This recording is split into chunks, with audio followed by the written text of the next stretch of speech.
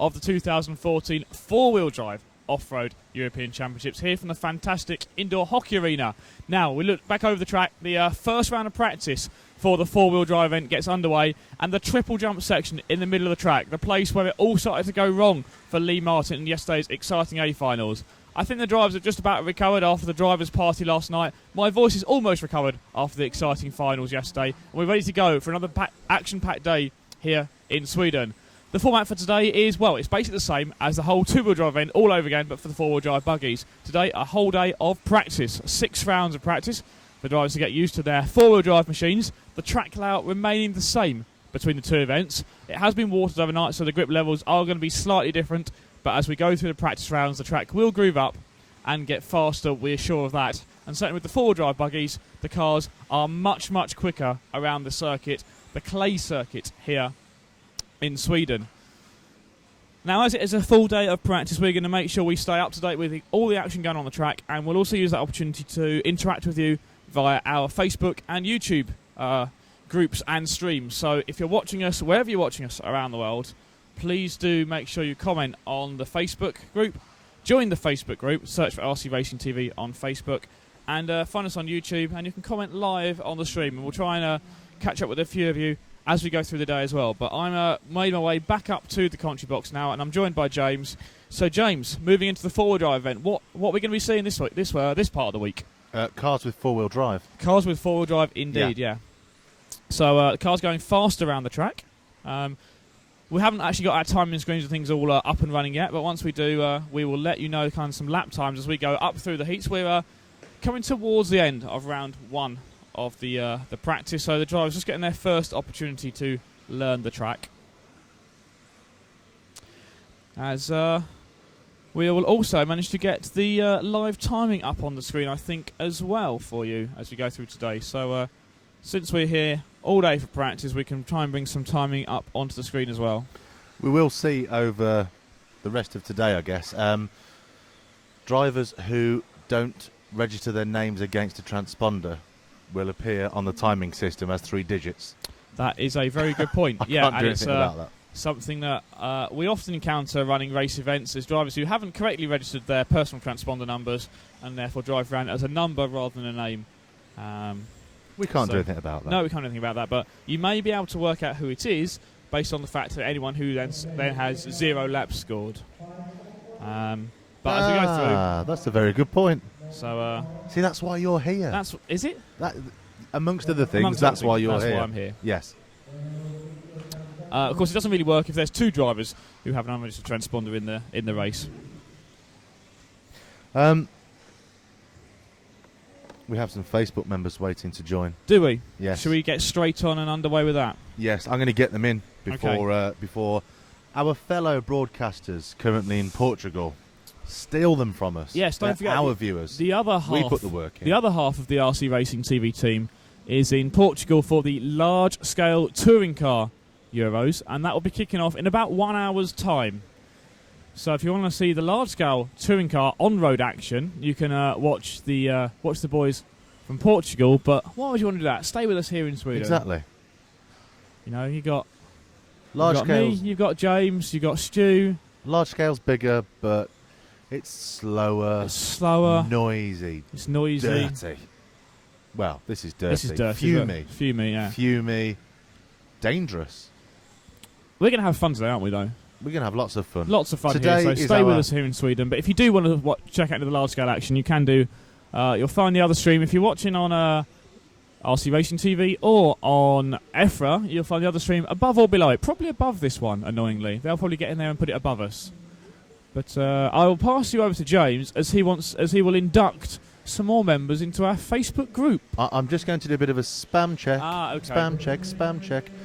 Do you have we mentioned the sponsors? No, not yet. I suppose we should do that. We should mention. And we also do need to update our graphics. I've just realised on the screen as well. Because we are here thanks to Team Durango, and since we're in the four-wheel drive event, we are presented by the four-wheel drive Durango by the DEX 410 V4. I've made a bit of it. I thought I was really clever by updating the two-wheel drive to the four-wheel drive, and I'd completely forgotten that the logo needs to change. But Also, while we've got the logo of the 210 V2 up on screen, is the European Championship winning two-wheel drive buggy at the hands of Jon Neumann, taking the title home yesterday for the second year in the row. Can I apologise right now to Team Durango for that graphical faux pas? But it does give us another opportunity just to say a well done to Team Durango and, of course, to Jon Neumann for taking the title yesterday in the two-wheel drive event. We also want to say a big thank you to VRC Pro and to J Concepts as well. Without them, we just wouldn't be here. And, of course, a big thank you to EFRA as well for organising the European Championships,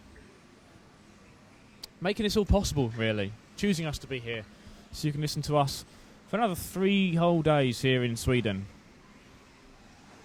Because it is the practice day, and if you were listening yesterday, I got a little bit overexcited during the finals. I'm not going to apologise for that, because it was some of the best off-road racing that we have genuinely seen. I was chatting to a few of the other assembled media here. We got Phil from Neo Buggy and some of the other guys around the track who've been to many, many events, and that first A-Fun in particular was one of the best races we can remember seeing at all.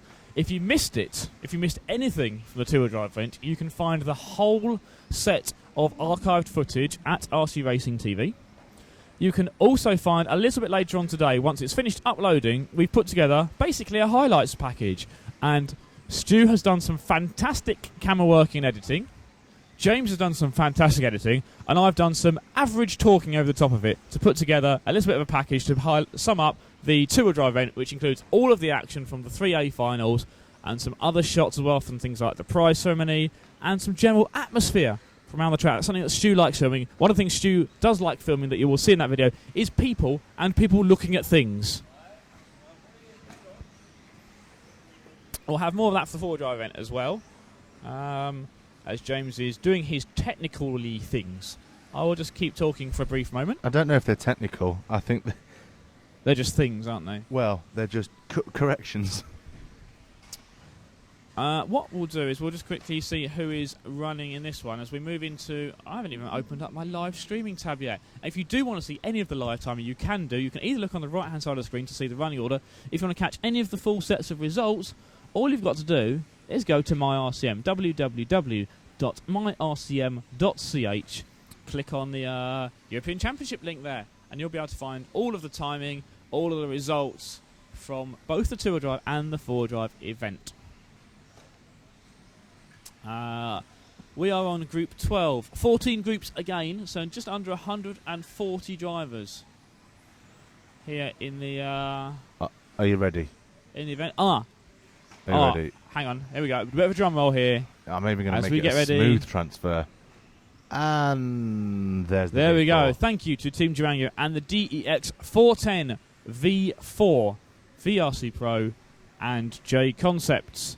And also, I just want to say a massive thank you to the Trelleborg Motor Club and the whole of the guys at the Swedish Federation for making us feel so welcome here and giving us genuinely absolutely everything we need. It is they've been some of the most accommodating organisers I have come across in my many years of doing this, so I really want to say a big thank you to all of them because they have made our lives so much easier. Awesome. It is an awesome venue, very unique. I've not been to an event in an ice hockey rink before, unless it's been ice hockey, ice skating, or anything to do with ice, really. This is it's quite a transformation. Neither have I, which is... it's very cool. Right, it is really cool. Yes, I'll let you get on with the Facebook stuff. Am I ready? Yes. Yes, they all look legitimate. They all look like real people and not sunglass salesmen. Okay, here we go for a raft of badly pronounced names. Let's start with the easy ones first. Thomas Helly. Hello. Welcome to the group. Don't forget, if you are joining the group today, we have another competition coming up for a four-wheel drive. Ollie's looking at me like I shouldn't have announced that so early. Ollie's I think most people have probably guessed by now. Yeah, let's be honest. Our viewers aren't stupid. If you didn't watch the two-wheel drive event, we gave away, thanks to Schumacher Racing, a Schumacher Cougar two-wheel drive competition buggy, and that was won by Neil Lewis. So congratulations to you. I've just Facebooked you this morning to reply to your message, and we'll get that sorted out next week once we're all back Yes. home from Sweden and the other guys are back from Portugal. And we've Yes. actually got some people in the RCTV office, and we're just going to take the answer phone off. Yes. And take the little timers out of all the lights. Yes. The Yes. little clock timers, we can take those off as well. On the RCTV campus. Which Yeah. building will the Building dispatch- 17, I think, is where we're going to go for Building that one. 17, excellent. I forget Obviously, now because buildings there's so 1 many. through to 15 are used for all the production work. Yes. 16 is our main store, and 17 is the offices. I Is that the way it's numbered at the moment? Yeah. I know we're building so many new buildings at the moment. We're I kind know. of having to renumber a few. I get 16 and 17 mixed up. Right. Yeah, my bad. Thanks for clarifying That's that, Ollie. okay. Right. Stephen Morris, hello. Welcome to the Facebook group. Bryant Jimenez, hello. Welcome to the group. A lot of these people are waiting from last night, so I'm guessing that they might not be watching us right now, but they will get a notification to say they're now part of the group. Don't forget, if you want to join the RC Racing TV team, RC Racing TV Facebook page, then all you have to do is go to Facebook. Top left-hand corner, type in RC Racing TV, 3 words, search, join us. You can't like us, but you can join us. Subsequently, if you do want to be part of the RC Racing TV team, as I accidentally just said then... So you're giving away our jobs now as well? No. Well, there's having 17 buildings, there's always vacancies. Yes. Yeah, you have to go through an initiation. But more to follow on that later. Right. Nico Child. Hello, welcome to the Facebook group. Zach Davey. Hello, welcome. You are now part of the group. Tony Hunt. I like these easy to pronounce names. Hello, Tony. Welcome to the group. Daniel Walters. With a picture of Starbucks but with orange juice in. Hello. Welcome to the group. Alan Munch. 12 friends in the group. Do I know any of them? Blah, blah, blah, blah, blah, blah, blah. No. Doesn't matter. Hello. Welcome to the group. We're all friends in the RC Racing TV group, so welcome. Jonas Leisky. I probably pronounced that completely wrong. Hello, welcome to the group. Here we go. John Carla Blakely Joseph. Four-barreled name. That's quite a long name. 5 friends in the group. Do I know any of them? No, doesn't matter. Hello, welcome to the group. Let's check in with YouTube and see if we have anyone chatting at the moment. Down the side of our video, you can speak to us, speak to your fellow viewers, talk about anything related to the stream, or anything at all really if you want to. The choice is yours. Ollie's already there. I'm already on the YouTube page, and we've already got questions coming in. Krista Rasmussen, who we think is possibly in the hall with us here, says, who was four-wheel drive champion last year? It can't be Martin Bayer as he's only in Heat 12 this year. It was Martin Bayer. McLogo 76 clarifies that for us. McLogo then says there will be seeding. There will not be any reseeding. These are the heats that the guys are going to be in for qualifying, unless anyone is massively out of position. The reason Martin Bayer is in Heat 12 is basically because of his result in the two-wheel drive event. They looked at all the heat listings after the two-wheel drive event, and Martin did not have a very good run. He was only in the C main in two-wheel drive, and actually, to be fair to him, being in the top heat in the two-wheel drive event cost him some issues and cost some of the other drivers some problems. So they've moved him to Heat 12 for this, but we'll see. They may well move him around later on, but I know Martin Bayer is definitely hoping for some better luck and a faster car than he had in two-wheel drive. Talking of which, out on track at the moment is, if I find the right window, it's Group 13 out of 14. And we are watching a Schumacher buggy going around at the moment of Tom Cockerell. 13 out of 14. So does that mean that they are the second from top group? They are indeed. This is the, yes. if you like, the B group. So what's different between yesterday's two-wheel drive and today's four-wheel drive cars?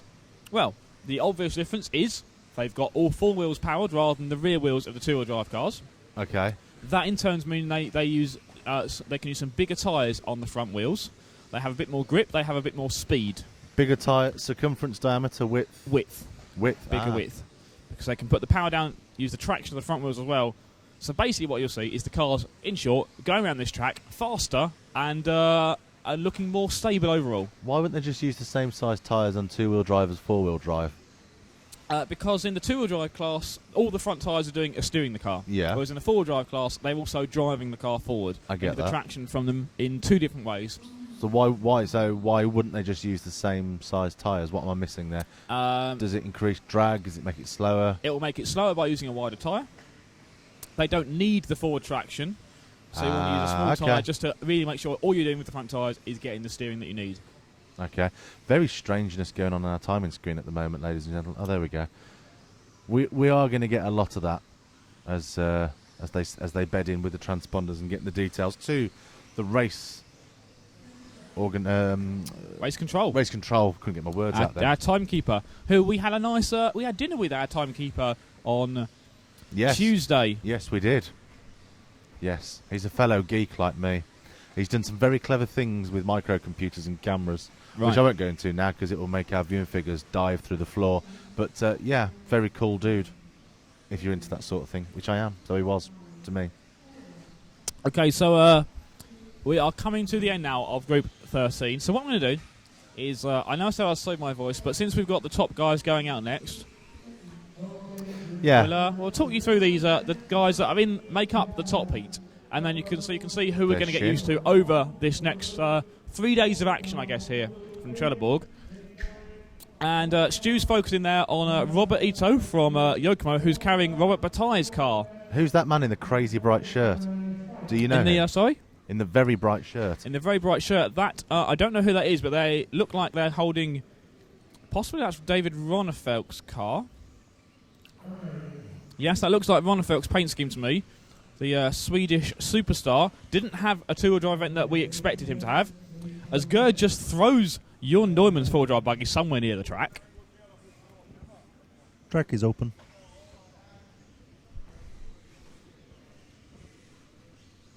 The track is indeed open. Is it open? No, it's not. The driver. Sorry, I prematurely opened the track. My apologies. Yeah. It's not your place to open the track. No, it isn't. We should leave that to our chief timekeeper. Do you need headphones on? It would help, really, but I can manage for this.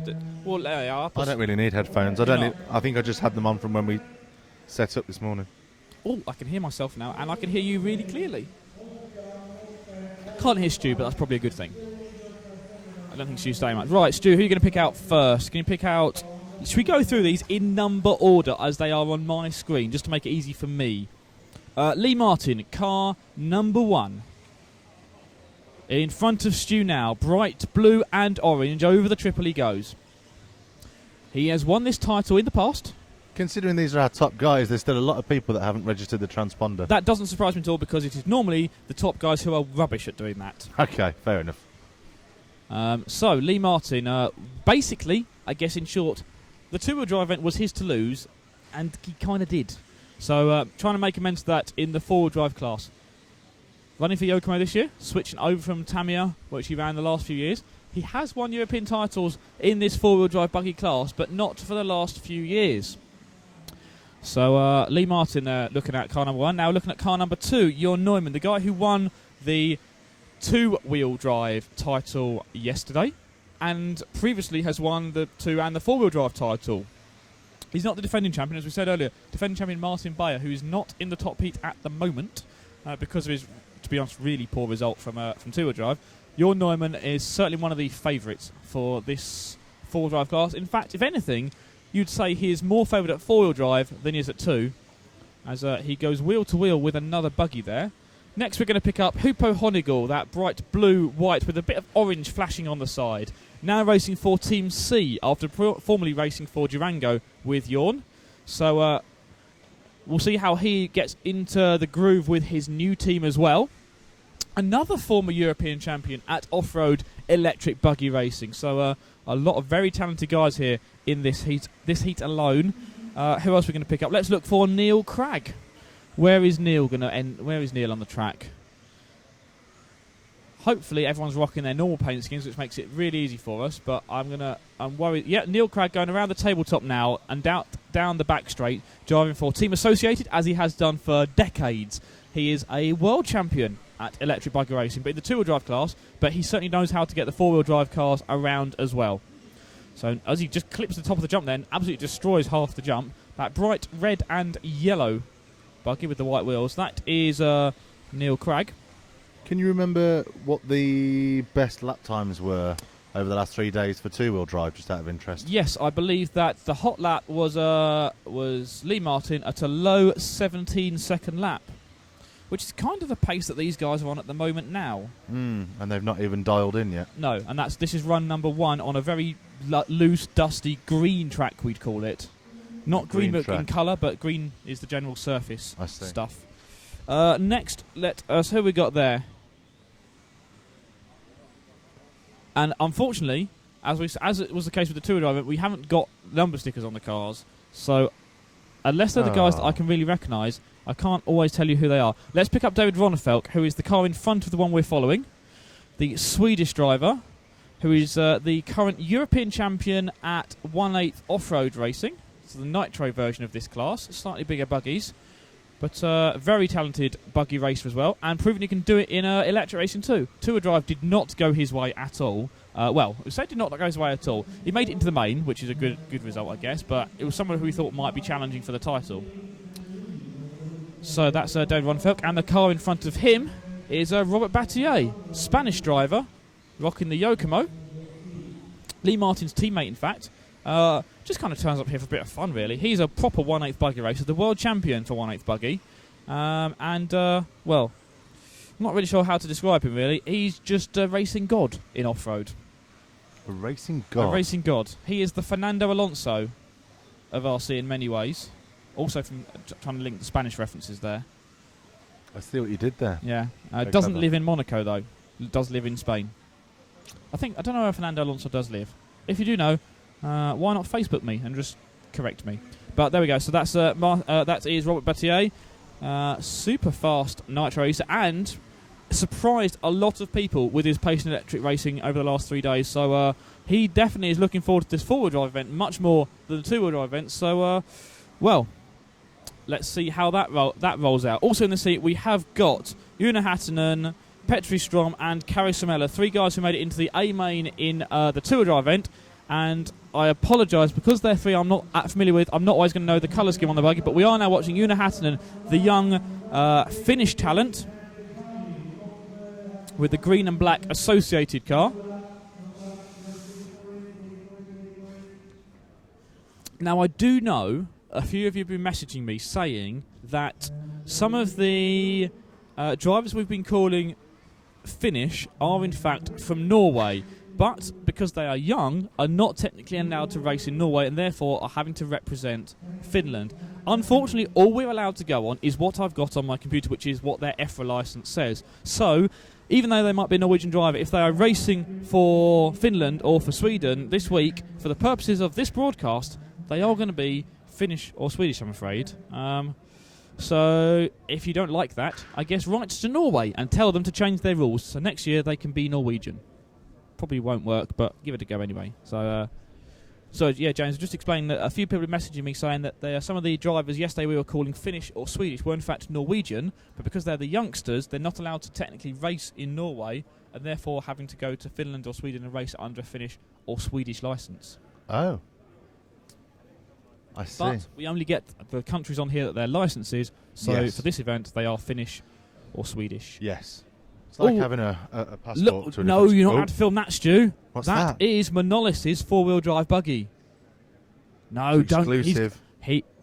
What's it's even got a motor in it. Is there a problem? No, I think he's doing some setup work on there, in fact. As he gets the buggy dialed in for this surface. Manolis, the number 1 engineer here from Greece. And we look. We weren't here quite in time for his first run this one, because he was in the first heat. Obviously, he's way out of position. We'd not expect him to be up there in the top 2 or 3 heats, I think, probably is where you might well think he'd end up. Certainly someone who could challenge for the A final if he had a better car and some driving ability. But a good character around the pits, and we'll look to see how his creation looks like. He's actually got a fully built buggy ready for round 2 of practice, and that is quite an unusual thing. Yeah. I look forward to that. We were just jumping this last night in the hotel, weren't we? And I did point out there was one Euros I turned up to where it was practice day and he hadn't even built a car yet. Oh. Yeah. Okay. He's got so many ideas that he wants to try and incorporate, and he's hiding it under a towel now as well. Where? He's put a paper towel over it to hide it from other people's view. Is that because the parts are so exclusive? So he does not want anyone else stealing his ideas. Prototype R&D Prototype parts. I mean, yeah. what? Try and give us an idea. I mean, what kind of secrets could he be holding underneath that towel? I really don't know. I don't know. I just do not know. The mind boggles. Yeah. Tell you what we could do though. I'd love to think you've got a flux capacitor in there. A flux capacitor. Yeah. Wow. What you asked me to do yesterday was to try and steal someone's buggy and then actually talk people through the different parts of the buggy. We should probably do that today. I'm going to go and send you out like some kind of golden retriever. The RCTV gun dog. I'm going to send you into the pits and ask you to find me a car. I'm going to do that, but I'm not going to take Mark from it because I might just have to chat to a few people and say hello to them. So I haven't said hello and good morning to anyone yet, but if that's all right with you. You're going off for a jolly. Going off for a jolly. A bit of a chat. But I have just seen someone else wander into our commentary box. So I don't know if he wants to talk or if he's just kind of sitting up here for a just bit. Does DC want to talk? He's ruined who it is now. Does the bear? No. Does it? No. Is the Pope Catholic? Is that's PC enough? Yes. Talking of PC, here it is. DC. Good morning, everyone. So, your voice recovered yesterday? I don't think mine has. No, it's feeling okay, but I shall take it easy today. 3 fantastic A finals, and Yep. just going to turn your mic up a little bit. There we go. That's all right. I'm trying to talk softer. That's all right. Four-wheel drive kicking off today. It is a fairly relaxed day, both for us and for the drivers, with 6 rounds of practice. Yep. They know the track layout from the Tour Drive event, but it's completely different to driving four-wheel, isn't it? Certainly is. The car's got a lot more, more power, more grip. Lap times we've already seen are as fast as they were at the end of the Tour Drive event for the very first round of practice. So, what was the fastest lap time then? I've not seen any. If you don't mind bringing those up, please. So, that's the previous heat we're just looking at there. Let's pull up the real fast boys. I don't know if we can, as always with practice, you can't really read much into it, can you? No, it gives an idea. But best lap times, 17.3, 17.2 from Yorn and Lee. Okay, interesting. I would have expected them to be straight away at least quicker than the quickest two-wheel drive lap.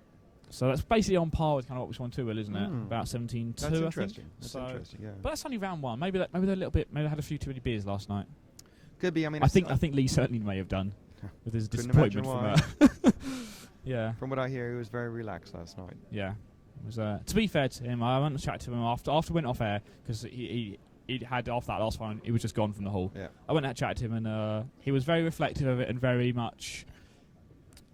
I guess inside he will be hurting an awful lot, but didn't portray it on the outside. And basically, he just said, "Right, it's done. Forget about it. Move on. Forward drive. Let's go." True professional. And that's the difficult thing. I think Jorn's got face as well. Yes, he's just won the Tour Drive title, but that was yesterday. Again, put that to one side. Forget about it. Forward drive. Focus now. Definitely.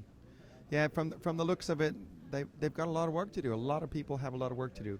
I know they gave the track a really good bit of water last night. Yeah. So when the track is wetter, the grip is a bit less. Right. But I think they've done it obviously to keep the dust down, to make it better so the track doesn't break up, and the grip will get better as the day goes on, as the track dries out a bit and they start laying some rubber down.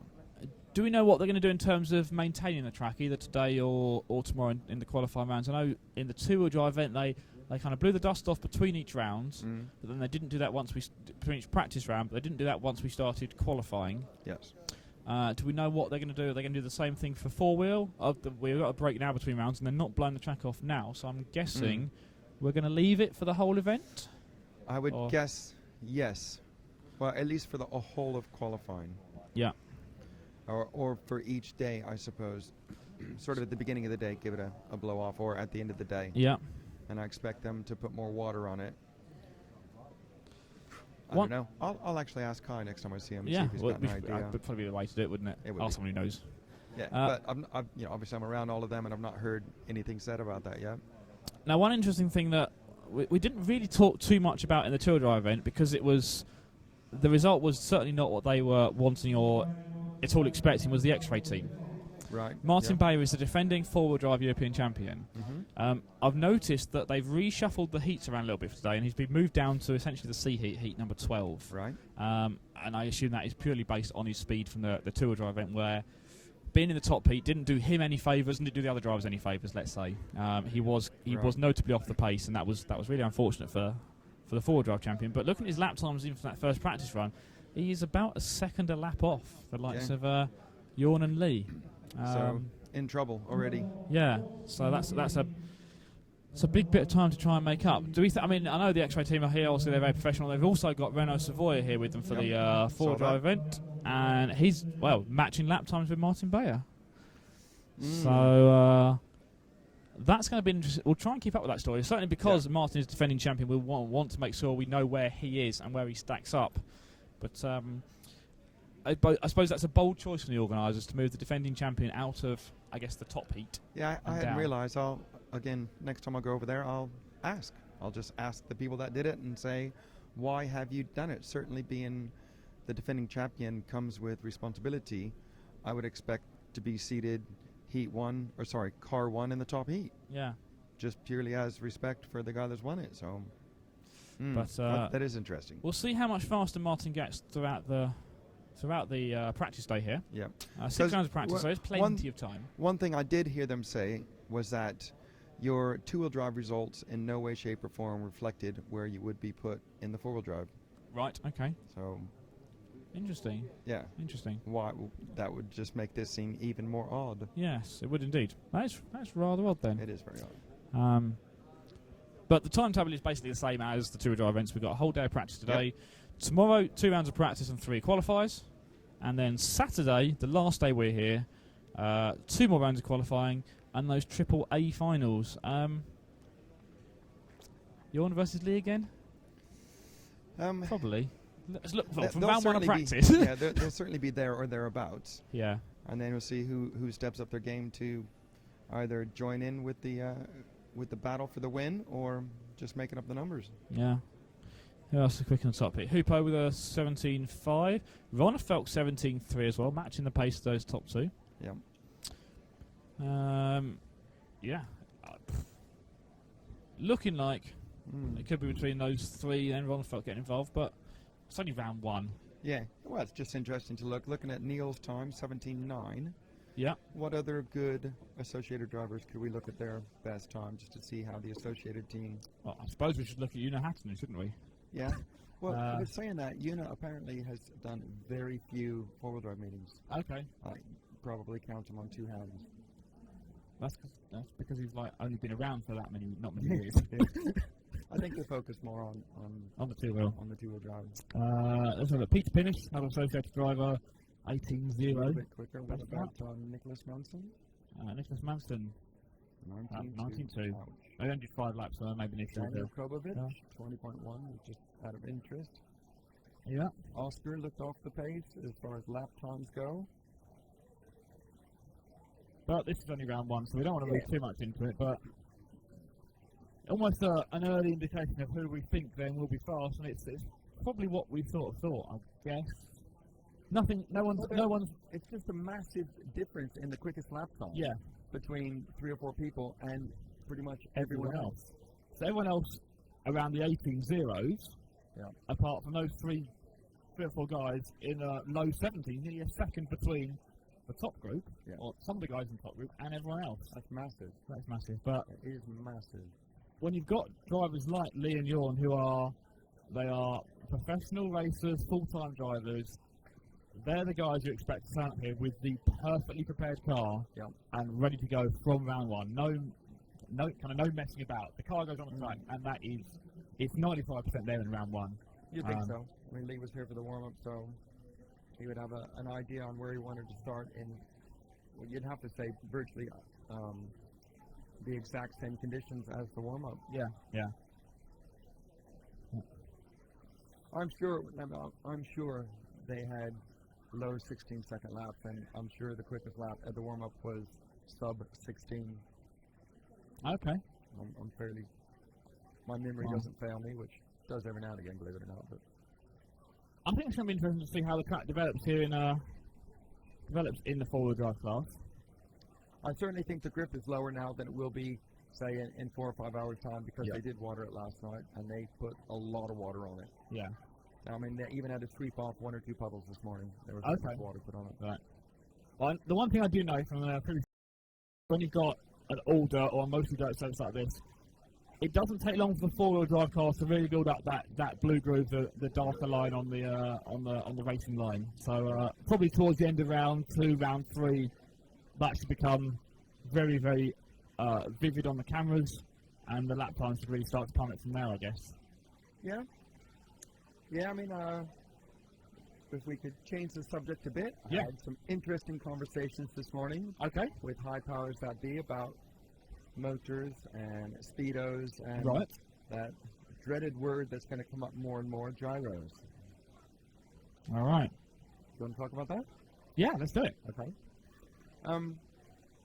From a guy who knows a lot about stuff was saying to me, what would be good when there's lower grip conditions would be to go to a lower wind motor, Yep. but with a bigger rotor in it. Okay. Something. I'm sure your listeners out there will know a lot more than me, because I understand what it is they're doing, but the theory behind it I don't understand. Yep. Also said to me that the biggest advantage would be in getting your electronics, your speedo set up correctly. Yes. Didn't Yep. go more into that, but I did talk about gyros and said, are we checking for gyros? And that is going to be something that's going to become virtually undetectable. You think? That's what I was told. Again, I don't have Do you any first-hand knowledge of it, just what Do you people want to tell me. explain how a gyro, what's the purpose of a gyro, how it works? Just stabilizes the car, really. From limited understanding, like in a helicopter, Yep. what keeps them nice and level rather than bouncing around, it does the same thing in a car. So it's making small adjustments to the steering and the throttle to the steering. It could do both, I guess, couldn't it? It could be Just, both, but I would assume, I'm guessing, it would be mainly on the steering and the handling side of it. Yeah. But I said, can we check? Certainly you'd see it in there. They said no. Well, why not? It's got to be somewhere. Yeah. Well, they make them small enough now that they could be inside the receivers. Wow. I said, right, well, take the receiver apart and have a look, because still won't see it. What do you mean you won't see it? I said, there'll be so many circuit boards in there, you won't know what is what. How do you stop it then? Either allow it or go to controlled receivers. Yeah. Yeah. And then where would they put it? Inside the servo? Inside the speedo? Or allow it? Yeah. And they said that you can tell if a car has a gyro when you pick it up and it's switched on and you turn it left and right. You'll feel it correcting. Yeah. So I said, well, certainly we'd be able to do that to determine people. And they said, no. What do you mean no? They said they can program their transmitters to either push a button to turn it on, Yeah. turn it off, or even flicks of the steering wheel or the throttle or Almost like brakes. your cheat codes on your PlayStation. where Exactly, yeah. That sequence of buttons. And then you just start thinking, geez, here we are playing with toy cars racing, and Yeah. looking into it, there's going to be no way to stop this stuff almost. Mm. Apart from going to control everything, and then where does Yeah. it sort of defeats the purpose of the manufacturer Factors. having a Futaba and a KO and all this. Yes. Yeah. And it's just sort of, wow. It is a minefield out there, I think. The more you start looking into it and coming up with ways of stopping it, as they have with tire additive, Yeah. the more you find out that it could still happen. Yeah. And it's from an organiser's point of view, and I'm sure you'll agree with me on this, you do get to the point where you say, well, if there's not a rule in place that you can properly police, actually you have to question whether that rule is appropriate to be there in the first place. Okay. Whether or not it is good for the sport and the class, if you can't police it and therefore you can't provide service that no one is doing what you don't want them to do, sometimes the only way is to allow it. I agree. I think as far as the tires go, certainly one way that would solve it would be a handout pre-glued tire, Yep. Yep. and no one is allowed to clean it, some organizers would clean it, and then you mix up what tires are given to who. Yeah. In I between mean, each different I suppose it's going to what we're seeing now happening in the nitro on-road classes, where you take your car up to scrutiny in the race before yours, you put your hand in the box, you pick out 4 tyres, those go onto the car, and your car goes on the track. Yeah. And it's... So I guess what's a better way to go? To do all that, or just allow anything? Yeah. Yeah, I've heard very valid arguments each way. Yeah, I think there absolutely is. I mean, certainly coming from an on-road background, the first time I sort of started seeing buggy racing 5-6 years ago, and it was at European Championship, first proper buggy race, I couldn't believe that it wasn't a standard fitting for the wheels and all the cars. It's crazy, isn't it? And it just seemed, it's been crazy to me that you wouldn't. I can understand, I guess, why manufacturers do it, because that means you've got to buy their wheels for your buggy, and you can't buy it almost means other companies aren't going to make aftermarket wheels, because you've got to make 5 different sorts just to cover all the bases, and that's not worth doing.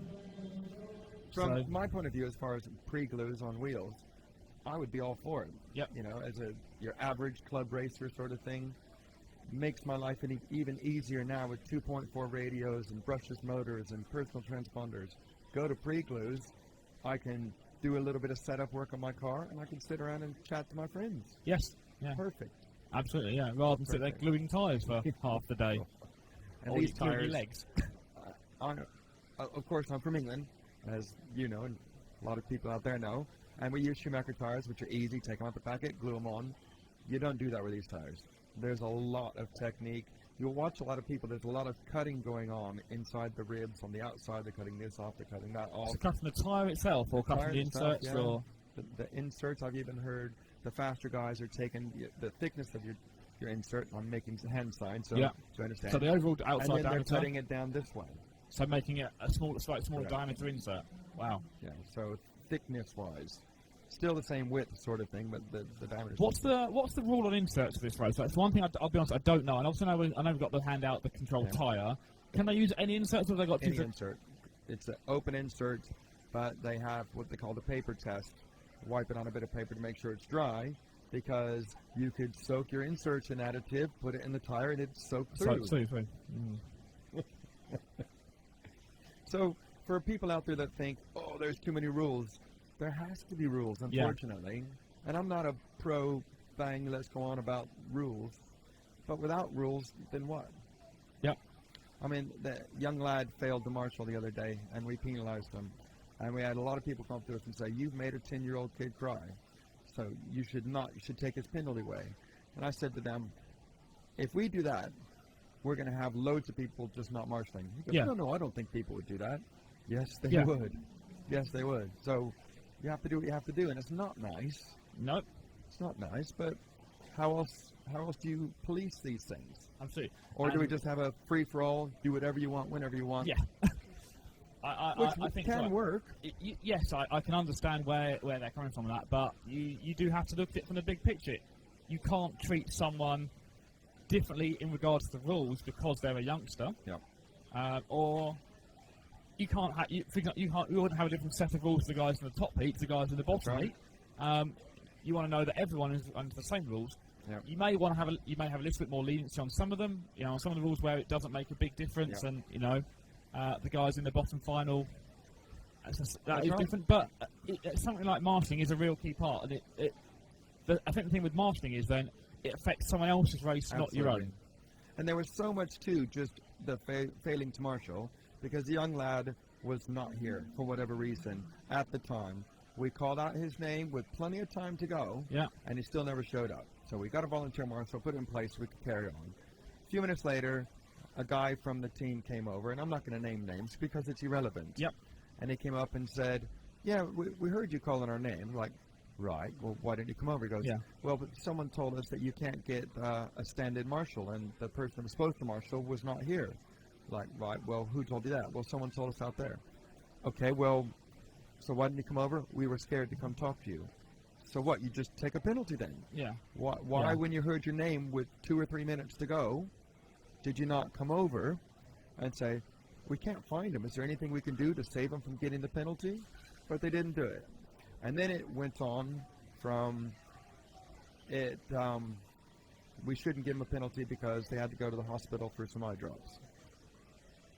Right? Okay, well, we appreciate that, and if that was the case, if you would have come and told us, Yep. we would allow a stand-in marshal, so Yep. no penalty would have been given. Yeah. And, people going, oh, you're so harsh, why are you doing that? Yeah, a young person was in tears, and the dad wanted to go home, and it was really upsetting. Well, let's reverse the role. That young kid is up on the rostrum, he crashes somewhere where there's no marshal, his car sits there for 10 seconds. How's that dad going to feel then? Yeah. Oh, well, we run loads of meetings that you don't have to marshal and you get stand-in marshals. We've got 15, 20 people here giving up a week of holiday to help out free of charge. What, you want us to get another 10 marshals as well? Again, so that's putting the rules onto someone else. So- Absolutely. And I guess, I don't know exactly the rules in terms of marshalling for this one, but if you'd have had someone else from their federations come up and say, he's not here, can I marshal for him? That would have been fine as well. I would have thought that would have been fine. I would have thought that part of the rule, because I do believe there is rules about that. But for a young driver at a big meeting, and there's always the communication barrier when you come to European events. I'm sure we would have allowed that. If it was, let's just say, Bjorn Newman for the fact, and he said, no, I don't want to marshal. I'm going to go sit down. I'm going to go have a coffee and have something to eat. I want someone else to stand in. Then clearly the answer would be no. No. There's nothing wrong with you, sort of thing. But let's say the kid was outside running around playing and totally forgot about it, because it wasn't like he had just raced and started. It was a part of the staggered start of the meeting, and he was in the heat to marshal next. I'm sure he would have been lenient. I'm sure he would have. And again, it comes down to the guys who are organising the races are organising for the racers. Yes. So if you've got a question, if you've got an issue, if you're not sure about something, go and talk to them. Exactly. Whatever, whether it's a European Championships or a club race, go and talk to the guys running the race. And yes, go up and try not to interrupt them if they're busy. Yeah. And speak to them politely. You don't have to go up and kiss their butt. They're not God. But we would appreciate politeness and manners, and the majority of us will give the same in return. Absolutely, yeah. But another little interesting story, I was over there when Paul Worsley was doing some work on the computer, and Robert Battier came up and said, I've been asked to come speak to you. I said, all right. He goes, I want to put some holes in my body shell. What do I do? And Paul grabbed the shell, looked at it, and explained 10 different ways he could put holes in his shell, just by simply walking over it and asking. He found out the actual rules to make sure he didn't break them, and this and that. Paul even offered up other advice for cooling things, like you can cut your shell here, you can cut it there, without even asking. So this is Paul Worsley helping out, giving advice. Yeah. Because someone took the time to come over and spoke to us politely, asked a question. It works. It works. Absolutely, yeah. And again, yes, we're lucky that we've got Paul here who knows the rules so well that you can walk up to him and say, this is what I'm doing, and he will be able to point out straight away. But I'm sure if you'd done that with any other organisers, all they would have done is saying, right, well, here's the rule book, we can do this, this, this, and this, and that's what we're allowed to go through. And also, controversially, if Paul was sat there, head in his computer, tapping away, doing work, and someone came up and said, I need to know this, I need an answer now, Paul would pretty much tell him, go away, I'm busy. Yeah. But Robert's a great guy. Yeah. Very polite.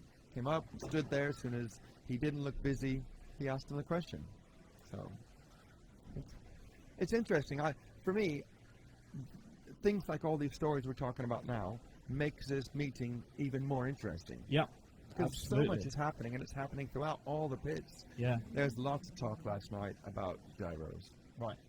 Still people refuse to believe that these 3 Finnish drivers can get the mid-motor cars around without some sort of aid. And I can also confirm that they were checked.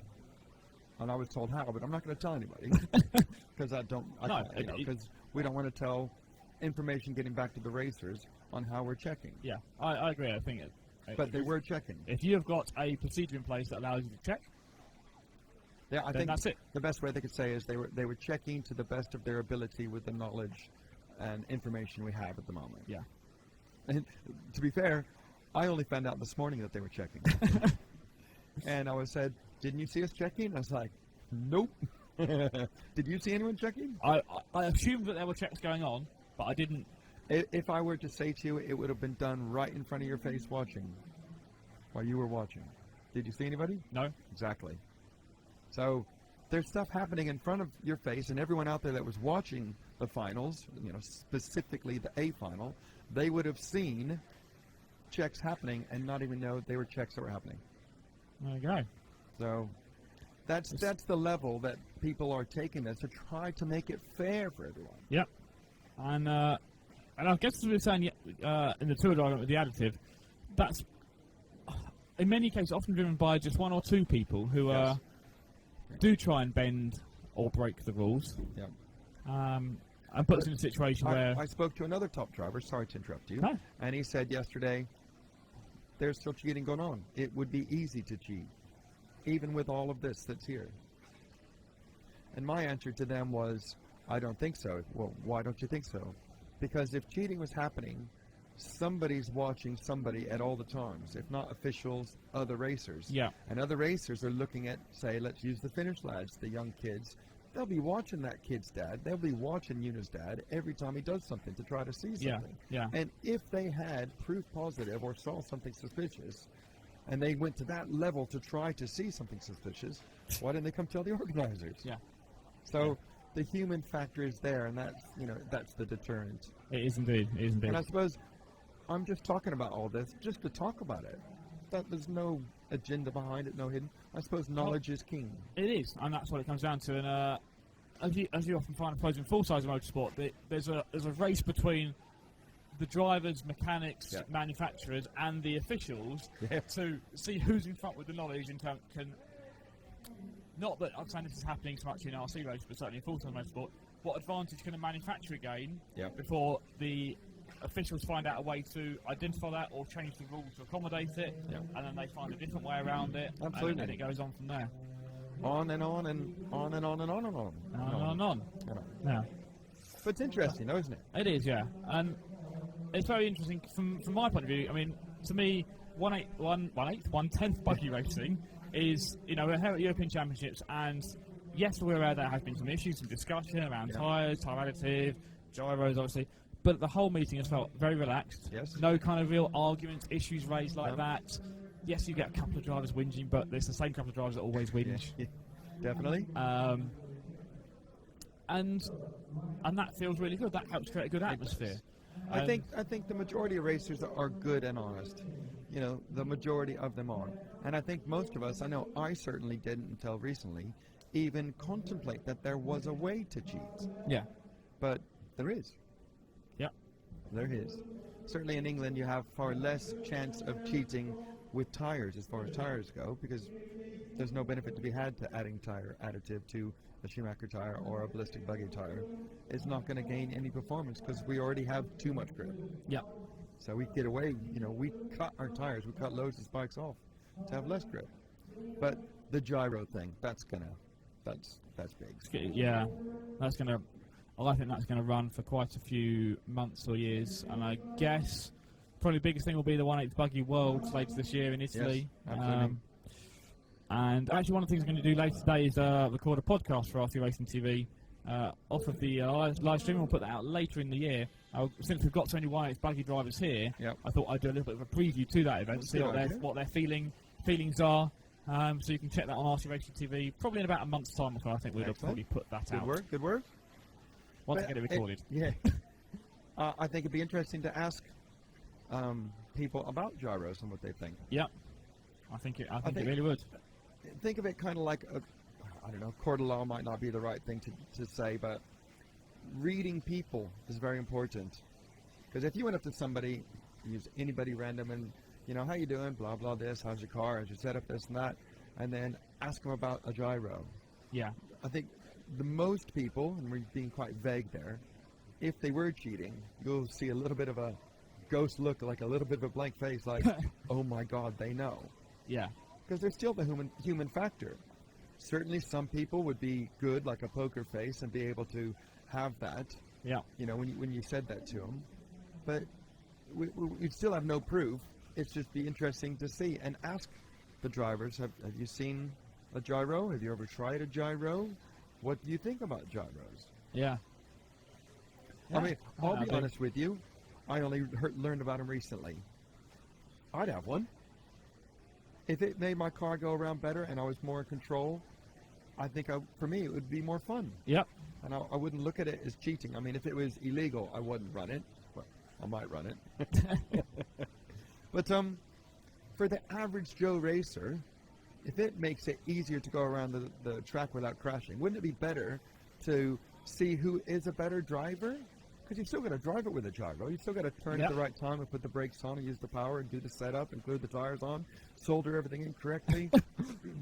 It's crazy, isn't it? But yeah, it's interesting. It's a really interesting way of looking at it, and it'll be interesting to see, as I say, how that develops over the next few months, years even, and where we are having this chat in a year's time. Hopefully. At Robin Hood Raceway. Yes. Where the Euros are going to be next year. I have been asked already if I'd like to help out with the commentating, and I have said yes. Me and Mark Musgrove apparently are going to do it, which would be good. Yeah. It is difficult for me to do 6 days, yes. It is. Well, I assume we're going to be there in a year's time. I hope so. I know James has already put his name down for doing this race next year. Good. I like this race. Good. James likes it. We like you here. Now stop all this romance stuff. Right. I'm actually going to head off into the pits now. Okay, great. We want to try and get hold of a buggy so we can actually show the guys at home inside one of the buggies. So I'm going to go and see if I can nick someone's two-wheel drive buggy if they got it with them on the table still. All right, cool. And whose? I don't know. Anyone will get anyone really. I could get you some. It'd be good if it's a good driver. Okay, how good? Well, you know all the guys. Yeah. You know all the guys. But for you guys out there in the old interweb watching on TV land, started discussing about gyros, see where it goes. Yeah. And I think information is king. And I'm only telling you what I've learned here because I find it all fascinating and interesting. The more we talk about it, you shouldn't hide these things. Yeah. Let's talk about it more. Let's get it out there I think more. that's a really good point, actually. It's here. They're here. You can't sort of go, let's not talk about gyros and the problem will go away, because I really don't think that's going to happen at all. No, that's like the old days. Don't say that. Don't say it, and then no one will find out about it, and it won't be an issue. But very different from how it is now. It will be talked about. People know about them, so let's discuss it and figure out what people are doing, how they're using them, what we can do, what the right thing to do is. And go from there. Who knows how long they've been around? Yeah. Have they been around for... I don't know. Has Lee Martin won all his European titles thanks to the gyro? Probably not. Has anyone out there used them, and what do you think about it? Yeah. It's great, isn't it? Yeah. It's opened a massive can of worms, I thought, haven't you? Exactly. You come along and you think, well, for me, wow, what are you going to talk about all day? Just walk around and talk to a few people, not really trying to find any sort of information, and all of a sudden... You know loads of stuff. Yeah. Absolutely right. It's just that's the beauty of these events. You just come here and it's just find out things you didn't even think you were going to find out about. Yeah. Exactly. Okay. Right. Well, thank you very much as always. Not a problem, DT. Thank you for joining us up here in the commentary box, and enjoy the four-wheel drive event. Okay. And I'll go ask about the track. Yep. What was the other thing I need to ask about? The heat sorts. The heat sorts. Of course, yes. Why Martin isn't up there in the top heat. So next time I have the honor of being able to speak with you, I will have that information for you. Well, do come back and find us later on today. I will indeed. Because today we're just going to take our general chat and stuff. Waffle, I guess. I like it. It's practice day for these guys out there with the four-wheel drive buggies here at the 2014 European Championships. Dave Church, the race announcer here. Yes. So if you're not listening to me, you'll hear his voice through the loudspeakers as well, all the racers here in the auditorium. Thank you for joining us. Thank you very much. We'll catch up with you later on. Okay, see you later. Bye. Dave Church there, joining us up here in the booth. He's tripping over the bench to get out. No, interesting chat there from Dave. And I know, James, you're off sorting a few other bits and pieces out during that, but it's good to have kind of the experience and have some announcers like that with us that are so knowledgeable and can help us out and know the races as well and bring us that useful information from the pits too. But yeah, I'm going to rest my voice a bit now, if that's okay. No problem. I've got a couple of questions to ask you anyway. Okay. So we'll leave you with a little bit of background noise. We're going to set up a few more things to see us through the next 3 days, discuss competitions. Ollie's going to go and get some inside intel from the pits, and we'll be back on the mic very shortly. Okay, see you in a bit.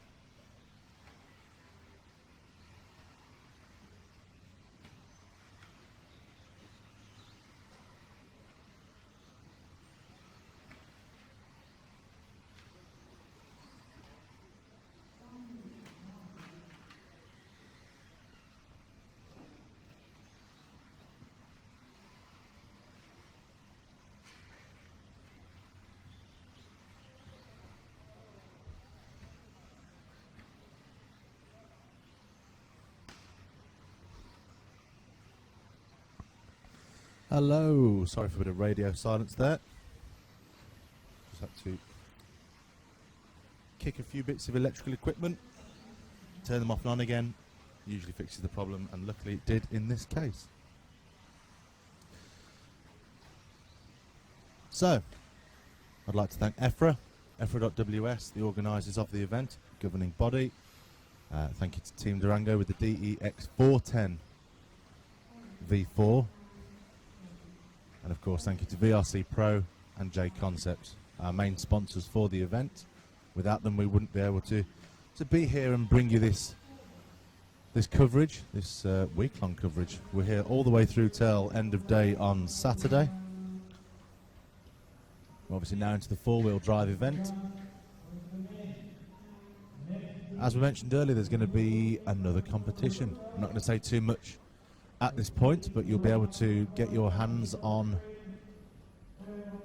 a rather nice piece of equipment, courtesy of Schumacher. I'll say no more. I've already said too much, so I'll leave it there. I'll wait for Ollie to get back. We've got some questions that we're going to ask. We're not going to say what they are. They obviously won't be the same questions that we use for the two-wheel drive event. That would just be silly.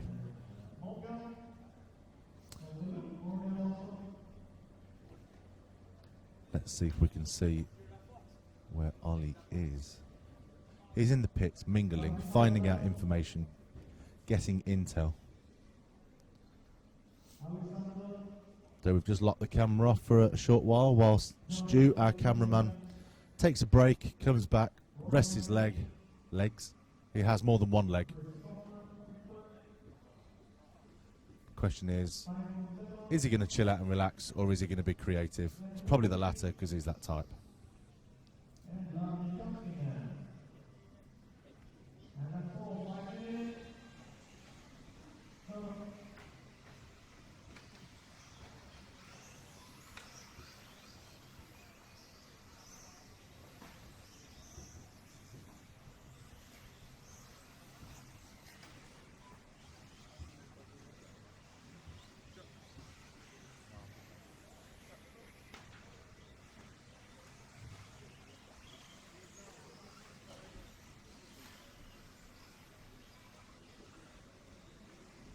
For those of you that are watching the coverage earlier in the week, you probably noticed already that the cars seem faster around the track today, a bit more grip.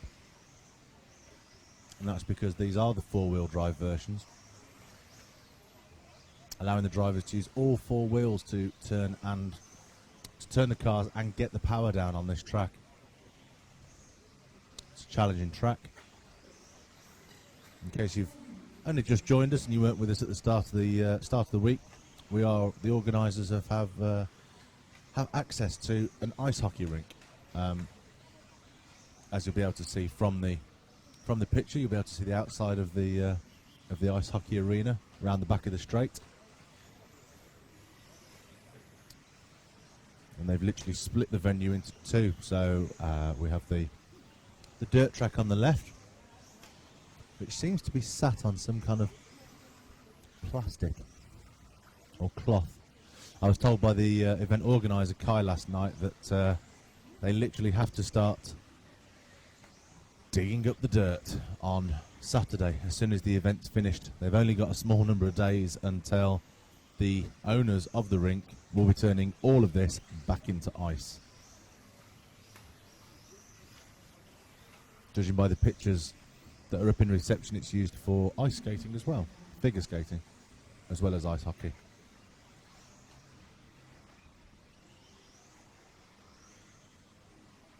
So, let's see if anyone is awaiting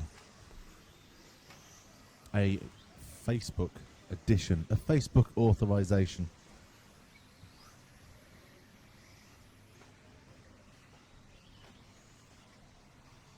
I'll just refresh my page and do a quick spam check.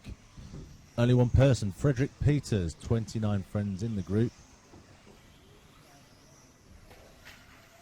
Surprisingly, one of them isn't Dallas. Usually people joining our group are already a member, already a friend of Dallas, but not in this case. Frederick Peters, can't get my words out, my apologies. Frederick Peters, welcome to the group. Don't forget, if you want to join the RC Racing TV Facebook group, simply go to www.facebook.com.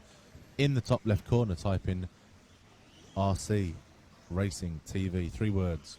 Click search. You can't like us, but you can join us. We're not just a page or a group that you can admire from afar and like. No. We want you to join us. We want you to be a part of our team, because we're like that.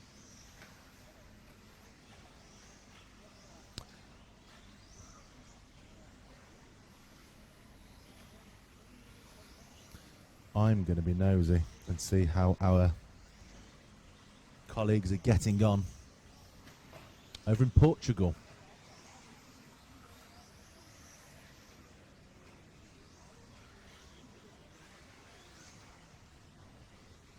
And there they are. They're online, they're live. They too are in a practice session. Wow. Look at the size of those cars. If you do go and have a look at the size of the cars, don't look for long. Come back to us.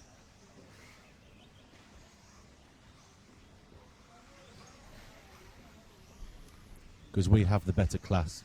They may have the sun, the outdoors, and the big touring cars, but, well, we've got Ollie and Stu.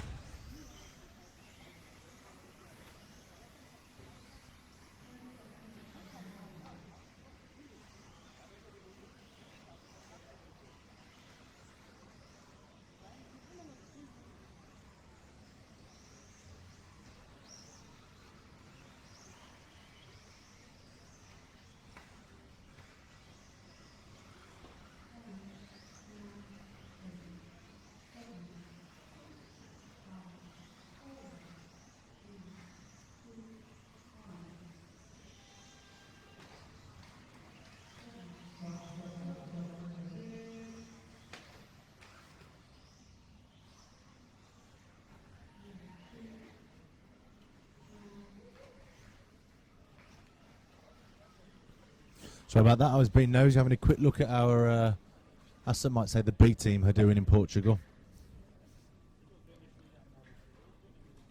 Seems like they've got some really nice weather over there, and they're just settling into their 3 days of coverage. So let's take a quick look at the YouTube chat. Morning Fanta, he's with me every day. Hello. I think he's our biggest fan.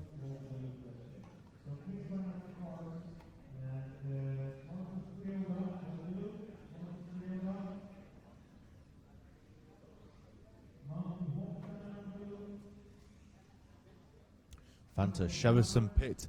We will. It's a more relaxed day today, with it being practice. So we'll get the roving cam going at lunchtime. We'll get a pit walk and a lunchtime show going with Ollie. Once he's been out there and gathered all of his facts, I can see him talking to some of the drivers now. I can't see which one's from here. But he's out there getting the inside knowledge, getting the intel. I'm sure he'll be feeding all of that back to you upon his return to the commentary box.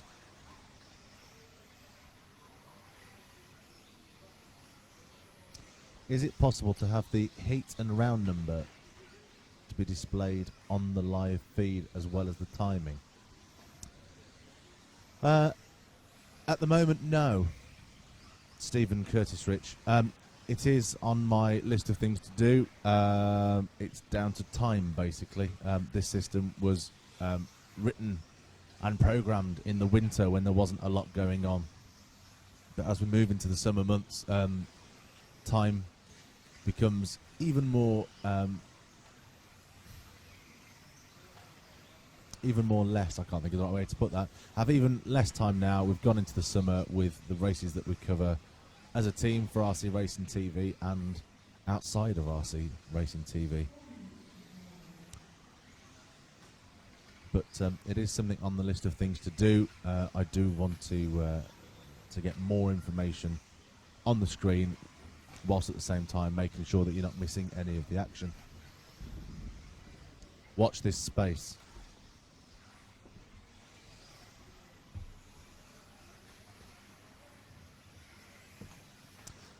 remember to say happy birthday to Wouterwijnen. Who is Wouterwijnen? Phil from Nearbeggy has already told me how to pronounce that correctly, and I can't remember, so I'm going with Wouterwijnen. Send us a picture, put it on the Facebook profile page, so we can identify him. Give us a clue. What team does he drive for? What car does he drive? What group is he in? And I'll be sure to look out for him. Uh-oh. Stu's come back with a can of Monster from the shop.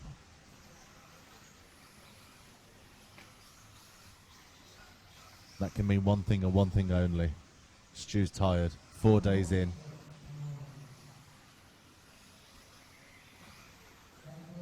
And in Stu's words, it was the smell of regret. Once you open a can of Monster, the smell of regret. The smell of hard work. That is very true.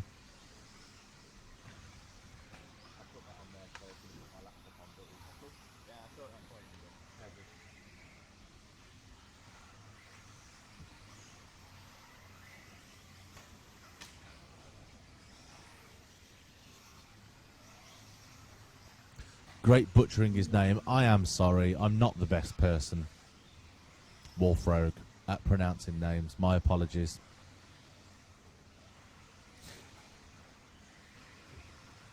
I try my best.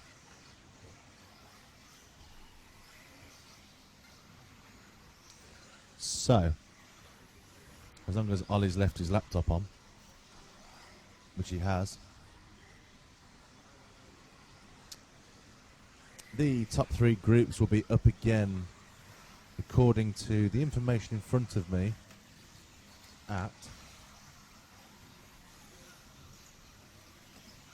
11:40 local time, 10:40 UK time.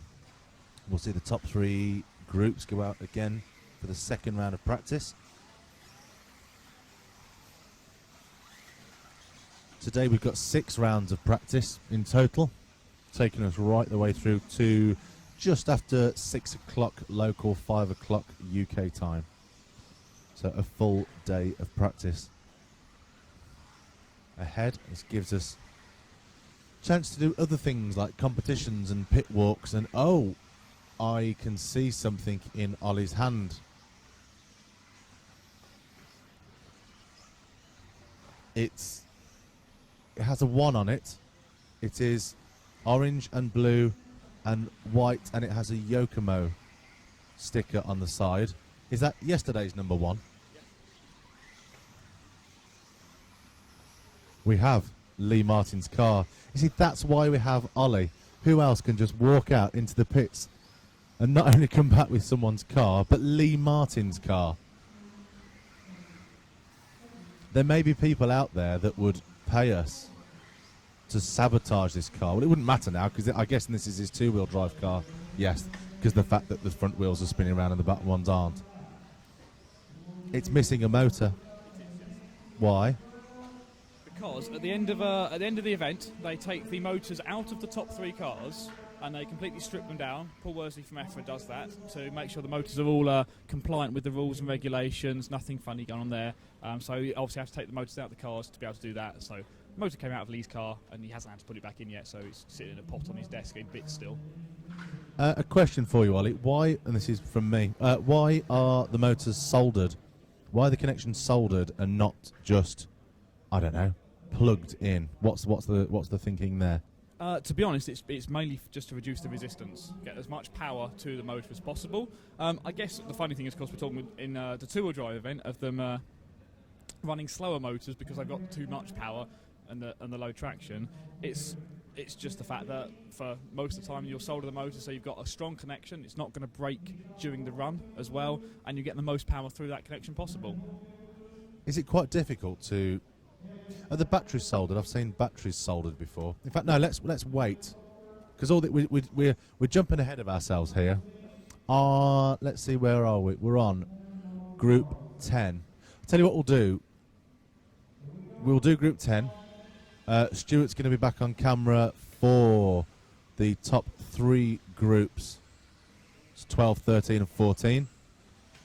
We'll get those out the way, and then while Stuart's up there, we can use Stuart's camera expertise, and we will both go through. We'll have a look over Lee Martin's car, because I think the good thing there is I'll be asking questions from an absolute novice point of view. Not even novice, I don't race. From a member of the public view. And then you can throw in your expertise into the mix as well, and hopefully we'll have some useful information for the viewers out there from both sides of the camp.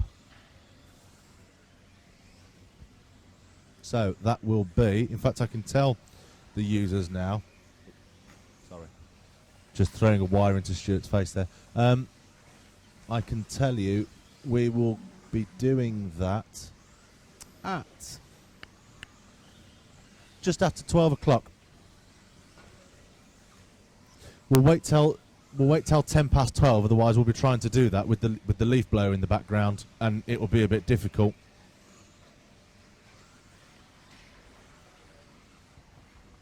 And for ease, we're going to have to share a mic.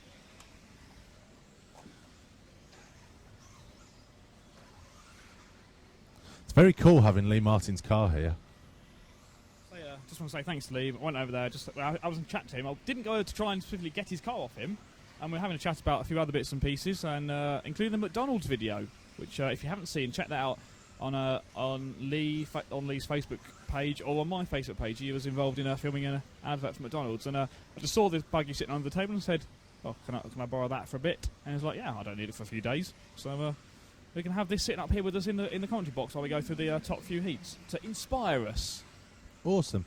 I think that's one of the reasons I do always gun for Lee, because he does, as well as being a good racer, he does seem like a genuinely nice guy as well. And having given us his car, that only concretes my thoughts. The thing is, I don't know quite where to put it now for the moment. Well, I don't want to put it somewhere where we're going to stand on it, because I don't think he'd appreciate that. I would put it on the bench, but Stu appears to have taken that up with his laptop.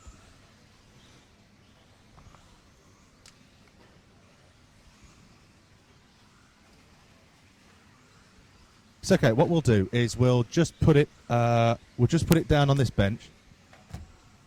Right. No, everyone can see where Lee Martin's car is. Can we all just make sure that we don't? Okay. Lee Martin's car's on the bench in the media area.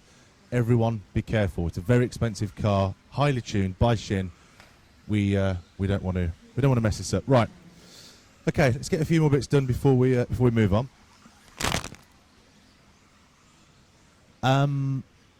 Okay, guys, I think we have a small problem. Do I need to go and ask for another car now? What? We have a car. If you pull that bit there, that might get away with that. Let's try and let's see if we can straighten it out.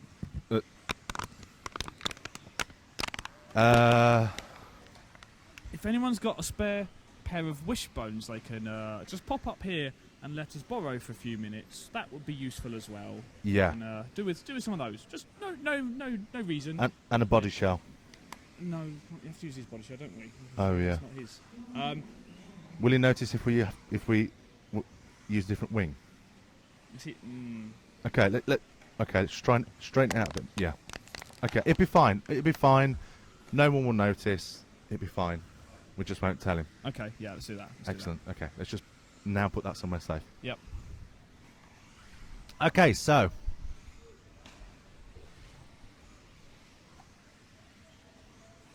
where are we?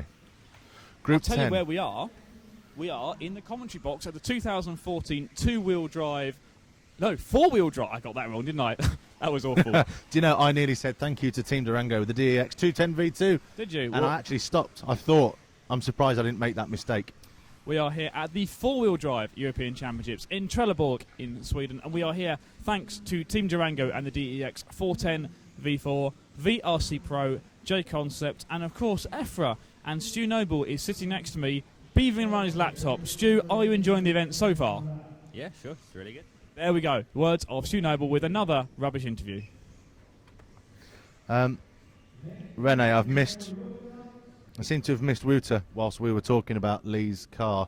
I will try and grab him on the next, if we can try and remember, on the next Group 10. Who are we looking at? I've been told I'm butchering his name, but Wouter Weinen. Wouter Weinen, yes. We need to follow him, find him. I'm just going to ask this question on the microphone. Oh, we need to tell him it's his birthday as well. That's why. Right. Why is there a can of generic energy drinks in I've already said a can of Monster. Oh, We've been there. Stuart made a comment as I drank one of those at 3 o'clock on Sunday morning on the way down to the airport to come here, and told me it was the smell of regret. Right. So is this is your drink that's here? No, it's Stuart's. It's Stuart. But Stuart, what do you think of Monster Energy in general? It's the smell of hard work. Right. There we go. It is the smell of hard work.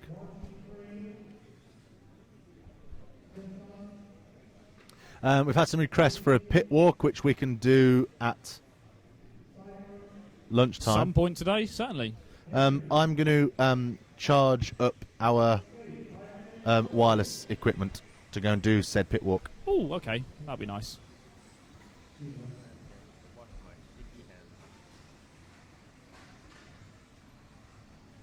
You're going to wash your sticky hands, Stu? Yep. Yep, there we go.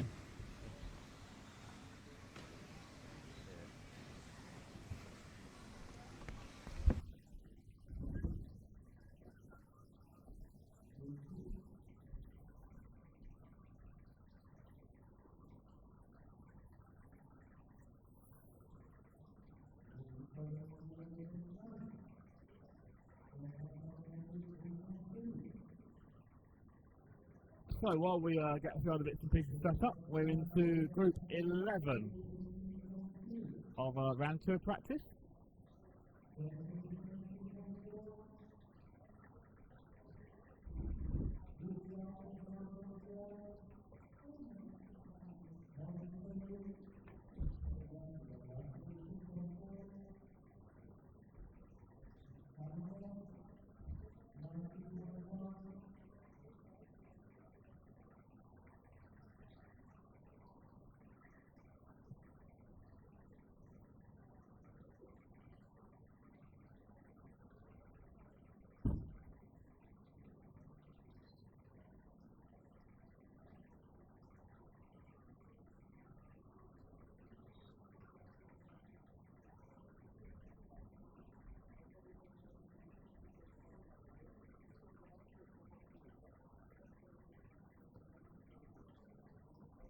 Right, group number 11, on the track.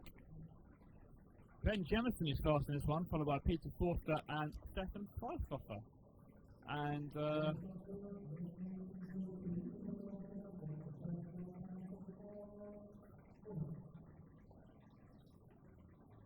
hello to everyone who is watching on the YouTube channel or our Facebook group or wherever you are around the world.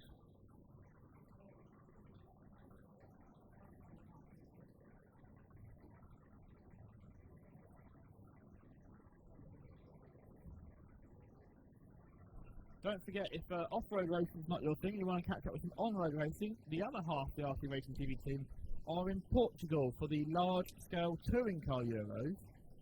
Today for them is qualifying day.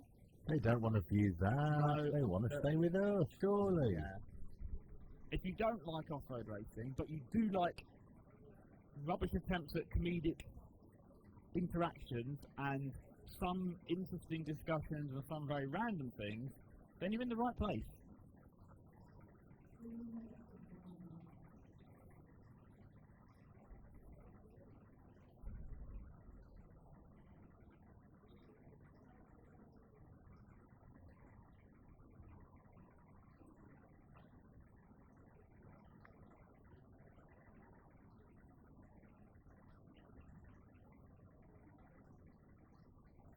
Somebody wanted to interview Manolis. Try and get a sneaky look at his latest creation. That's what Mark Hedling says. Don't know if you already picked that one up, but to just log on to our Facebook group. Now, Unfortunately, we are not allowed to take a look at Lawrence's car.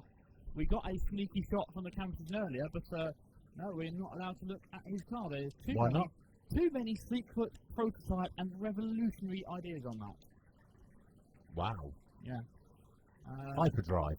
Like hyperdrive, yes. We may try and humanoid, but we'll see how we get on. Does it teleport?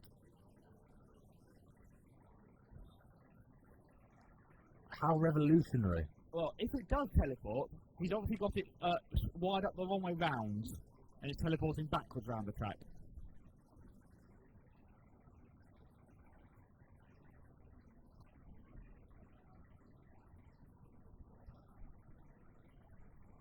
Okay. So, Group 11 out on their practice run 2 at the moment on your screens. Tell you what I would like. I'll tell you what I would like today. Where are you watching us, and how are you watching us? Yes. Let's do some of that today. Stick it on the Facebook group. A little picture of how you're watching us and where you're watching us. Are you watching us on your phone? Are you watching us on your laptop? Are you watching us on your plasma screen TV? Or are you in fact doing, as we discussed earlier, sitting in your conference room at work, projecting us onto a massive screen in there as you have an important business meeting? If anyone is, hello to you. So that is the end of Group 11. Don't forget as well, there are some of you not watching us in HD. Apparently. I'm going to toss at you now. Click on the little cog, normally in the bottom right hand corner, and click on 720 and you'll be able to watch us in wonderful HD. So you can see this fantastic camera wobble as Stuart climbs up onto our camera perch. That camera wobble will be in HD for you if you're watching it in HD. We're obviously not going to mention figures here, but can I just say we are beating the amount of viewers. I'm not going to say by how much. It might be just 1 or 2, it might be a lot more, who knows. To be honest, I'm not that interested because viewing figures is one thing, but it's quality of output that's the and that is what we are certainly going to struggle with. Yeah. Struggle with? Struggle with. So I just said yes and yeah, okay. I mean, Stuart is awesome camera, and you and your wonderful editor, which is going to let down the video. Talk about I think it's really wonderful camera work. More amazing chemistry. I've done my wrestling. Looking at Martin Bear, the head champion, but also what the pictures Stuart tries to catch the focus of the camera and play. So in this one, there is, and I can read the match to you more colour back. That means one leader. One is to go out, Patrick Campbell, Nicolai, Zechariah, Big Football. Zechariah, Willibert, Nielsen, Martin Bear, Nielsen, Resolution, Rosenberg, Malmo, Triple and Kurt, and Nicola McCarthy. So these three lead up playbackers are on the time. When you actually do the shadow in these two motivates, let you know that only the followers are effective or to be defending European champions. Martin Bear at home with that pinky orange colour and in the colour. Let's see what is Martin Bear's picture. One is that orange, it's that orange. Orange and blue is Martin Bear's colour. That's what we're going. In fact, let's go and find the three X-ray teammates who are all out in this thing together. And to put our direct, our eighth one to confirm the taxi, we're now going to put it yellow to there. Orange and yellow goes over the TV set through the concept shot now. And see how far we've got in the shot there. So the second of the X-ray factory triangle.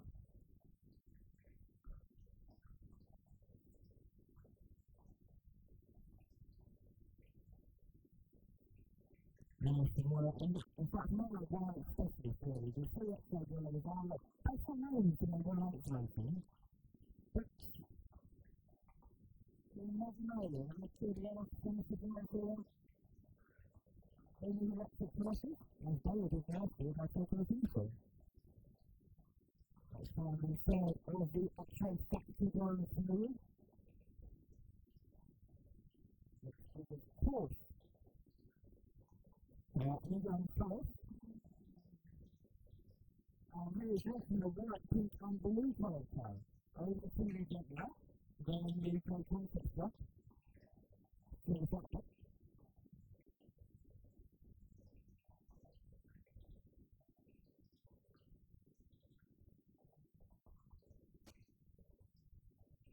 the payment is definitely more in the player.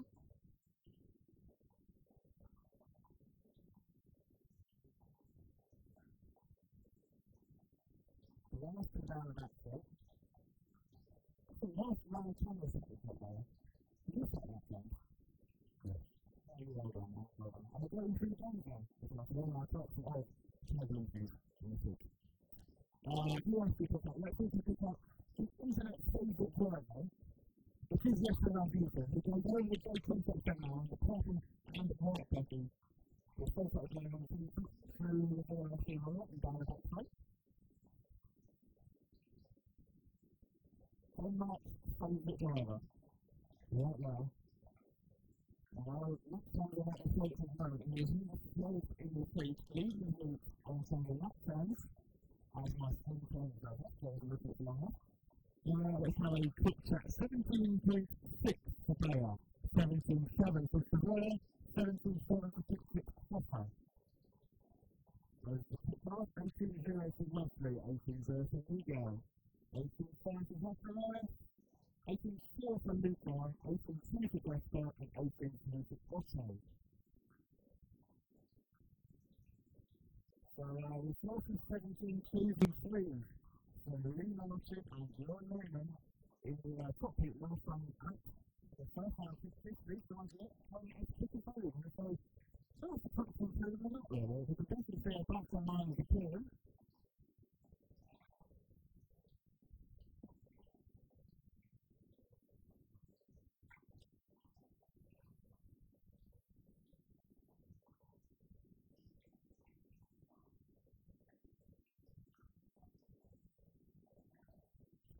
Someone's finding it for me, it's quite quick for them. Yes, this is the song itself. Yeah. Usually the blue pencil pattern. Yeah, so it's going to put out the screen, not the pine, too far down and left, because we can't say that on TV, we will have the pine down itself. Who is that driver doing that? I don't know, no. It's not one of them anyway, so maybe someone's still filtered for it. In fact, that is not a... I'm no fucking expert, but it's like a blue hat, black and yellow t-shirt, salmon shorts, and what looks like black shoes. Now, for me, that is a big sign of ground. Mixing your way colours up like that, you know, like you just put what I'm wearing is a black t-shirt, no, some cream colored trousers, and black shoes to go with it. Pretty bright as clear from outside, black t-shirt shorts. Oh. And then what's in the cream. Someone's posted to the Facebook page about how they watch the Europa. And I like this guy because he watches it so well, you know, not the influence covered there. That's how you keep on your HD monster. He's still streaming it. That's how I do it when I'm at work. Well, I do actually, I've got a laptop with a bit on the screen. Yeah. A lot of people think, right, now get over the laptop for yes. I could do that and you'll see it. Always be put the email in there. But it's like, I like it in the big screen. On the bigger screen. And the work in the smaller screen. Look at those things. Wow. Those are a bit of field. I'm not surprised much about them. Our camera isn't experiencing technical faulty right now. Those are the real full airflow trees. That is how do you put the fuck in? I don't know. I just don't know. Still, what concept are you going to get to describe those things? Let's have a look. What's it going to be? What's it going to be? It's a fun, almost upright. Not quite though. So it's a fun average over. A fun 30 million. No, not 30 million. Is that expectations? Yeah. Right.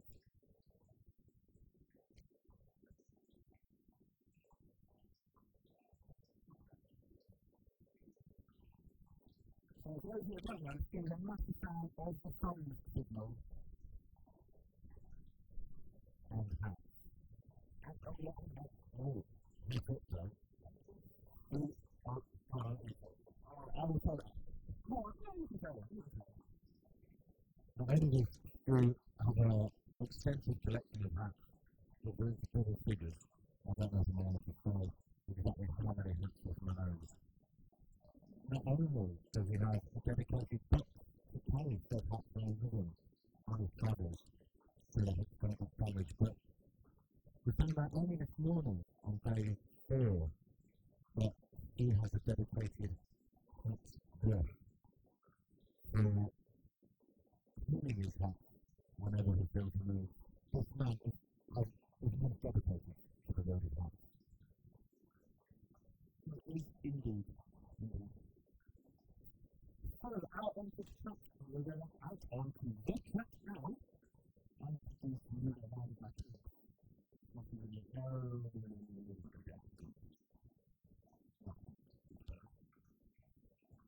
On the track now is Group 13, the B group.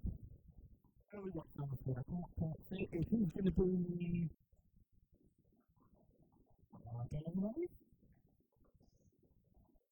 Nick Miller.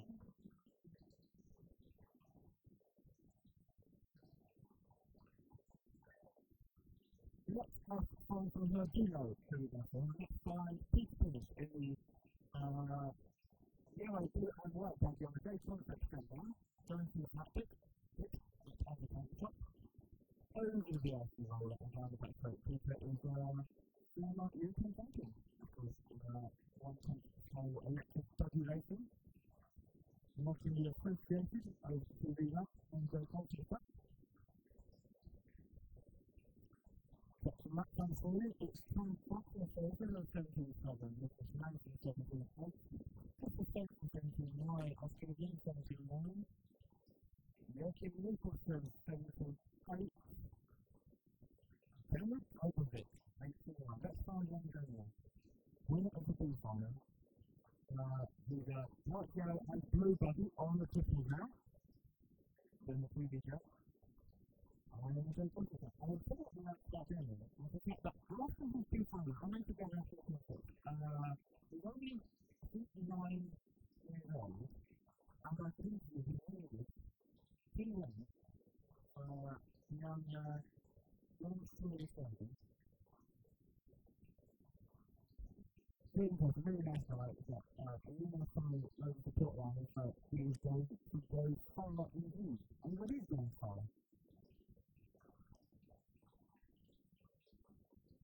And now it's going to take the 15 on the buggy. Yes, I don't know if we're going to get out, but there's someone that's wonderful around here.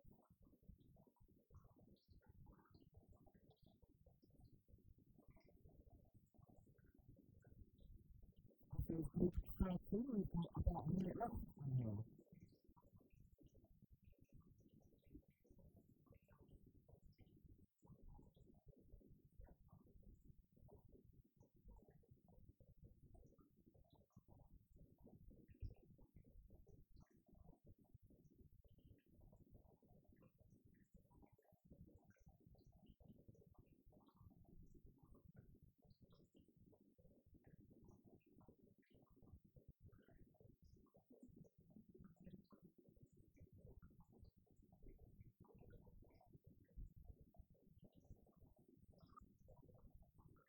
So it's the closing stages of the practice group now, and we're on to our personal last lap. We come across the start of the 17.7 second lap for the best lap. It's time to put the second lap on the points on the YouTube channel as well. It's a bit hard on the nerves. No,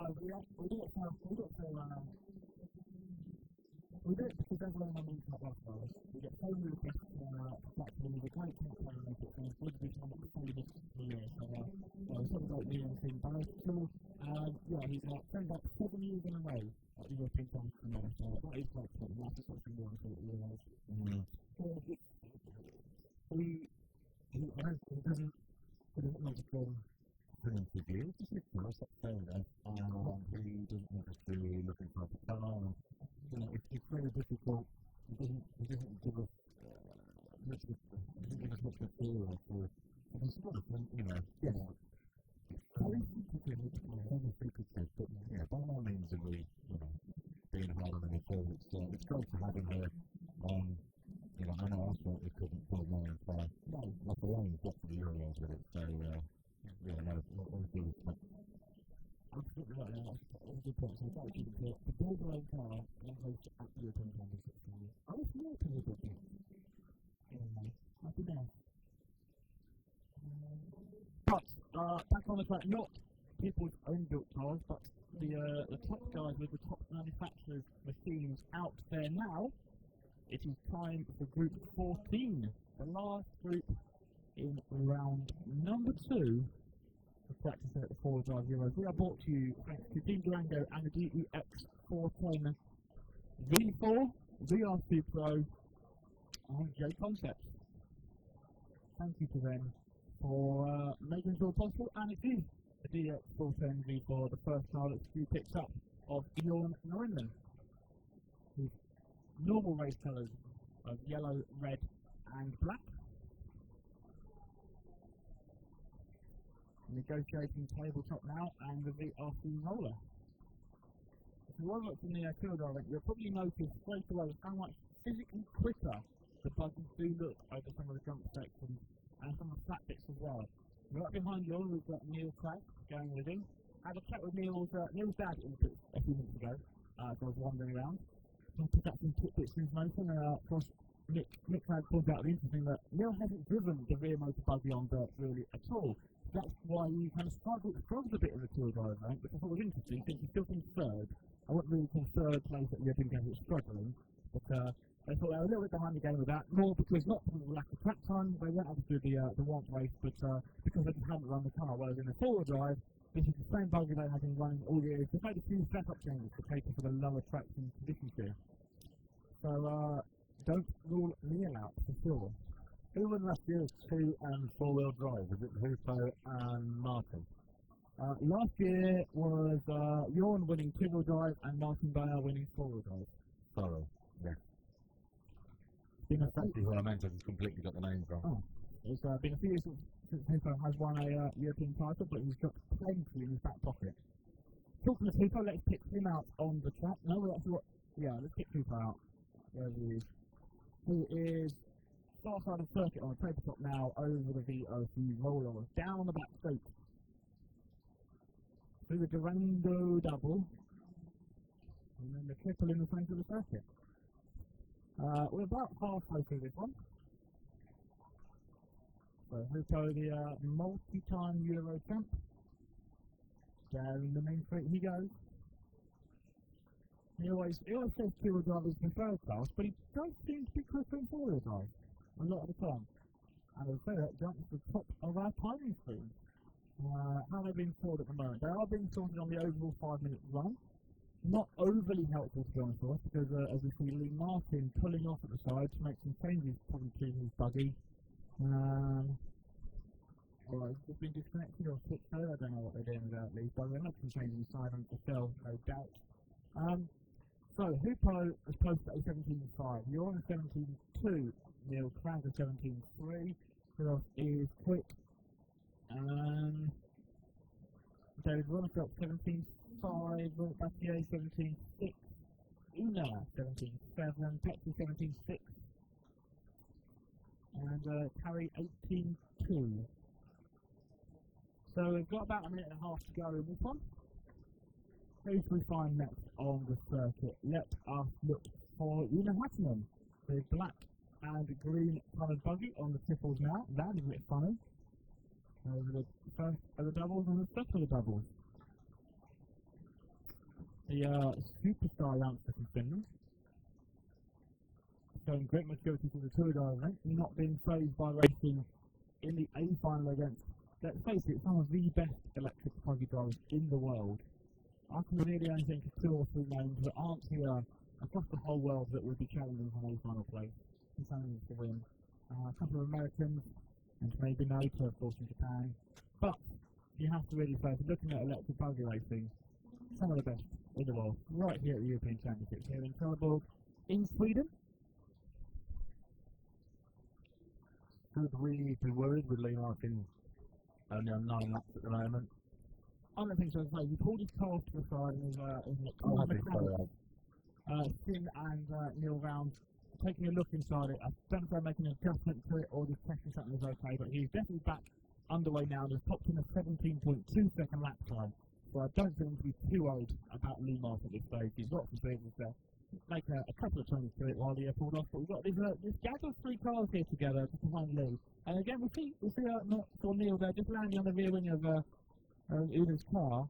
I think that's something that we need to watch out for. The referee said this was going to be a very tough event to referee with the triple, with the 4-drive buggy steering a triple is no problem, as we see Lee do easily there, and then getting the landing right is going to be the key part, and make sure you don't drive into another buggy. If you do, you'll get a stop and go penalty until the final finals. That's the word from our race EFRA lead referee, Franz Heinfurt.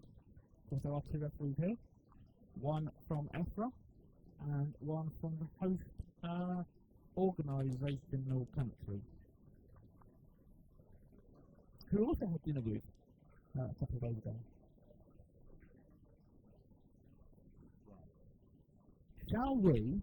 I can't wait any longer. I want to look inside Lee Martin's car. You want to look inside Lee Martin? We just need to decide where we're going to do this. It needs to be somewhere not shaky. Yeah, not shaking. So, what can we do?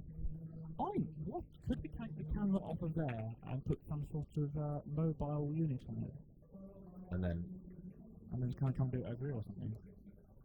Come do it over here, I've got quite a bit of space. Oh, what do you think?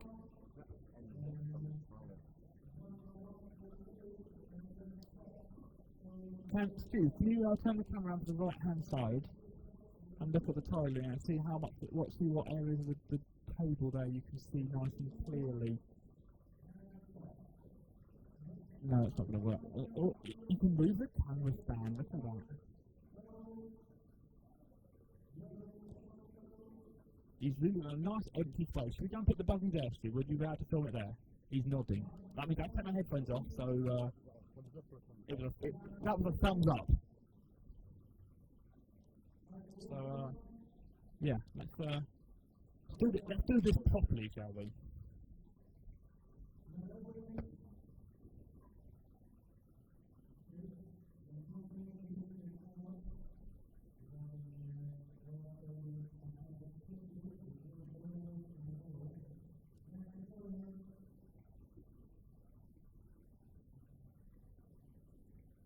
So as Lee Martin runs out to the track, to Marshall, we're going to steal his car and come down to it's a tyre gluing area, and we'll show you inside the TQ buggy from the 2-wheel drive European Championship yesterday, and show you kind of what this electric buggy racing is all about.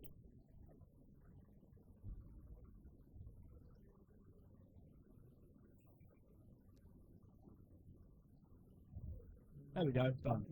Shall I go now? No? Okay. So, yeah, let's grab some seats as well. Try not to stop it in the bin as well. So, that's not before, that's simple green. Let's bring that out of the way as well. So, hopefully you got that in there. Alright? Yeah? Do sort of that way? This way? Towards us? Sideways? Which way around do you want us to do? How are we going to do it? That way? Yeah, we are. Okay. And do things to the buggy. Well, let's talk about the outside first. Let's talk about the outside. Obviously, 4 wheels. Shock towers, front and rear, with the shock absorbers, which give the car the suspension movement up and down. And you can see the shock springs, the oil inside the shock absorbers, and the pistons, which will change the amount of speed the buggy reacts as it goes over the jump. That's a feature of all RC cars, on-road and off-road. Obviously, the shock absorbers in off-road have got to deal with the bumps of the track and the jumps, whereas on-road it's more about controlling the roll of the car. Also, we look on the outside, actually you can view in the car, we've got these turnbuckle links here. And these can be used to adjust the camber of the tyre, so how much the tyre leans in and out depending on the contact patch with the track. And again, that tunes the amount of grip you get both in a straight line and as you roll through the corner as well. And you've got exactly the same kind of setup on the rear. I don't know if you can see it, but with a turnbuckle link here on the back behind the shock absorber. Also on the front, you've obviously got the second turnbuckle, which is the steering link, and you can use that to change the angle of the front wheels, whether they're towed out or towed in. And that again will change how the car reacts, but primarily in terms of the steering reaction. So it might give you more steering into the corner, after the corner, or in the middle of the corner. Have you got that same kind of adjustment on the rear as well? Because unless my eyes are deceiving me, I don't know if you'll be able to tell if you hold the camera, hold the drive of the camera that way. It looks like the front of the rear tyres point in. Yeah, I do indeed. It's normal for most cars to run toe-in on the rear. You won't have a turnbuckle adjustment to control that. You'll adjust that by changing some of the suspension blocks either side of where the wishbones are mounted, change the angle of the wishbones and change the angle of the rear suspension to give the toe angle to lead. Obviously, we haven't got motor in League Masters at the moment. As we said yesterday, they took them out to scrutiny them after the final, but the motor was fixed in this buggy out of the rear here. As we heard quite a lot through the weekend, there are now a number of different motor positions, and with Lee's buggy with the Durango buggy as well, you can switch the motor from being hanging out the back to sitting in front of the rear shock tower, and that changes the amount of grip and the amount of rotation the car has in the corner. Generally speaking, the guys will run the rear motor buggies on dirt, low traction surfaces like this, and they'll run the mid motor buggy on carpet tracks or on astroturf tracks like we often have in the UK, or also around Europe as well. Why is that? What's the... Obviously it's balanced, I guess, the motor weighs something, but why does that matter for different surfaces? Basically, it's because of the different grip levels of the surface. So if you've got the motor hanging out the back, it creates more of a pendulum effect, allows the car to transition through the corners better. If you move the motor in front of the rear shock tower, generally speaking, it allows the car to rotate faster in the middle of the corners. Provided you've got the grip, which you do have on the car of the AstroTurf tracks, that allows you to corner faster. Excellent. Thank you for explaining that again. Okay, and I suppose next stage is to take the body shell off and go underneath the body shell. Really nice one actually, you've had really easy. You've got to close the body shell on, which a lot of the guys do, which also helps create a nice big seal around the car, and means I'm going to struggle to get the body shell off. So we can now look inside the chassis itself. Is that actually Lee's name etched into the servo motor, or is that a sticker? No, that's etched. That you know you've made it when you've got your name etched into a aluminium, I guess, servo casing. That's a nice touch. I like that. So hopefully you can see the layout of the inside of the chassis here. I guess there's two main layouts you can run on two-wheel drive buggy, and that's based on where the battery position is. You can run the battery down the middle this way, or you might have it run wider across the rear of the chassis there, and that will affect, again, the balance of the car, and also primarily used in the different motor configurations. If the guys are running a mid-motor car, the batteries are generally going to be set wider. If they're running the rear-motor car, they'll be set along the chassis like that. In the, I say in the olden days, a few years ago, what we then have is you have the battery down the middle of the car, we'd have the receiver on one side, and the speed controller in the other side of the car. But we're now generally tending to run the shorty batteries in two-wheel drive in particular. So the batteries normally would be the full length of the chassis here, but they don't need the capacity. They're not getting into runtime. We've heard from the guys this week that they're not using all the power of the motors. They're able to run a slightly smaller, less powerful battery, but with lighter weight as well. And it also means they can move the heavy items like the speed controller out of the side and put it in the line of the chassis as well. So I think hopefully you can pick that up for us too. Excellent stuff. So we can see Lee's speed controller sitting right here at the back of the chassis, which means we can run some nice short, neat wires through to the motor, and the battery then sitting forward in the chassis. You can move the battery further forward and backwards to adjust the weight balance. Weight further forward puts more weight over the nose. The battery further back puts more weight over the rear tyres. Again, adjusting the grip and the balance of the car. Not just the overall grip, but where the balance is on the car. I noticed that there's some weights on the side of the tray. Excuse my terminology if it's wrong. But is this, I'm guessing it's a bit like Formula One, all the cars have got to weigh within a certain weight range, I guess? I don't know. Yeah, absolutely right. So all the cars have got a minimum weight they must meet before they go on the track. Different weights of two-wheel drive and four-wheel drive buggies. So the weights are there for two purposes really. The first one is, as you say, to meet the minimum weight requirement, and the second one is to balance the car out. Now what we'll see on Lee's car here is because it's moved the speed controller to the rear, the receiver is still sitting on one side. So we've got a piece of electronic equipment here, and we've also got the transponder on the left-hand side, but nothing on the right-hand side. So what Lee's done is added a bit more weight to this side to make sure the car's balanced left to right. you could always mount the receiver behind the servo, but generally speaking, when you're on a dirt track, low traction, you want the weight to be a bit higher as well, so the buggy has a bit more traction, there's a bit more pressure going through the tyres. So a lot of the buggies are actually running quite a long way above the minimum weight limit, just so they can get a bit more traction there. And again, we can see there's more weight being added behind the servo of Lee's car, again to adjust the weight balance, adjust how the car drives through the corners, and also jumps through the air. With my limited knowledge of RC, I'm kind of identifying some of the more obvious things. Battery wheels, obviously, we all know what they are. What's this little device here? So we've got here the transponder sitting inside the car. If you can zoom right in on that. Can you see that or not? Yeah, you can. Perfect. That's the transponder that we use for counting the laps here. Every car has got a box, similar to this one, a little box sitting inside the car. We've now moved over to what we call personal transponders. So every driver has their own transponder, which they've got their own unique number, a long 7-digit number that everyone has got. Under the track, in the VRC roller on this track, in fact, there's a loop of wire. And as the car drives over that loop of wire, this transponder is always emitting a signal, and that loop picks it up, and the computer system then decodes that and figures out what car that was, relates it to the driver's name, and therefore can calculate the times and positions during the race. So everyone's got one of these transponders inside their car to register lap times. In the old days, we used to not have personal ones, we used to use what we called handout transponders, where you would pick the one, they'd be young with just 1 through to 10, and you collect the one before your race, clip it into the body shell normally, or the rear wing, and then hand it back after the race. This makes organisers' lives so much easier, because it's the driver's responsibility to have the transponder in their car, and that's why you may have seen earlier today a lot of numbers come up on the screen rather than drivers' names, because they hadn't correctly given the correct number to our race controllers here. I'm glad you cleared that up, because I wasn't sure if Lee Martin was using a gyro there for a minute. That's a good point, yeah. We can't see any gyro inside the car here at all. We can confirm no gyros. Not that we can see, but as you heard from Dave Church earlier, maybe there's one hidden inside the receiver or the servo, but no. We heard that they have been done, they have had checks run on, so no gyros inside Lee Martin's car here. Cool, that's very cool. Just out of interest, when you're by the side of the track, you do hear some of these buggies take a good slap on the ground. I actually thought the bottom of these buggers would be more damaged than this one is. I'm guessing that's... do we hear the buggies slapping the ground because the suspension isn't strong enough? Do all buggies slap on the ground? Or, yeah, what are your thoughts on that? If the car is set up properly, as we've just demonstrated with the classic drop test there, the car shouldn't actually hit the ground when you drop it down. But you'll often hear the chassis slapping the surface as if the drivers land funny, so land onto the jump rather than on the ramp going down, so they'll actually just land onto the jump. That will obviously cause them an issue. Or, as you say, if they've got the suspension set up wrongly so that it's compressing too much.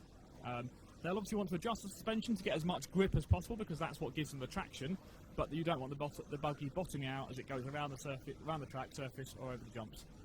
Excellent. Thank you for clearing that up. The final point I've noticed on the back, apart from the obvious connections that a motor would need, i.e. power, we can see a more complex connector there. What exactly why does the motor need that connector? Okay, yeah, that's for the brushless motors that we now run in all the electric classes. So the old days we used to run brushed motors, which was just required 2 wires. It was basically a positive and a negative.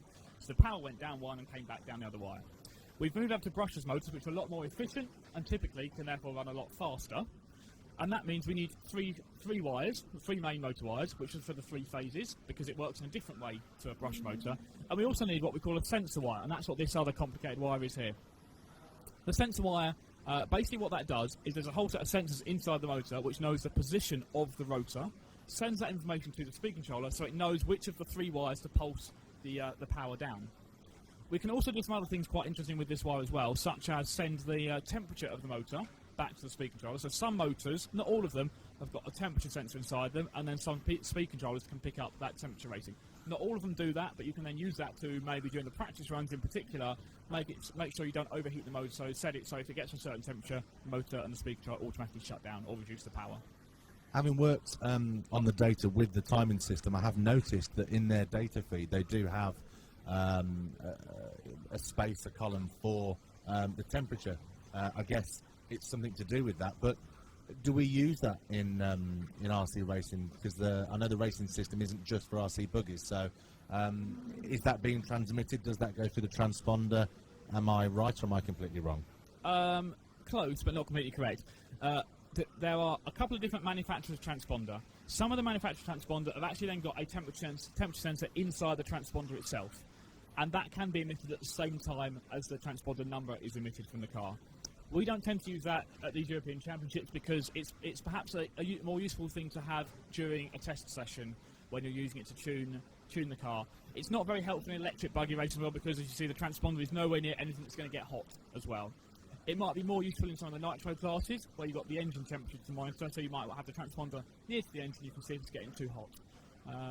That's really it's a bit gimmicky and nice to have kind of thing, but certainly not necessary for the full races that we're running here at the European Championships.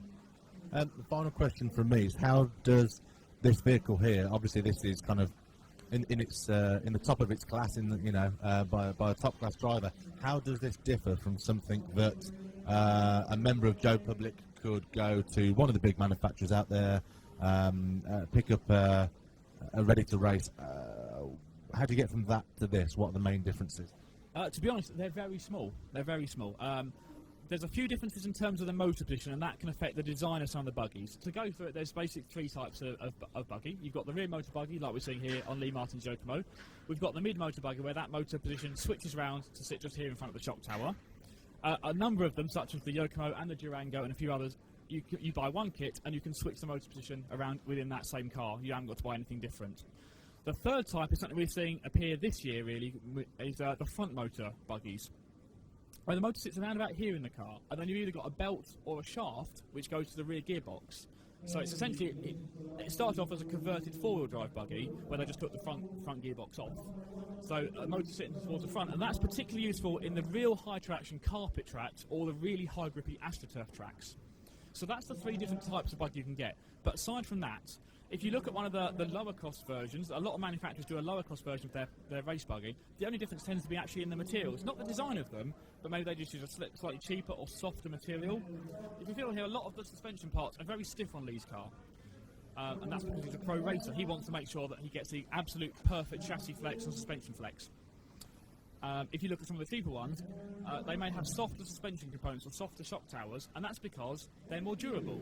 A stiff part is going to break a lot more easy.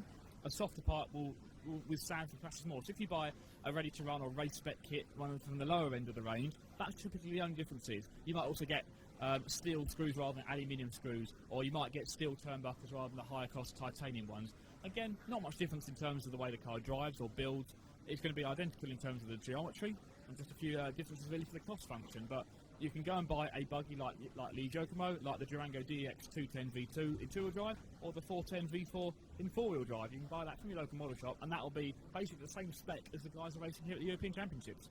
And this is the final question this time.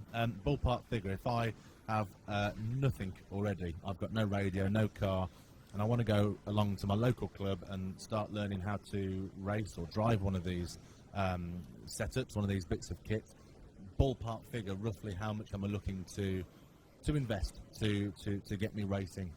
To be racing at a sensible level, a good kind of round figure of about £1,000 will buy you the complete set of kit, which sounds like an awful lot of money, but that will get you, I mean, we are talking about, a full race chassis, the top line batteries, speed controller, radio gear, things like that. You can basically take each of those parts down a level or two if you want, and then end up around about the £500 mark. So, slightly lower spec chassis, a slightly lower cost battery. Things like the batteries nowadays actually don't matter that much because, as I'm saying, particularly in the off-road buggy racing, they're even using smaller capacity batteries because they've got so much power. You can get slightly cheaper versions of the speed controller, which maybe can't handle the absolute fastest motors, but will quite happily handle a motor that you need to run at club racing, for example. You don't need to run the, Lee's radio system has a full telemetry set on here, which he can't use it during racing. It's banned during racing, but he could use during the practice. You don't need that for your club racing, so you can run a lower cost set of that. He's got the top line servo in here with his name etched on it. You don't need to get your name etched onto your servo. You can buy a basic servo, which will do exactly the same thing. Lee's one is a faster version of that, really, and again maybe a bit stronger, so it's got slightly stronger gears inside it. That's the only real difference, but yeah, so for around about £500 is a sensible price to kind of go from nothing to racing. If you're racing one of the other classes already, you've probably got your radio gear already. You might have a speed controller or motor from electric class, and it's just the cost of the chassis, which is, I guess, around £200 to £300, depending on how high spec you want to go. Excellent. Well, I hope that's been really useful for the viewers. It certainly has for me, not being from an RC background. So yes, just want to say thank you to Lee Martin for lending us the car. Really appreciate that. Yeah, anything you'd like to say before we go back to the action? Yeah, one thing I just want to quickly point out on the body shell. Lee's got a lot of really nice stickers on his body shell here. And a joke that we've been having all week is about the stickers, and it's really great to see you can actually, in the top level race, will have these stickers made up for them so they match the colours of their body shell. But you can see all of Lee's sponsors, so I'll give him a nice plug for all his sponsors there to say thank you to Lee for helping us out and lending us his car. Who are those sponsors? Do you want to quickly go through them? I'll quickly go through Lee's sponsors. Lee's sponsored by Yokomo, by Viper Electronics, Proline Tyres, Tony Sports, A-Main Hobbies, Expert, TKR Graphics, LMR, Shell, Protec RC, Ultimate and Nibo Designs. 12 sponsors. One for every month of the year. Absolutely, yes. But they all provide different parts for his car, and that's kind of what sponsored drivers have. So maybe a few guys. Lee does his own wings, LMR brand wings, so we should give a bit of a shout out to him. So if you're looking for a new wing for your buggy, check them out. l-m-racing.co.uk. Lee does a whole range of wings and stuff like that. So little bits from each of those guys build the whole package up together. Excellent. Thanks for that, Ollie. And again, thank you to Lee Martin. Just to remind everyone, we're here because of EFRA.ws, Team Durango with the DEX, I keep wanting to say C, the DEX 410V4, J Concepts, and of course VRC Pro. So we'll ask Stu to go back over to the action and we'll make our way back up to the commentary box. Thank you very much.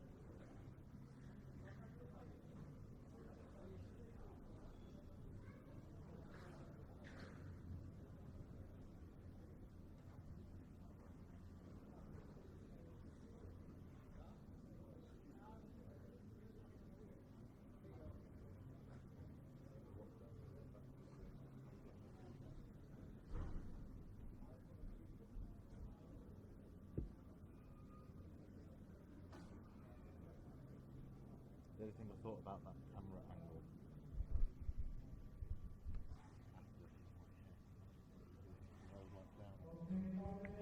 So hopefully you enjoyed that, and again, a massive thank you to Lee Martin for lending us his car and letting us have a good look and poke around inside of it.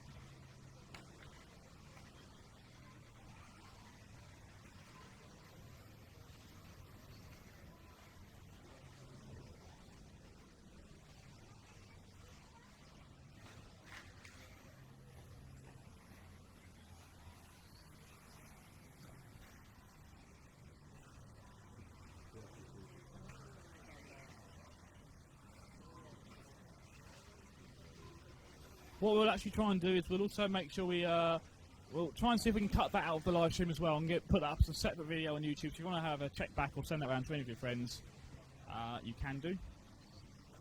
Had a few more people sending pictures in of where they are watching us at the moment, and I do like this one. One person has got, it's Oscar. Oscar Faraday has got us up full screen on his laptop, and he's then got a tablet with my RCM next to it. So keeping up to date with all the timing as well. And apparently he's at work doing it, so make sure you're working hard as well. And Christopher Rasmussen has got a sneaky picture. He's not in the hall here, no. Sneaky picture in the corner, earplugs for sound and timing on the second screen trimmed down on light so no one notices. So hiding what he's doing there. Thank you very much for watching along. Hope you are enjoying this and keeping up to date with Jesper as much as possible.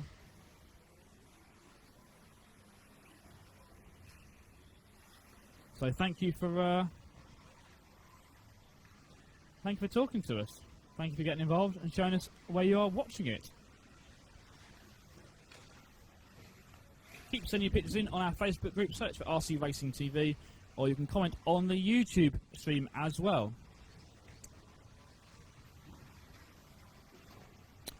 Very interesting question here. Rob Painter asking, is anyone running the new B44.3? The new Team Associated buggy that was announced just a few days ago.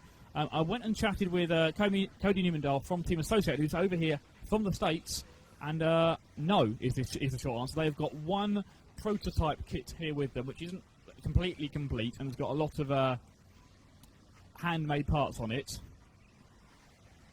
which they're giving some of those parts to some of the drivers to put onto their B44.2s to test out, but no one has got the complete B44.3. That should be out very soon, and I'm going to go and have a chat with Cody a little bit later on.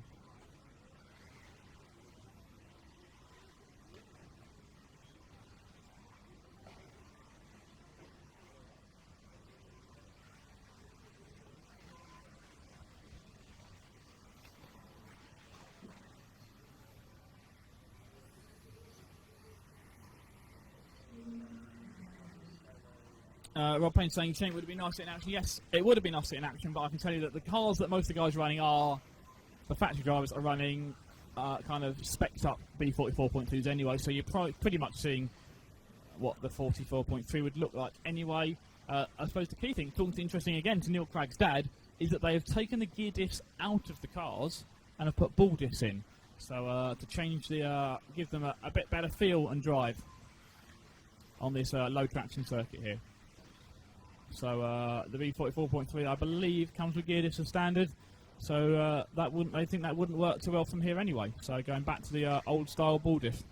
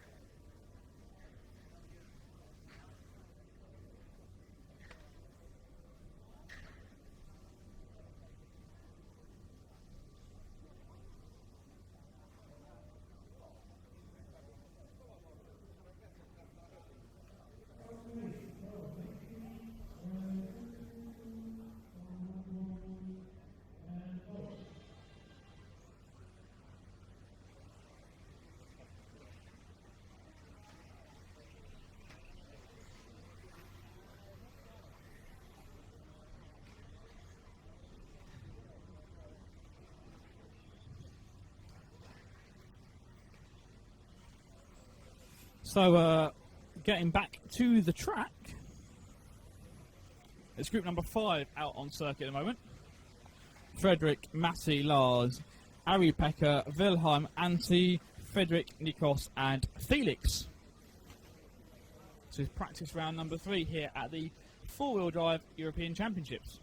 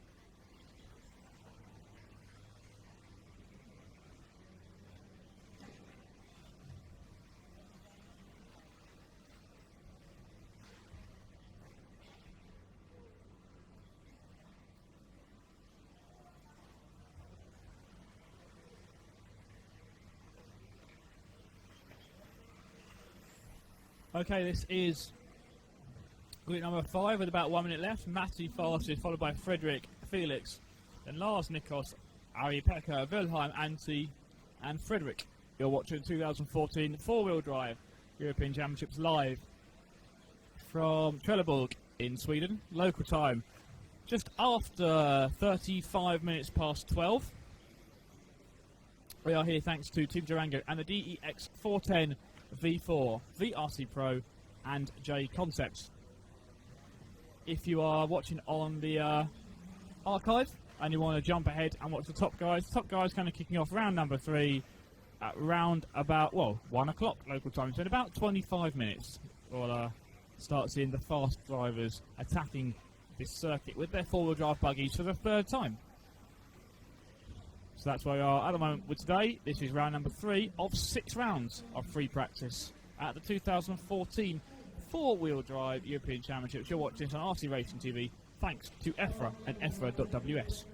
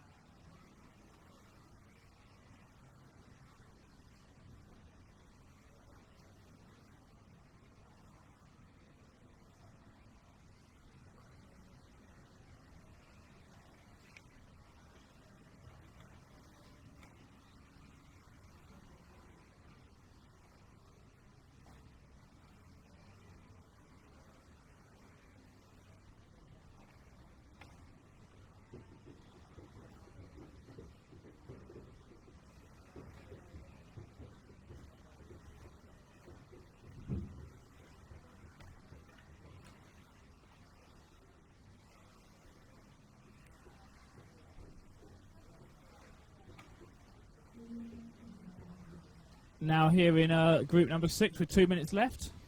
Bartek fastest, followed by Kalle, Johan, Neil, then Dimitri, Ian, Robert, Yoni and Krista.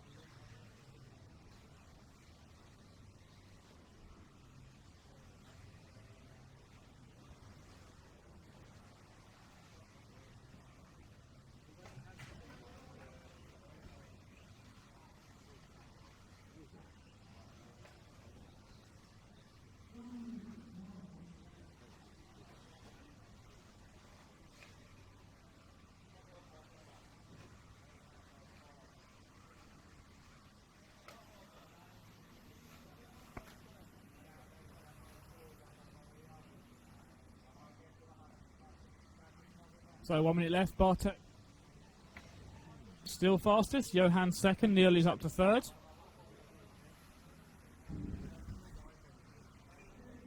This is group 6, so 7 is out next.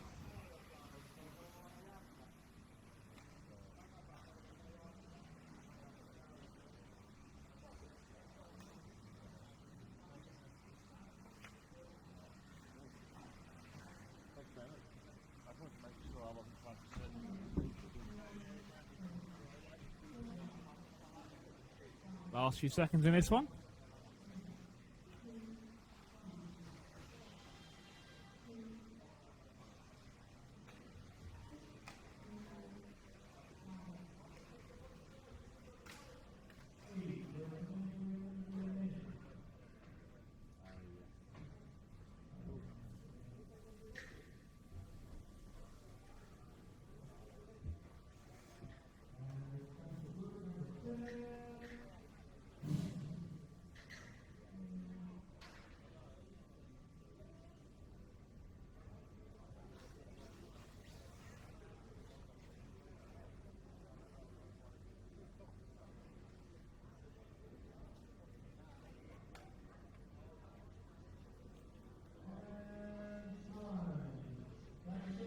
Okay, so group number 7 rolling out now.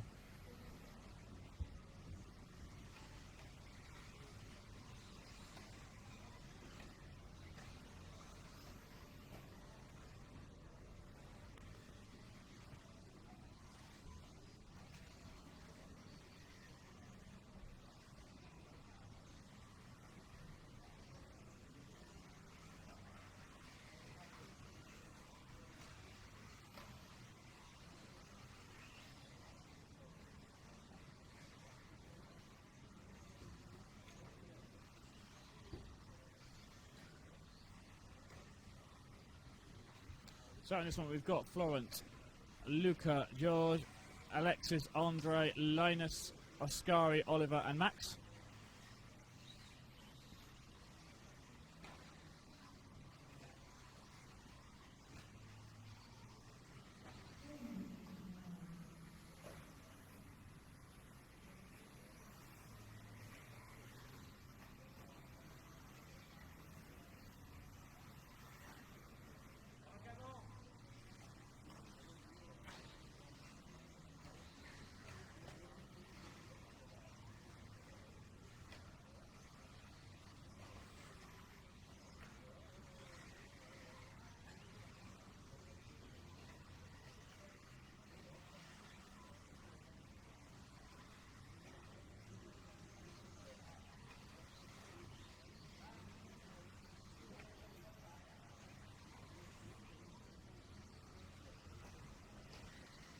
So 3 minutes left. Florence fastest, followed by Luca, Alexis, Linus, George, Oliver, Ascari, Max and Andre.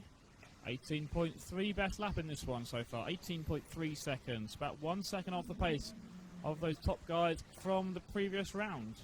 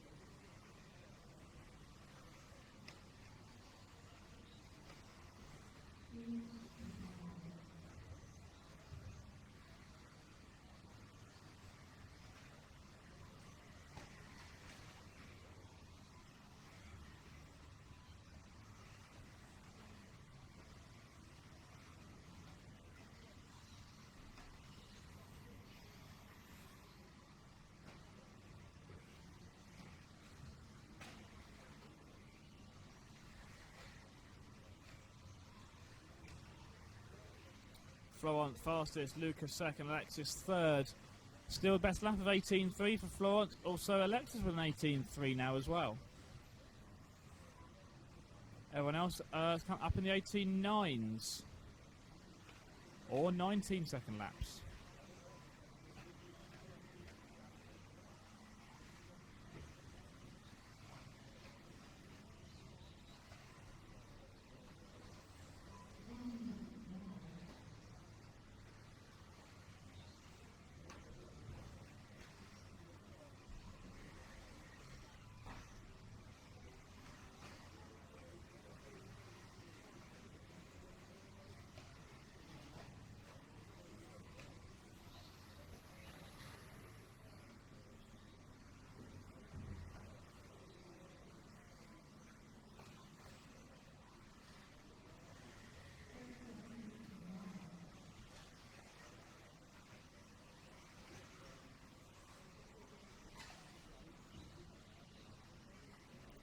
Few seconds left in this one. Looks like Florence got it down to an 18.2 best lap. French driver closing in on the magic 17 second lap times. But going to run out of time to do one in this time. Maybe have to wait until next round. A couple of you on YouTube. David Dodd saying, I see a lot of drivers not doing the full 5 minutes.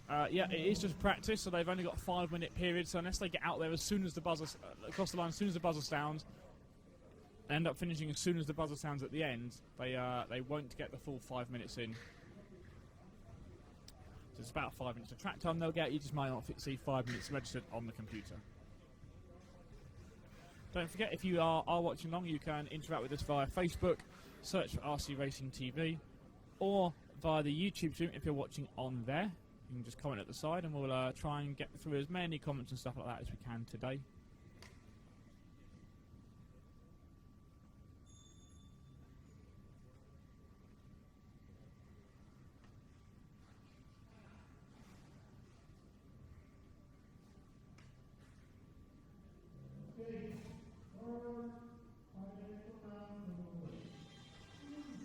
Hey Bert.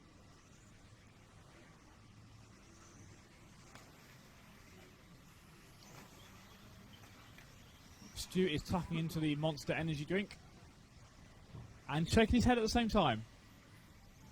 Give me a big thumbs down.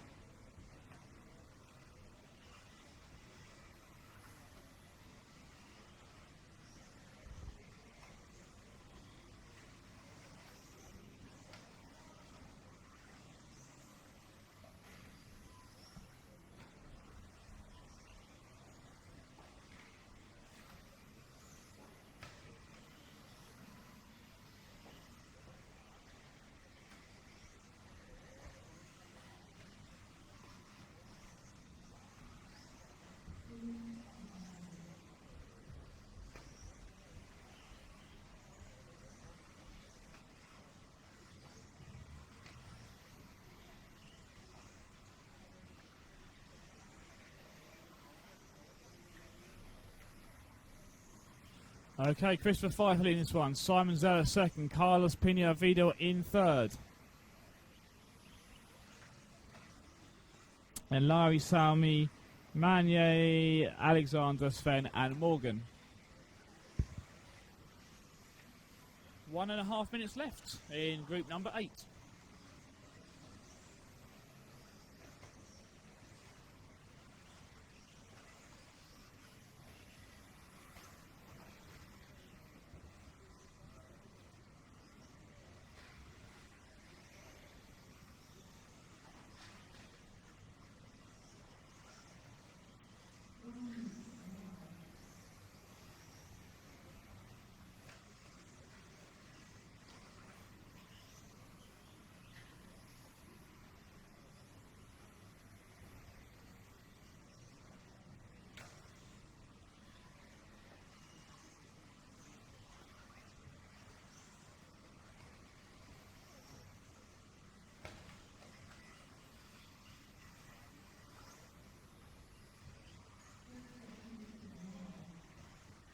So 30 seconds left in this one.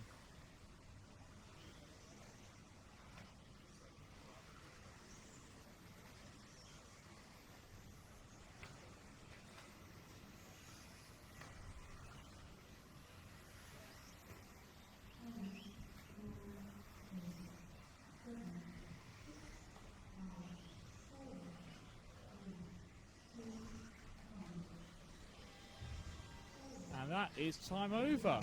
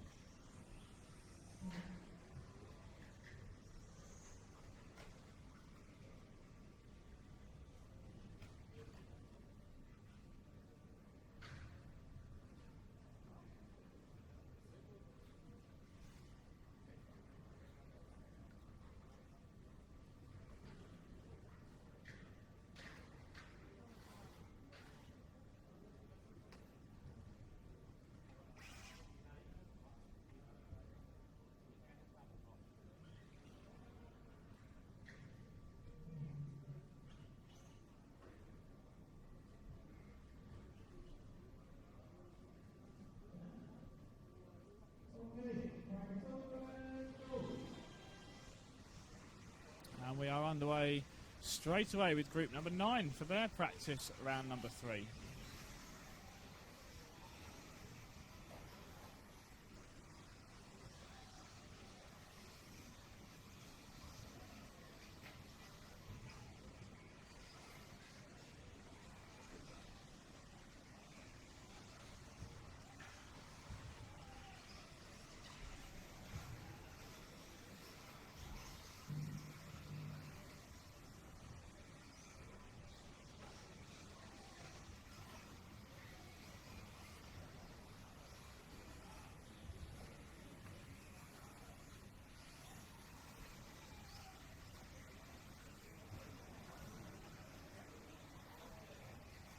So about 1 minute in, and Tommy in the lead, followed by Miko, Marku, Sylvain, Sandro, Yori, Kim, Marcus and Marcus.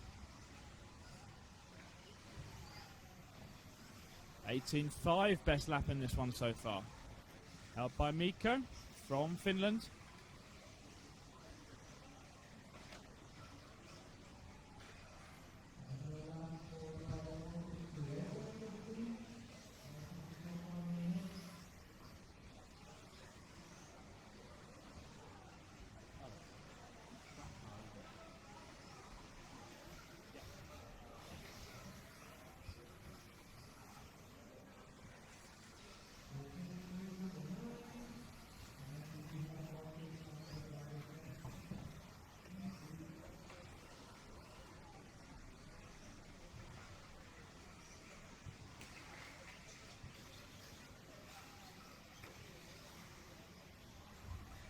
So about 2 minutes in now, Marku moves to lead, Miko to second, Tommy is third.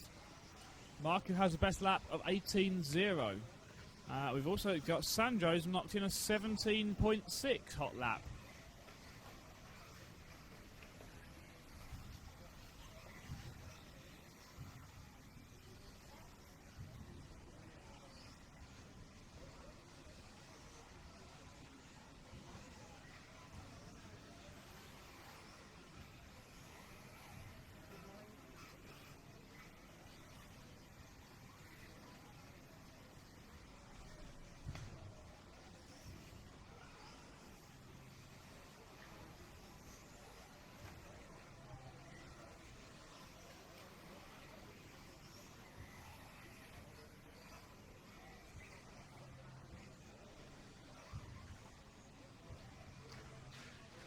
into WordPress and have a look at that post I've just created?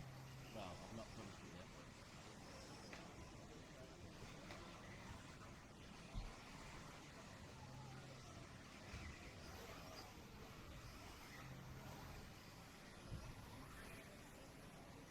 So we've got 1.5 minutes left. Still the 17.6 from Sandro, the fastest. 17.7 from Marku that time by. Everybody else is in the 18s. This is Group 9 here at 2014 Four-Wheel Drive Off-Road European Championships, brought to you by Team Durango and the DEX 410 V4, by VRC Pro and by J Concepts. And special thanks to EFRA and the Trelleborg Motor Club. You'll watch us live on RC Racing TV. Group number 10 is up next.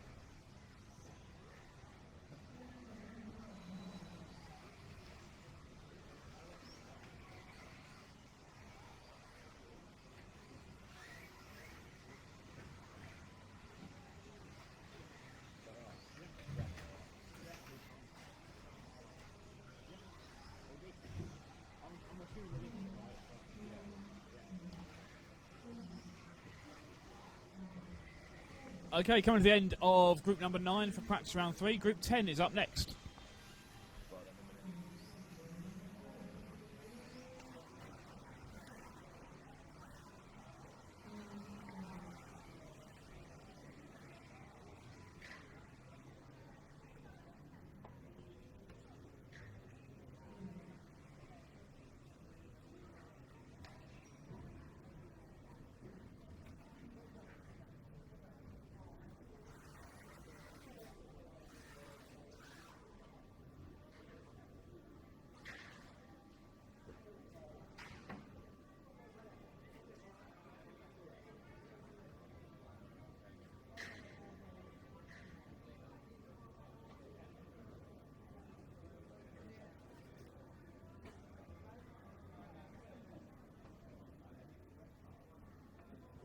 So up next is group number 10.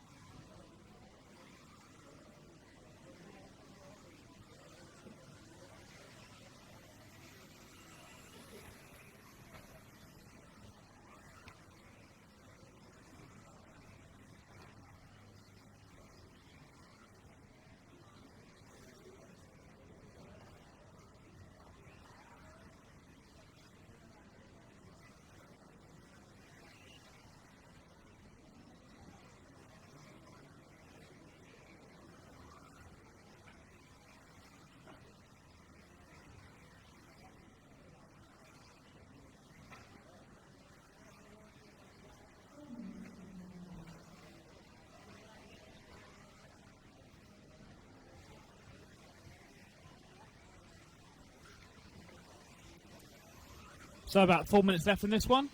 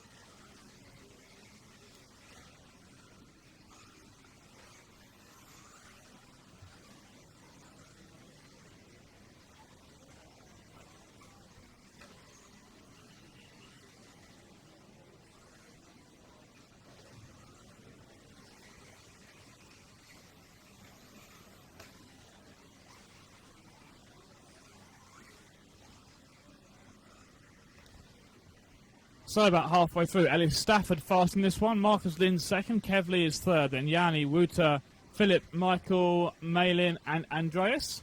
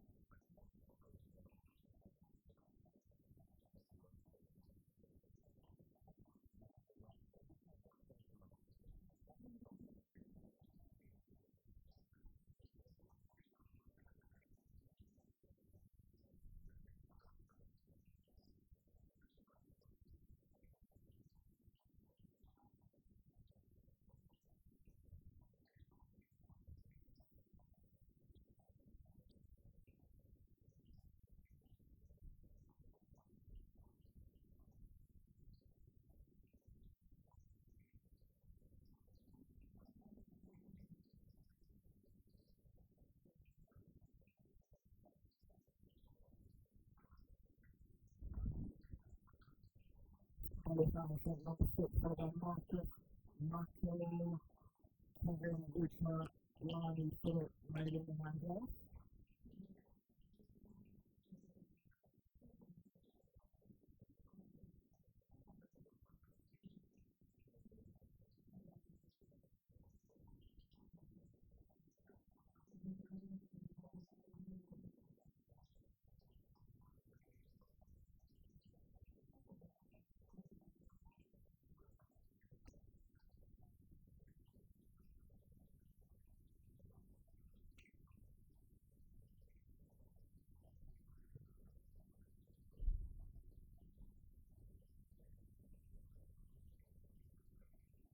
And so we're putting the total stamp starting only with a 17.5 second lap.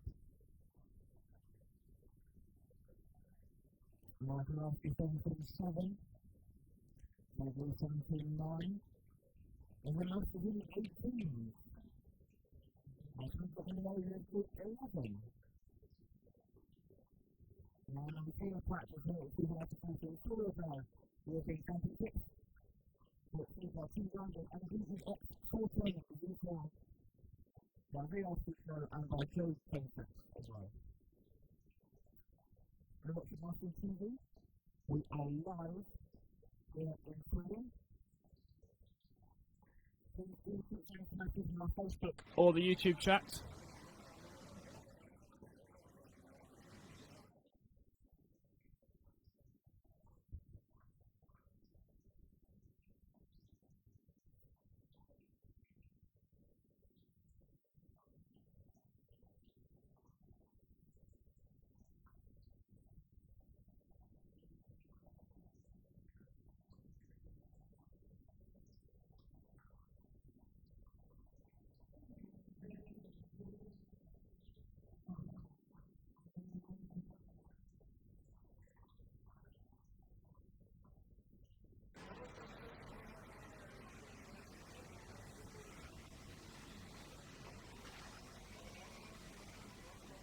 So let's have a check on the time. We've got a few laps in. We are 1 minute and 20 seconds down. Ben Jemison fastest at the moment, followed by Martin Creel, Peter Forster. Best lap time, though, looks to be an 18.1 from Henry Salmon.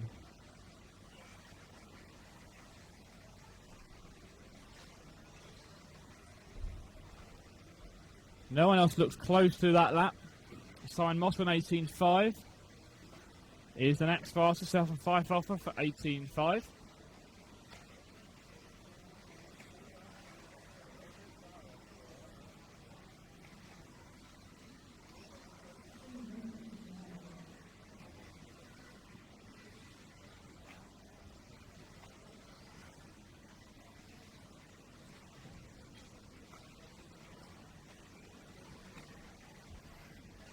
As we are halfway through this group, 2.5 down, 2.5 to go.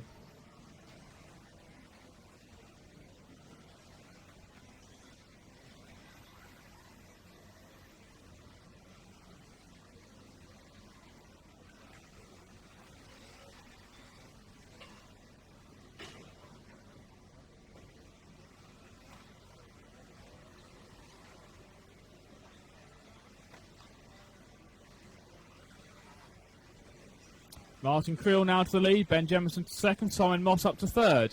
Simon puts in a 17.8 second lap, fastest lap of this heat. Everyone else is in the 18s. Fredrik Hovgaard with an 18.0 is the next best. Martin Creel, 18.1. Who else we got? Henry Salmon 18.1, Stefan Pfeifhofer 18.1.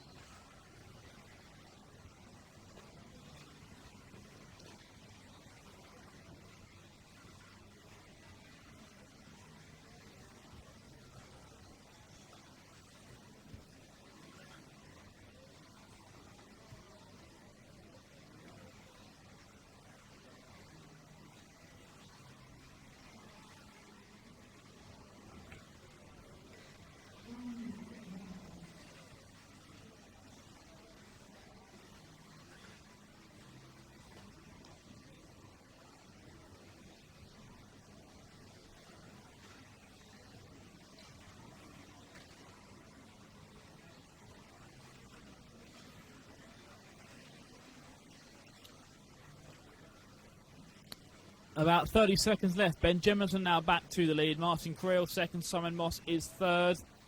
So 17.7 from Peter Forster to put in the best lap of the heat. Simon Moss with his 17.8. Stefan Pfeifhofer with a 17.8 as well. Oh, a few more quick laps now being posted. Moss with a 17.6. Creel 17.9. Forster 17.7. Pfeifhofer 17.8. 17.9 from Jemison.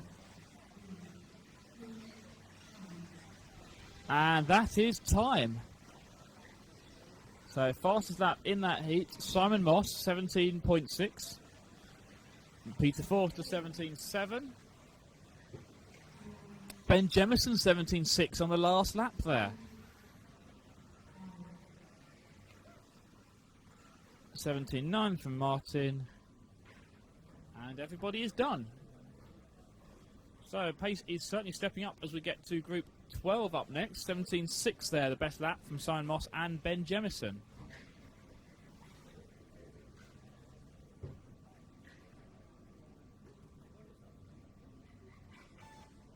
Some more exciting shoes there on camera from Stu Noble.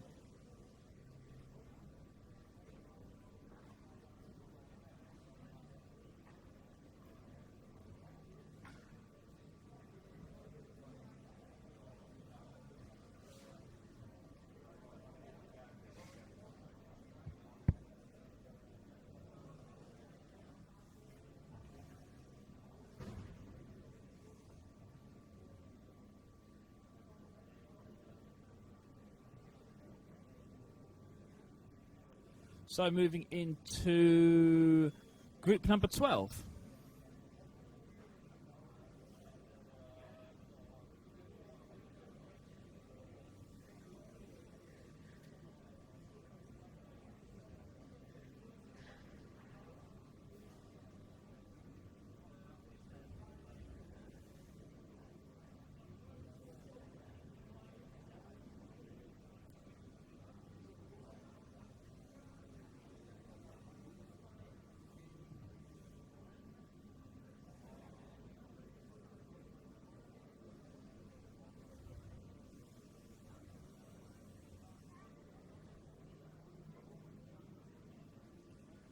Alright, just waiting for the guys to bring their cars out for the next group, which is Group 12.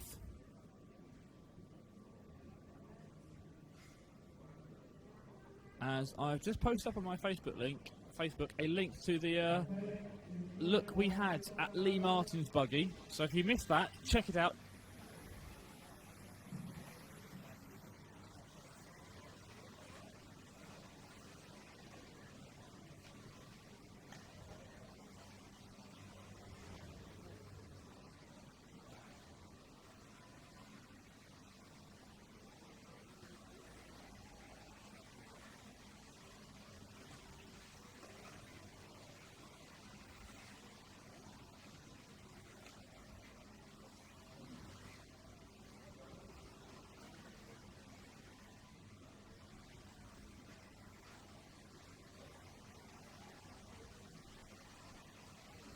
So, underway with group number 12.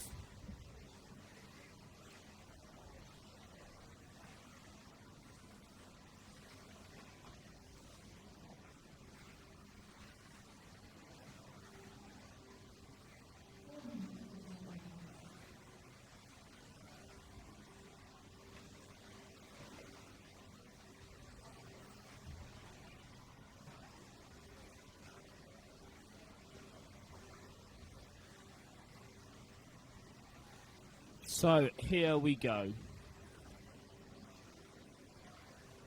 Group number 12, Miguel Matthias fastest, followed by Wesley Van Helmond, Renault Savoia and Otto Osfeldt. Lap times sitting around the 18.0 mark. We've got a 17.1 from Bayer. Getting the power down, Martin Bayer, defending champion. Stepping it up now with a 17.1 best lap. Let's check some other lap times. Anyone else in the 17.9 from Patrick Hoffer, so quite a bit slower.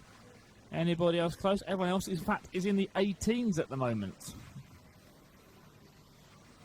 So they are just feeling out their buggies, building the speed up as we go through these practice rounds. It is Miguel Matthias, followed by Wesley Van Helmond, Renault Savoy, Patrick Hoffer, Martin Bayer, Zacharias Villeben-Nielsen, Otto Osfeldt, Jesper Rasmussen and Luca Rao. That's sorted on the overall 5-minute runs, but the best lap still is with Martin Bayer, 17.1, 17.9 for Patrick Hoffer. Nobody else into the 17s in this heat yet, as Bayer makes a big mistake coming off the Durango double. And we are watching Jesper Rasmussen, the internet's favourite driver.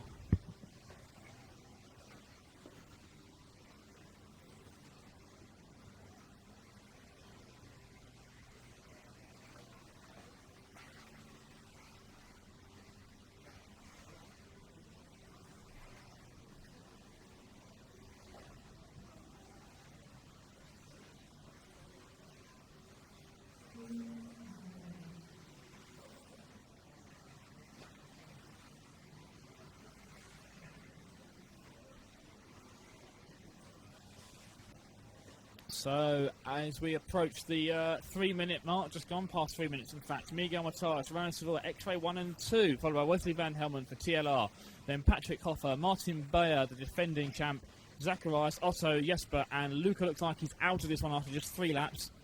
So, going to have to rely on the later practice run for Luca there to get his buggy dialed into the circuit. Now we're running the 4-wheel drive class here at the European Championships. It's a 17.1 still the best lap, which is held by Martin Bayer. We've got a 17.8 from Patrick Hoffer, a 17.9 from Miguel Matthias. Everybody else still in the 18s. As we have 1 minute left in this heat, 1 minute left. So group 13, the B group, will be out next. 1 minute left, Miguel Matthias on top on our timing screens. Renault Savoia in second, Martin Bayer third. X-Ray 1, 2, 3 now, as Bayer moves to the 3 spot. Those guys under the 18-second bracket. It's a 17.1 from Bayer, 17.7 from Savoia, and a 17.9 from Matthias. Then Van Helmond with an 18.1, Patrick Hoffer 17.8, and then Zacharias 18.3, Otto 18.2, and Jesper 18.2. 20 seconds left here. Maybe this lap, and they might nip round for one more. It is only practice, we're not pushing all out, but certainly the lap times not as quick as we thought they could be, as most drivers struggling almost to get under the 18-second bracket.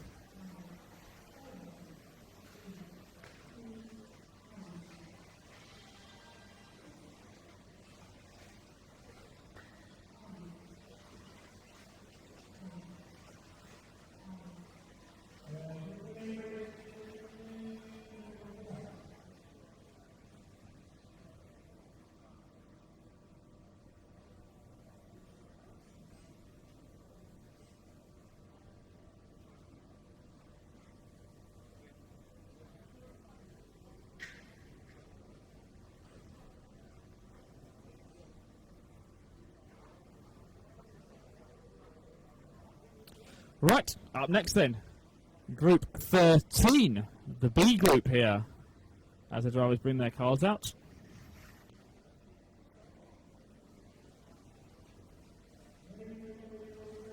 And being told to wait before they start. And as we get the timing system off and rolling, Stu can do a nice wide pan of the track and see how nice and empty it is before it's filled up with cars as we get Group 13, round number 3 underway. It's practice day here at the 4-wheel drive off-road Euros.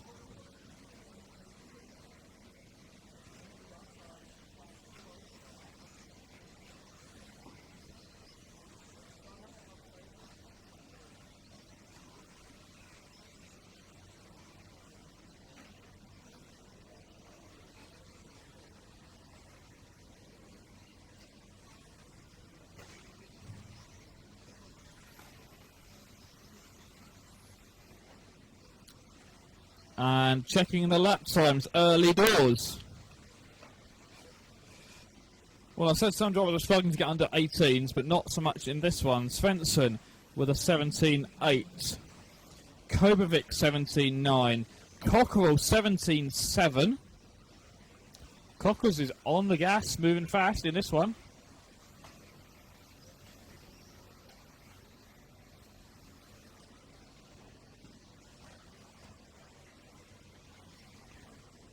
Running order is Svensson from Kobovic, Spaeth, Manson, Pinnish, Svensson, Nicholson, Cockerell and Levine.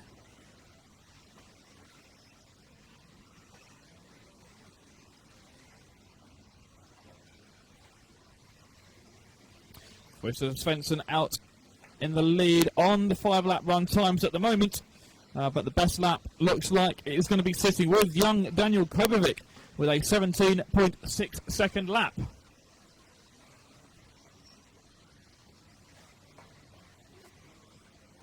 As we are watching, I believe that was Tom Cockrell Stu was just watching a minute ago. As we have switched over to somebody else now. I think Stu likes the colours on that one. Let's go and try and find the fastest buggy in this heat at the moment, Daniel Kobovic. Youngster representing Sweden, crashing just in front of our camera position. Turns right over the triple jumps now with his bright, very brightly coloured buggy, yellow-blue with fluorescent yellow wheels as well.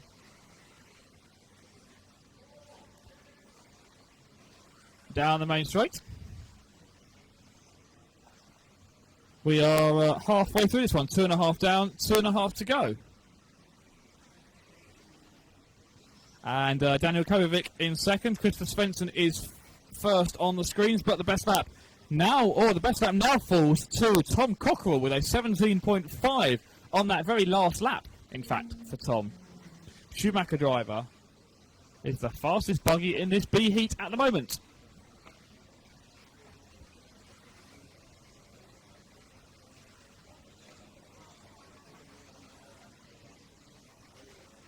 So it's Svensson from Kobovic, Manson, Nicholson, Spaeth, Cockerell, Svensson, Levine and Pinnish. But that order doesn't really mean much at all. It depends when they cross the line, in fact. So we're looking at the individual lap times. 17.5 from Daniel Kobovic. Turning the gas up in this one. 17.5 from Cockerell. 17.6 from Svensson. That's Christopher Svensson and Carl-Johan Svensson.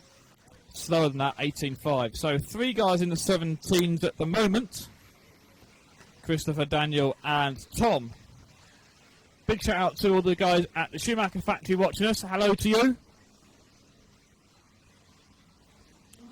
And if Chris Granger is watching, hello to you as well. Probably not working because it is it's a Thursday today and he doesn't do work on days of the week.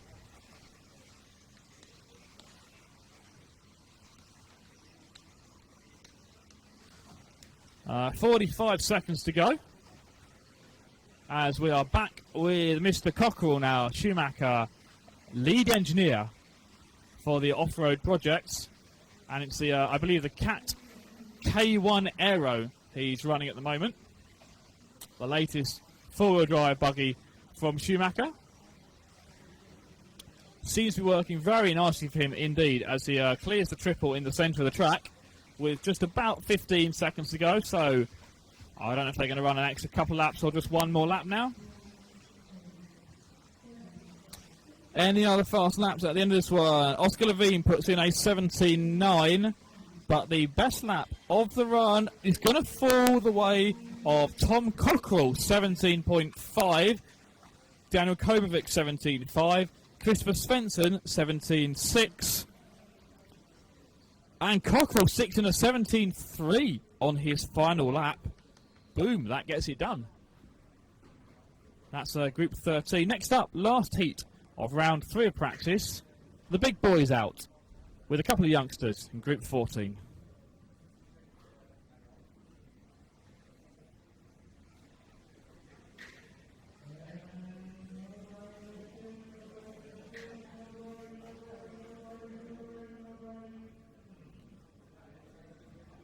Hey, Bert. Car's good, Bert. Track is closed, Bert.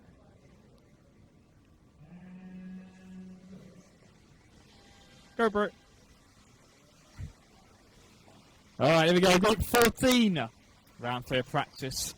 We are brought to you by Team Durango and the DEX 410 V4, VRC Pro and J Concepts, and of course the lovely people at EFRA, EFRA.WS. We are rocking and rolling, moving through the heats, and this is the final heat of the round. Group 14, round 3 of practice here on the four-wheel drive practice day. It's Thursday here in Trelleborg, southern Sweden. Population around about 30,000. For all you fact fans out there, not too far from Malmo, a former host of the Eurovision Song Contest. Also not too far from Copenhagen, the host of the Eurovision Song Contest last year. There we go, more facts for you. Facts keep on coming. Not relevant facts, but still facts. Stu wants to kill me now, I know. Alright, everyone, straight away into the 17s, basically. That's how this heat is going to work. 17-second lap times for everybody in this one. Speed out of the gates. Let's check some times. In fact, it's not even just 17s. It is low 17s we are seeing here. A 17.1 from Mr. Lee Martin. Fastest man on the track by 0.3 of a second. The next best lap is a 17.4, which is held by Neil Craig and Jorn Neumann. Neil slightly faster than Jorn. Behind them it's a 17.5 for Ronnefeldt and Honigel. 17.6 from Battier. Have I missed anyone out? Don't think so, no. Then a 17.2 from Ronnefeldt, that time by. Moves him second fastest behind Lee. 17.3 from Lee. He's got the pace, it's not a one-off fluke. Who are we watching now? We're going to watch Lee Martin, the Yokomo. We saw his two-wheel drive buggy a few minutes ago on the live stream. That link is up on my Facebook group, on James's Facebook page as well. So if you want to check out right inside Lee Martin. We asked Lee Martin to get his top off. He said, no, I don't want to get my top off. I'm going to get my top off live for you. So we looked under the body shell inside his two-wheel drive buggy, but it's the four-wheel drive buggy of Lee Martin that is fastest in that one. It is also on the RC Racing TV Facebook page as well, so just go onto there. Just go onto the RC Racing TV Facebook page. You can find everything on there. 17.1 from Lee Martin, 17.2 from Ronnefeldt, 17.2 from Jorn Neumann. There we go, back up to speed for the young German driver. Young German driver's not that young anymore. He used to be young when he started winning things. He's still winning things now.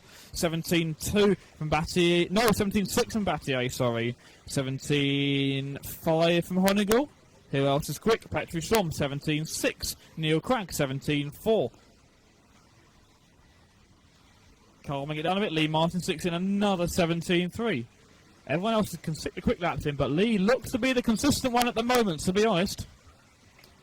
Who are we going to follow? Who we follow? I can't quite see our screen. It's Jorn Neumann, who goes past Una Hassan. He has got Upo Honigel, former teammate, all over his rear wing at the moment. Team Durango versus Team C. Durango's got a lot more left in it than C. Sliding the car very sideways. They are just throwing these four-wheel drive buggies around. Waiting for them to break almost, I think. That is the problem with four-wheel drive buggy racing to an extent. They are so fast. The crashes, therefore, are so big. As he nips up inside with a bad landing from David Ronnefeldt. Pulling away from Honigel, it has to be said. Checking the lap times once again. Anyone going faster? 17.1 still from Lee Martin. 17.2 from Jorn. 17.2 that time by from Jorn, in fact. Ronnefeldt with a 17.2. 17.3 is going to Neil Craig. And Tupo Honigel with a 17.3 as well. Super fast. We got 5 guys in with a shot of this one, I think. Lee Martin, Jorn Neumann, we thought they'd be fast. Tupo Honigel, we know he's fast. Robert Battier, that's the surprise there. 17.6. He is knocking on the door of being on this top 4 pace. Neil Craig keeps himself to himself, does the talking on the track, and is doing the talking at the moment. Neil Craig with a 17. Lee Martin puts in a 17.0 that time by. We are verging on 16-second lap times. 17.0 from Lee, 17.2 from Jorn, 17.3 from Hupo, 2 from Ronnefeldt. Oh, Lee called catching a pipe there. That was a terrible lap for Lee, and it was still below 18 seconds. Shocking stuff. Last few seconds here for the final group. Round 3 of practice at 2014 European Championships. Lee Martin is the man with a 17.0. Anyone going to go quicker on these last couple laps? Let's find out as time expires. The guys are going to run one more lap or pull their cars off. Anyone else going to complete a lap? No, they are not. Lee Martin 17.0. Getting the job done in practice. Next quickest will be... No, look at that. Final lap. Jorn Neumann matches his time with a 17.0. Left it until the end, and then stacks it off the jump. Stylish. As Gerd despondently wanders over to pick up the car. If Jorn just driven it round, he could have picked it up and not had to walk across the track. Has he got his GoPro with him? No, he hasn't this time. No GoPro for Gerd. Some people asking if Gerd is Jorn's dad. No, he's not. He's just the mechanic for Team Durango who has been helping Jorn for many, many years and involved in the design process for Team Durango. Designed the very first Durango buggy, I believe, and helping Jorn out here. It seems to be working as Jorn matching Lee Martin's time. 17.0 for both those two drivers. If you thought the battle was hot in two-wheel drive, it's still going here in the four-wheel drive event. That was Group 14 in round number 3. I think it's time for a quick lunch break as Jorn chats to Gerd on the track, and they some foot tapping going on there. Don't know if that was a bit of dubstep dancing or if it was looking at the track surface as DC gets involved in as well. I'm going to have some lunch. We'll be back a little bit later on with more action here in Sweden at the four-wheel drive off-road Euros, thanks to Team Durango, the GEX 410 V4, to VRC Pro, J Concept, and of course EFRA. We'll be back later on.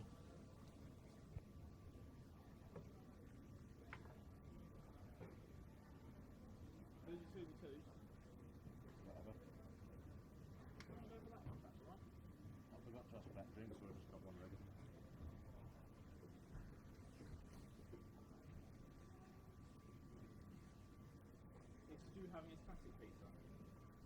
Yes. The usual. The now usual. Steak without steak. Steak without steak. Well, it is also without steak. Steak? I was mathematically correct? No. Correct. No. Hey.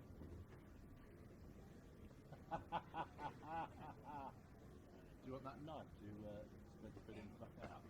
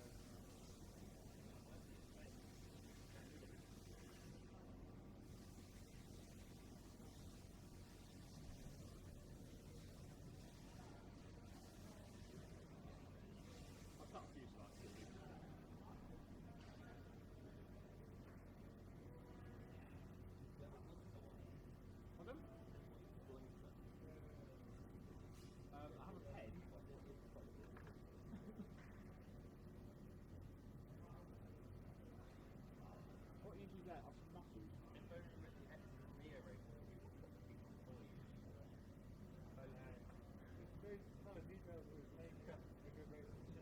mean, it's difficult though, because Nero is one of the best races, probably the best race in the world. You want something. Pardon? You want something. You have to.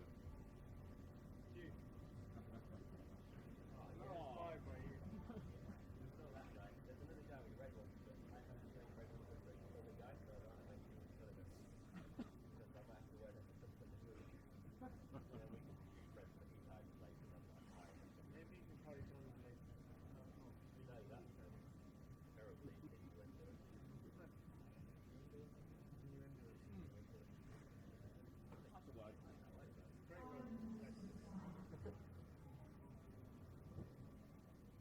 This is pretty good, this is, I have to say. What time?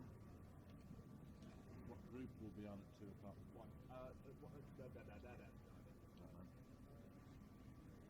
They're breaking now. Then 10 break thing. So they'll be back in 2 or 3 then. 4 maybe. 4 or 2 o'clock.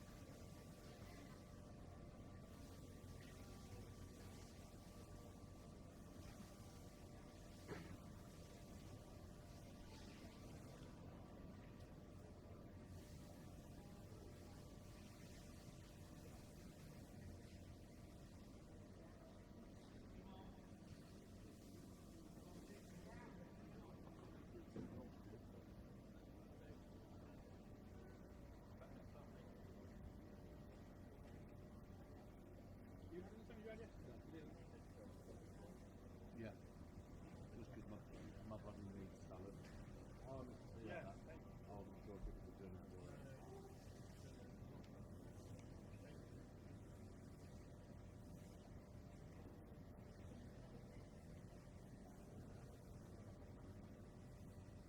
Do you fill those out or do you give them to people to fill out? Someone might say, like Lee Martin. He actually writes things down. I know Yeah, well, no, some of them like Renault's quite funny, like notes, learning a track still. Like Uber's no notes, but there's some of these where I mean, it's in there and interesting.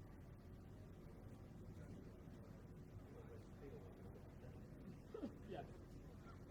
Thank you, I'm glad. Were you thinking the same thing? Yeah. Unlike Skipper, isn't it?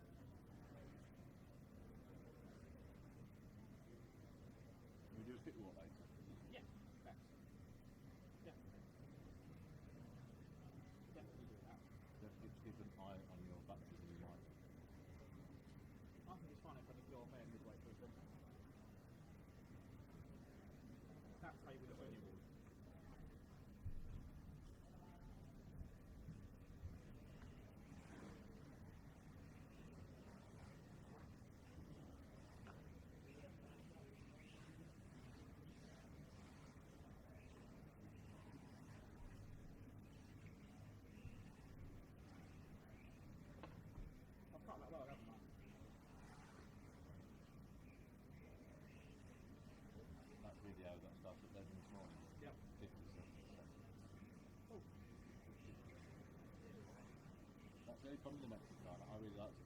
Boy, has it got some fatty, meaty, muscle in it. I'm just looking at the metal about myself.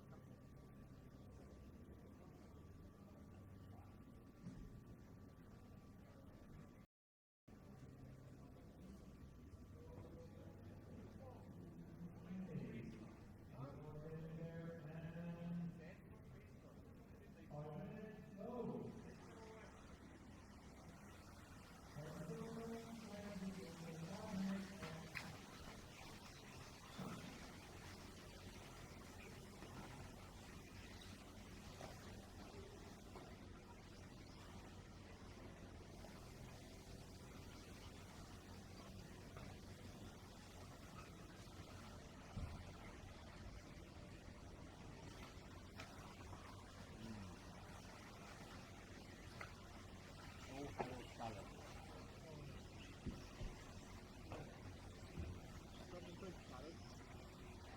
Eh? You got some French salad? You don't. Your thing is, I have lost weight this week. You've lost weight this week. How? Well, these guys are up and down.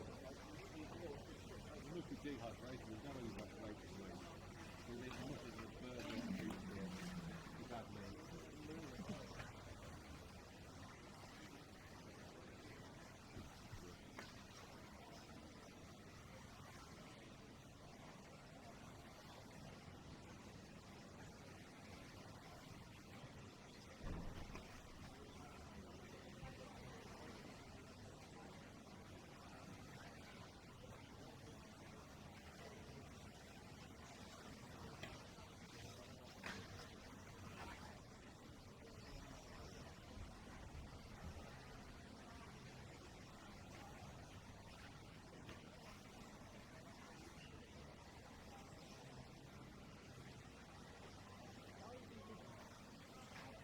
Nothing is first. I like a teaspoon of circle like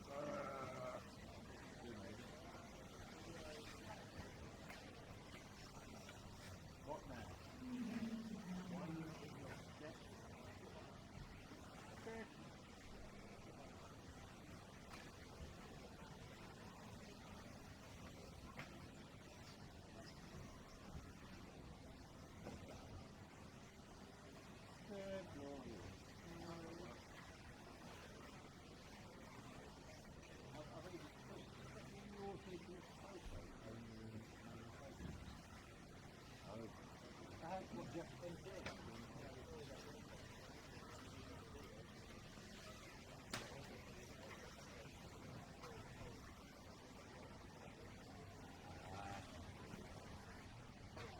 I see.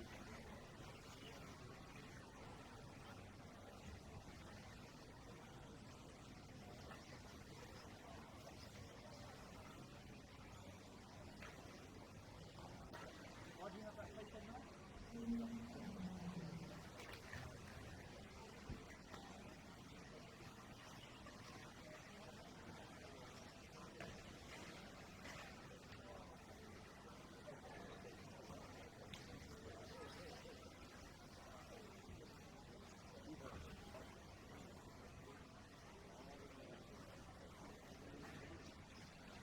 What is this place called? Oh, yeah.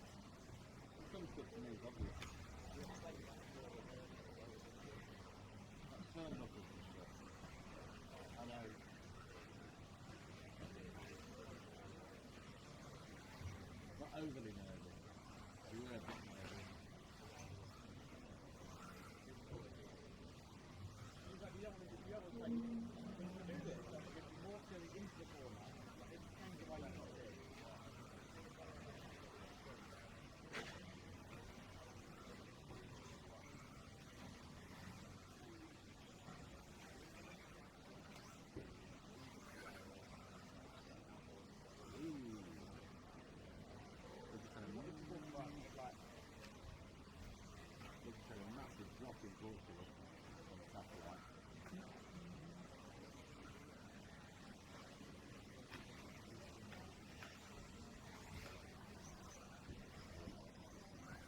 Shall I send stuff over to Nick now? I don't like that kind of angle. Oh, you're a bit loud. All the thinkings and things about that too loud. I have one comment. I didn't think in a minute ago, and there was no sound at all, even like the effects mic. The wheels rubber. Are they a lot thicker? These. They're basically the same as, well, they're made the same way as if you've got a plastic wheel. Then,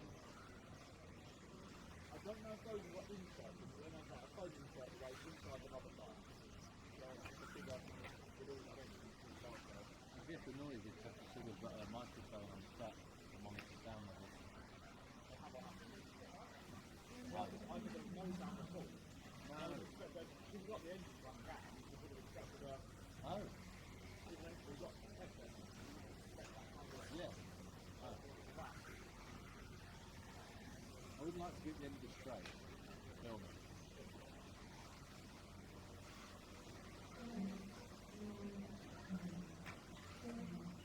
You've got such a long shot down to the far left as well.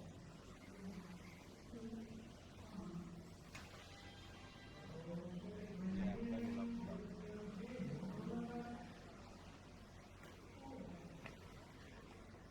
That's right.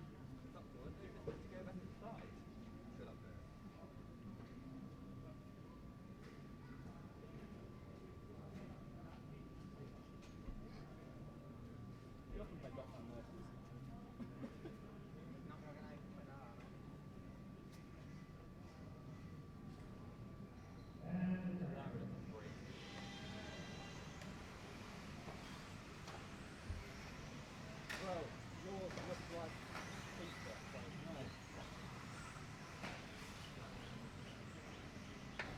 I think it last scale's not that popular then. We've not got a single sponsor for it.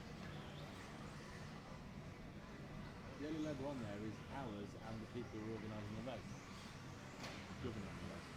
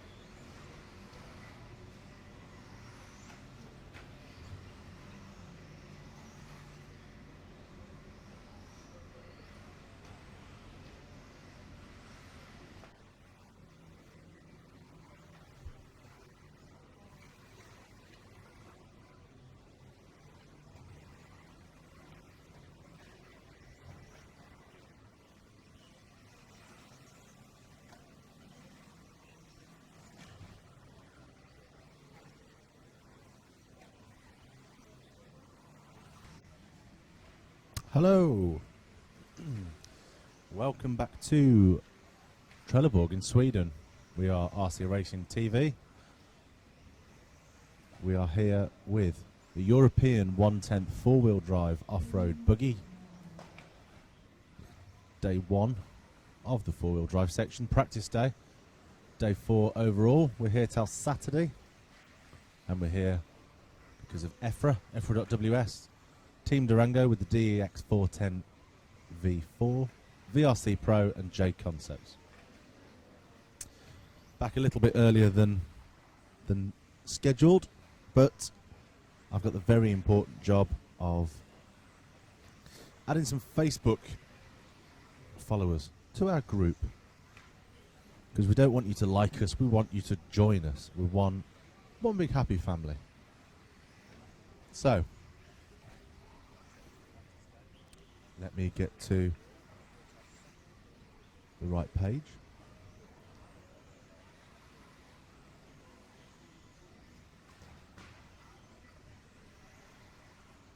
Okay, without further ado, first person in, Joseph McLaughlin. Only member of one group. Well, I'm glad that we're your second group. Welcome to RC Racing.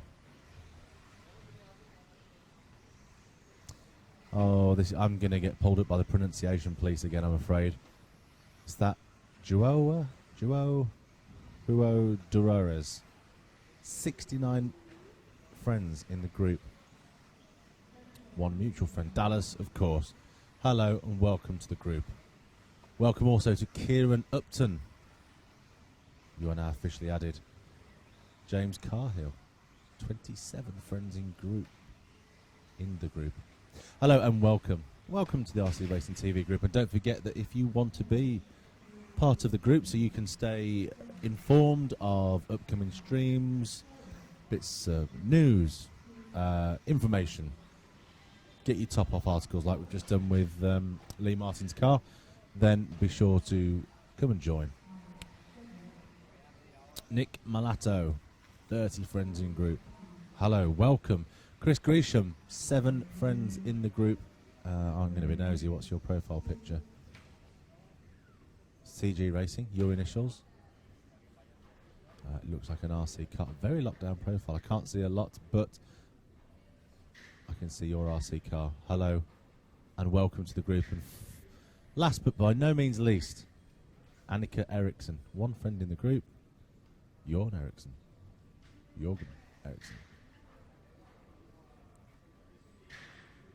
For your profile picture, you have a picture of a bird. Hello, and welcome to the group. No more people waiting there to join.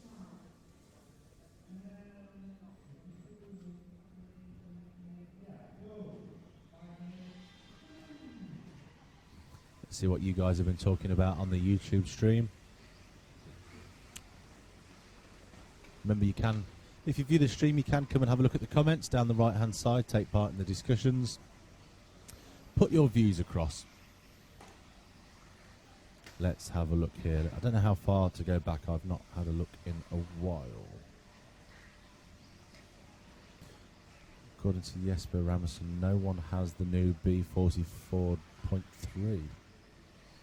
Shame, it would have been nice to have seen it in action.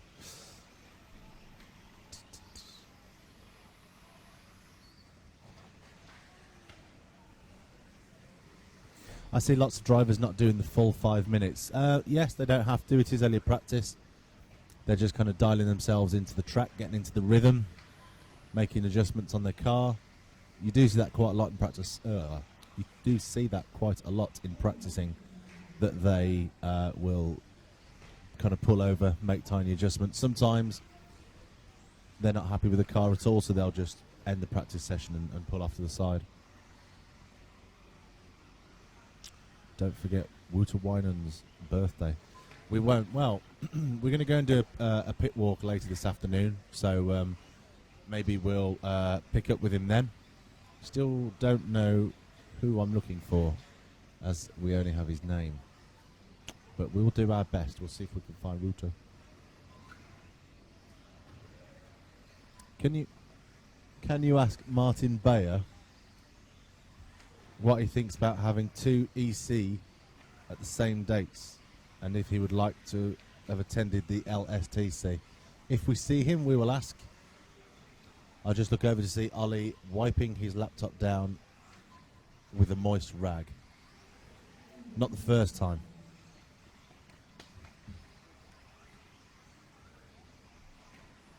Are there many drivers on the Durango 4-wheel drive?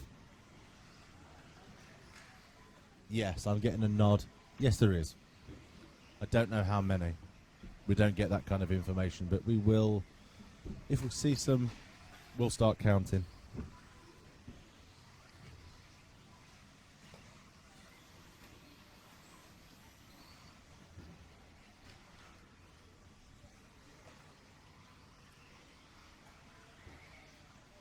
We are going to go through practice round 4, and we'll follow the rounds all the way up to Group 14, which is our top drivers.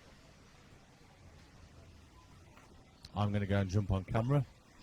Stu's going to go and be creative. Ollie's going to jump back on the mic. And then once we've seen the round 14, the top guys will have a shift around again, and we will announce the competition. And then, should we go for a wander with the camera? See if we can go and get some feedback from the guys in the pits, and see how they're finding today, see if how they're finding things compared to the 2-wheel drive event, which obviously ended yesterday.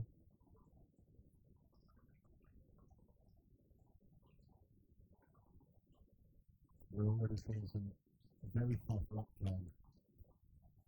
This is going to show you that there's after the 4-wheel drive more than these vehicles with more grip and speed.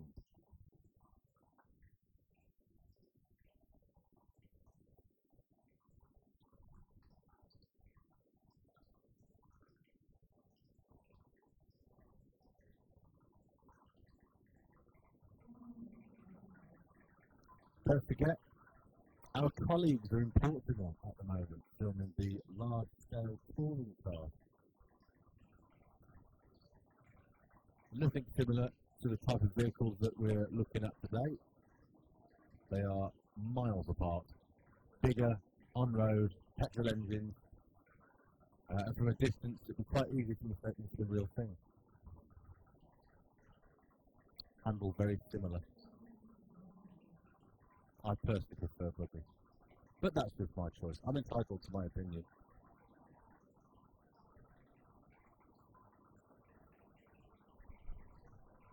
Very quiet in the chat room at the moment.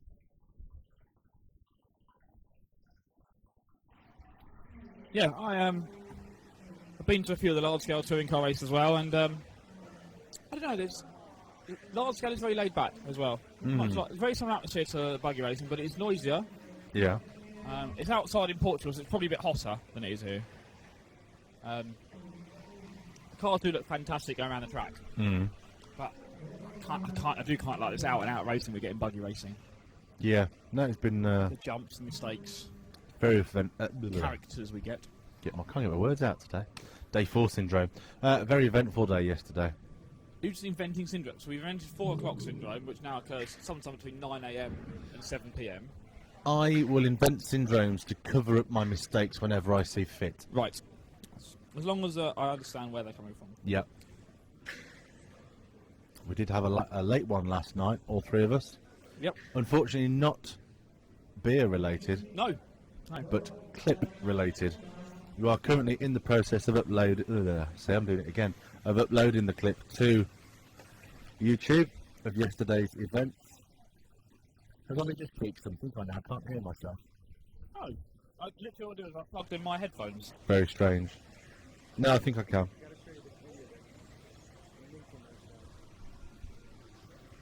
So.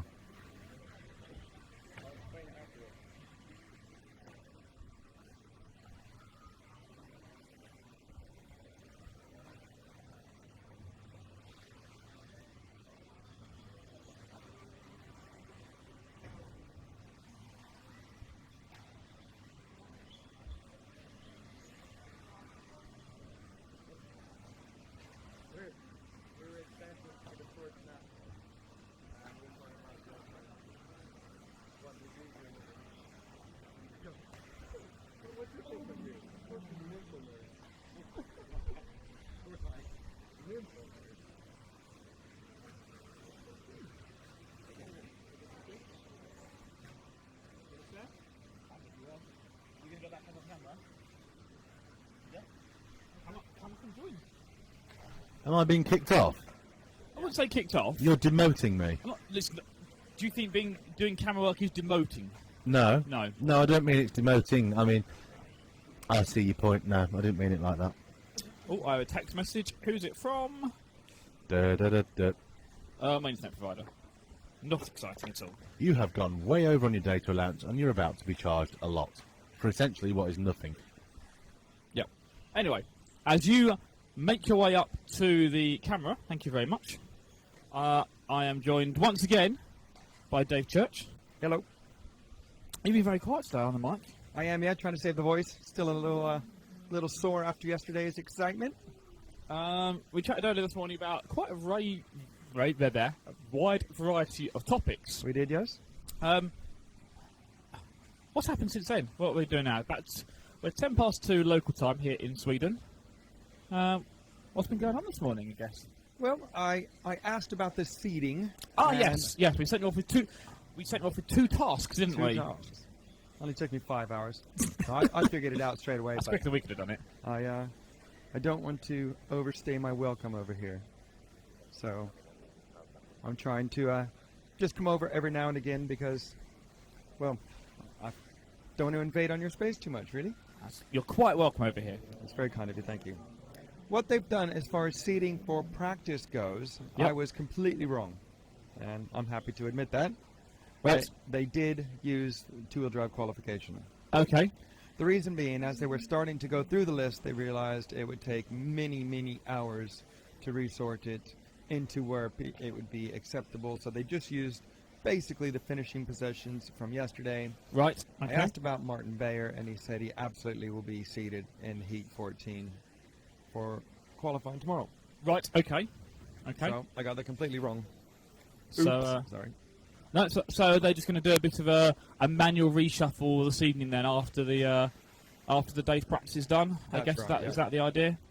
It is, and they'll also look at anyone putting in really good laps, or if they look at each heat and there's Yep. one or two cars that stand out that their lap pace is a lot better than another one, then they will put them in a more appropriate heat. Okay, so they're actually applying what we call the common sense rule there. Yeah, funny enough, yeah.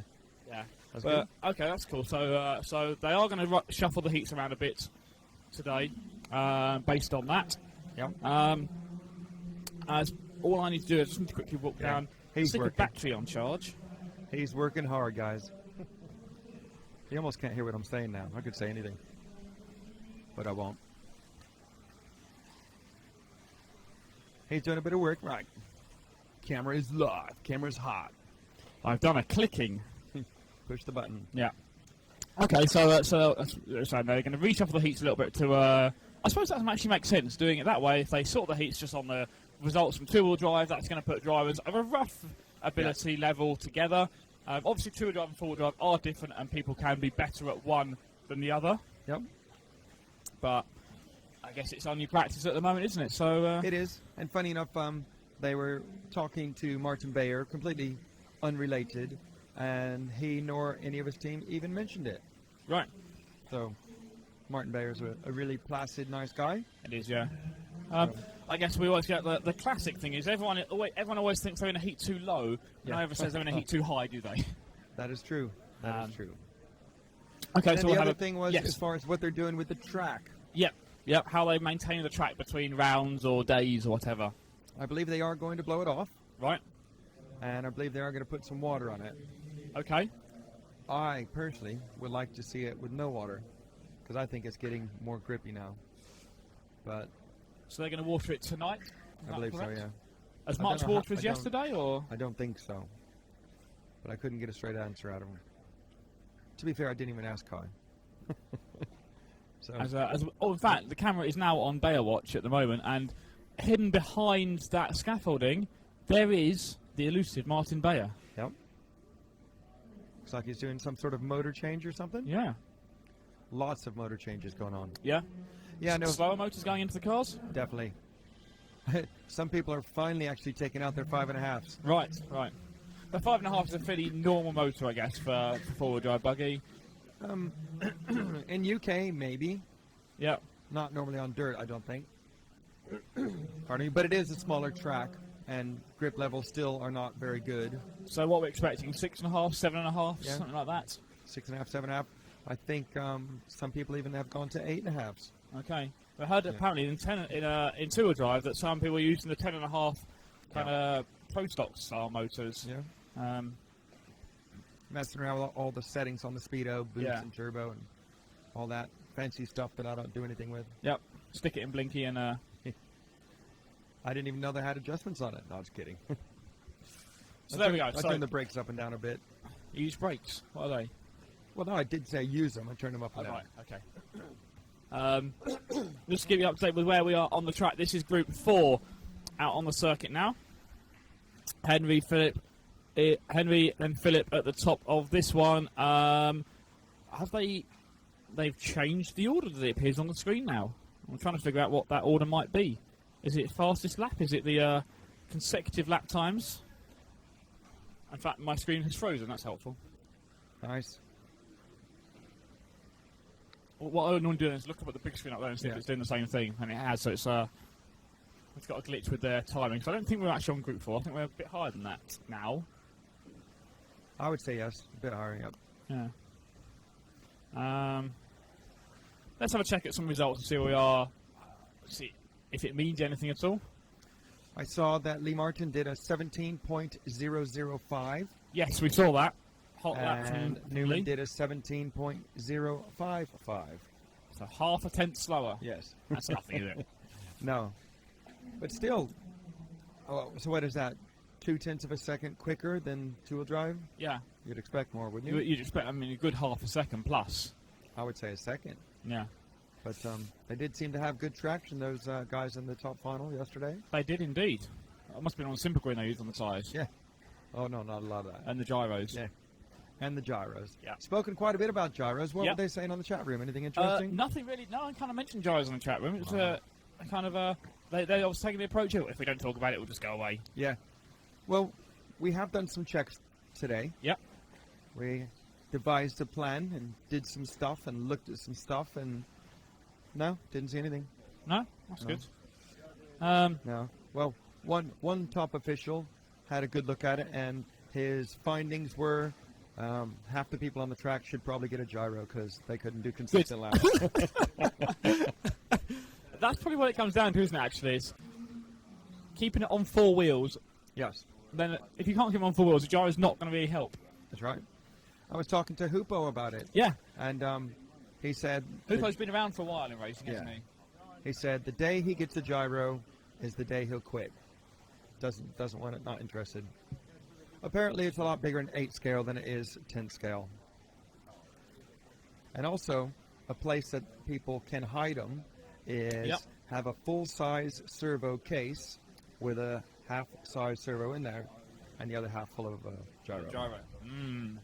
Lots of sneaky ways around it, possibly. There is. Let's talk about some of the times, though, Okay, as we're good. looking at them. We've got here, this looks now like the list we've got in front of us is sorted on their best 10 consecutive laps. So Right. Yep. about a 3 minute, that's a rather odd way of doing it. But it gives us It an is. order to talk about anyway. Okay. And that says Lee Martin is the fastest person, followed by Jon Neumann, Neil Craig, Hoopo, Petri, Martin Bayer up to 6th. Yeah. Good. So, yeah, showing a lot more pace than he was in the two-wheel drive. Yeah. Michael Orlovsky, 8th overall. He's been a regular A finalist on the EOS series. He has indeed, yeah. The youngster, Polish youngster, up and coming. Yep. For Team Durango. That's right. Another X-ray up there with Miguel Matias in 9th, and Una making it into the top 10th as well. Wow. Impressive. Who else we got? Ronald Felks showing 11th, Cockerell 13th, Daniel Kobovic in 19th, Robert Battier in 21st. Renault Interesting. Savoia 23rd. Oh, that's a good battle there, isn't it? Robert Battier versus Renault Savoia. Yeah. 2 That'd 1/8 be great. scale specialists, you'd say. Yes, definitely. Look at where's Ellis? 27 for Ellis. 27th for Ellis. He was struggling this morning. He's Yeah. doing a lot of changes to the car at the beginning of the day. He said he just didn't have any grip. Felt exactly like his two-wheel drive. So, But clearly his time is showing better. yeah, maybe it is. I mean, it's the lowest I've seen Ellis for, well, Ever?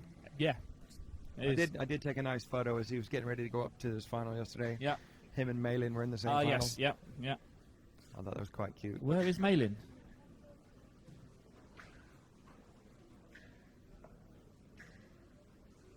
We're just having a look. 83rd at the moment. Bit below where I think she would expect to be. Yeah, I think so. But so it's sort of everything on the 10 consecutive laps. So good 2/3 of the run, something like that. Yeah, If you make any mistakes in that, then you're going to be down. it is. We'll see how that develops, I guess, through the last 3 rounds we've got today. We are halfway through round number 4 at the moment. Lots of these guys, it's round 1 and round 2 time still being counted, as well as some round 3. So almost an indication that the track hasn't got a lot faster. Yeah, it's well, very interesting to see what's happening. I would have expected a lot less crashing over the jumps, but a lot of people still coming up short on the jumps. Yeah. I think it does emphasize how important it is to down ramp. Because Yep. speaking to some drivers, if you don't hit the down ramp, i.e. overshoot it, Yep. obviously you know what Yep. happens under jumping it, then you're completely compromised because the car already is off balance, it's not turning again, you've got to slow down and turn in, where if you land on the down ramp, you can actually start turning the car as you're going down the down ramp. Yes.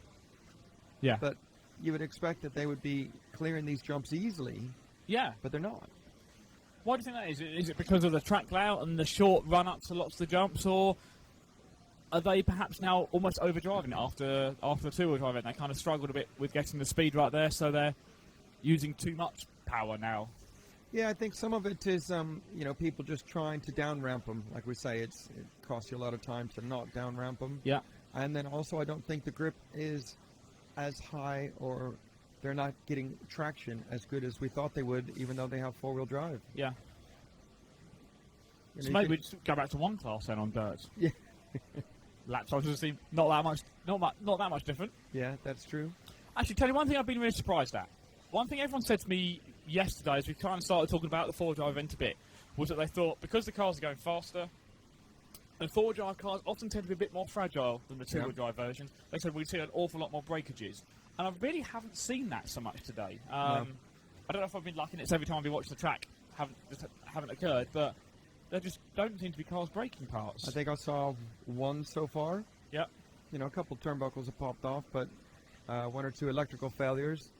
But one broken car. So I think because the dirt is soft, although it is hard packed dirt, you can see if a car lands too nose heavy, a chunk of dirt goes flying out. So it's not necessarily as hard a landing as if, say, we were outside and it was baked solid. Right, yep. Or like on a concrete corner, maybe in the UK when they turn upside down the shock towers and stuff, dig in. If they land heavy on a corner, the dirt's given a little bit. It's still a little bit spongy underfoot as you walk around. That's a very good point, actually. Yeah. Let's talk about the surfaces of different surfaces of tracks we have. Okay. You've raced on a few different surfaces: dirt, Astro. You mentioned concrete there as well. Obviously, the AstroTurf and carpet tracks give you a lot more traction. Yes. You drive the car very differently. Dirt tracks, as we're saying here, tend to be the lowest traction. They do. But we've also seen in the States, fairly recently, them start to sugar the tracks as well. So actually, put actual sugar down and then water that into the surfaces, so it increases the traction of the dirt that way. What's your thoughts on taking that approach to increase traction? I know there was some talk after WOP as to whether they might then think about sugaring this track. Yeah. I had spoken to someone who had spoken to, I think, the guy from AKA, Mark Pavitas, who had come over. Yep. And they said sugaring a track is no good indoors. Okay. One of the main things is it puts off fumes as the sugar starts to decay, and it actually makes people nauseous. Okay. Another way that they get the sugar to be so grippy on an outdoor track is after they soak the surface, they actually get a torch on it and burn the surface, which bakes the sugar. So evaporate cooks the it in. water residue that's left and bake the sugar in. As we're indoors, probably not a great idea to run around with a flamethrower. Yep. But I think what it has shown in America, or anywhere they have used it, is higher grip racing can be just as fun. Mm-hmm. I'm not one to be pro one way or pro another, saying this is better than that. It's whatever you like, really. Yep. I think for the lower standard of drivers, like myself, compared to the A finalists here, obviously nowhere near as good. Yep. More grip is more fun for me. I feel more in control of the car. Yeah. But I yes, think that's true in every class, to be honest. I mean, from my on-road racing background, if you go to a track where there is a lot more grip, the car does feel a lot more nice to drive because you're focused then on driving the car rather than trying to dial the grip in and go, I just have to be really careful on how I drive that corner there. I can actually drive the car and worry about the car much more. So I think at the Worlds last year, they were saying the grip was insane. Yeah. Absolutely insane. But I do think a lot of other countries around the world are looking now at AstroTurf or carpet tracks. Mm-hmm. It's so much less maintenance than something like this. Because obviously to get this like this has taken many hours. Yes. And then you have to maintain it, and there's lots of holes forming here where the dirt is settling, and obviously as it's wet, it's swollen, it's drying out. Now it's been here for 2 months, I suppose, and it's shrinking, and the core of it now is drying underneath. And you can see some cracks in it, as you can see across here. There's a nice crack forming. Yep. It's not affecting the cars and the way it's performing. But to get it back to a nice smooth track again means they got to come in and chew it up. So they got to like rake the whole surface, put more dirt in it, and pack it back down again. Right, okay. It's a lot of work. In the UK, when you get a Astro track down, it's very low maintenance, and it's easier to take care of. And in days like we are now, where it's more and more difficult to get people to give up their time to help out, everyone has busy lives. Yeah. Less is more, so less work is more better. That is a very good point indeed. But I think it's interesting that, they put AstroTurf at the Itabi Arena. Yes. And from what I've heard, the attendance of your average racer has skyrocketed. Okay. That's Probably good to hear. just a bit easier, The average Joe racer is having more fun when they can drive around without sliding everywhere. Yeah. We also occasionally have some grass tracks as well, don't we? Yeah. How does that fit into the kind of the scale of things with grip and stuff? I think it's mostly medium grip. Okay. A lot of old-time racers or, old-school racers from the UK really, really like grass. It's where they cut their roots on, and that's what they used to race on a lot. Yep. And it's another great surface. I'm a great advocate to race on all surfaces. Grass is... Yeah, go on. I was going to say grass is fairly medium grip. The tires, the power the cars have now do destroy grass tracks very quickly. Yeah. And also to keep a grass track in very good shape is high maintenance again. Absolutely, yeah. I mean, I guess, simple terms, really, a grass track at the top level is still just turning up to a field and running on the field with jumps or whatever that are built into it.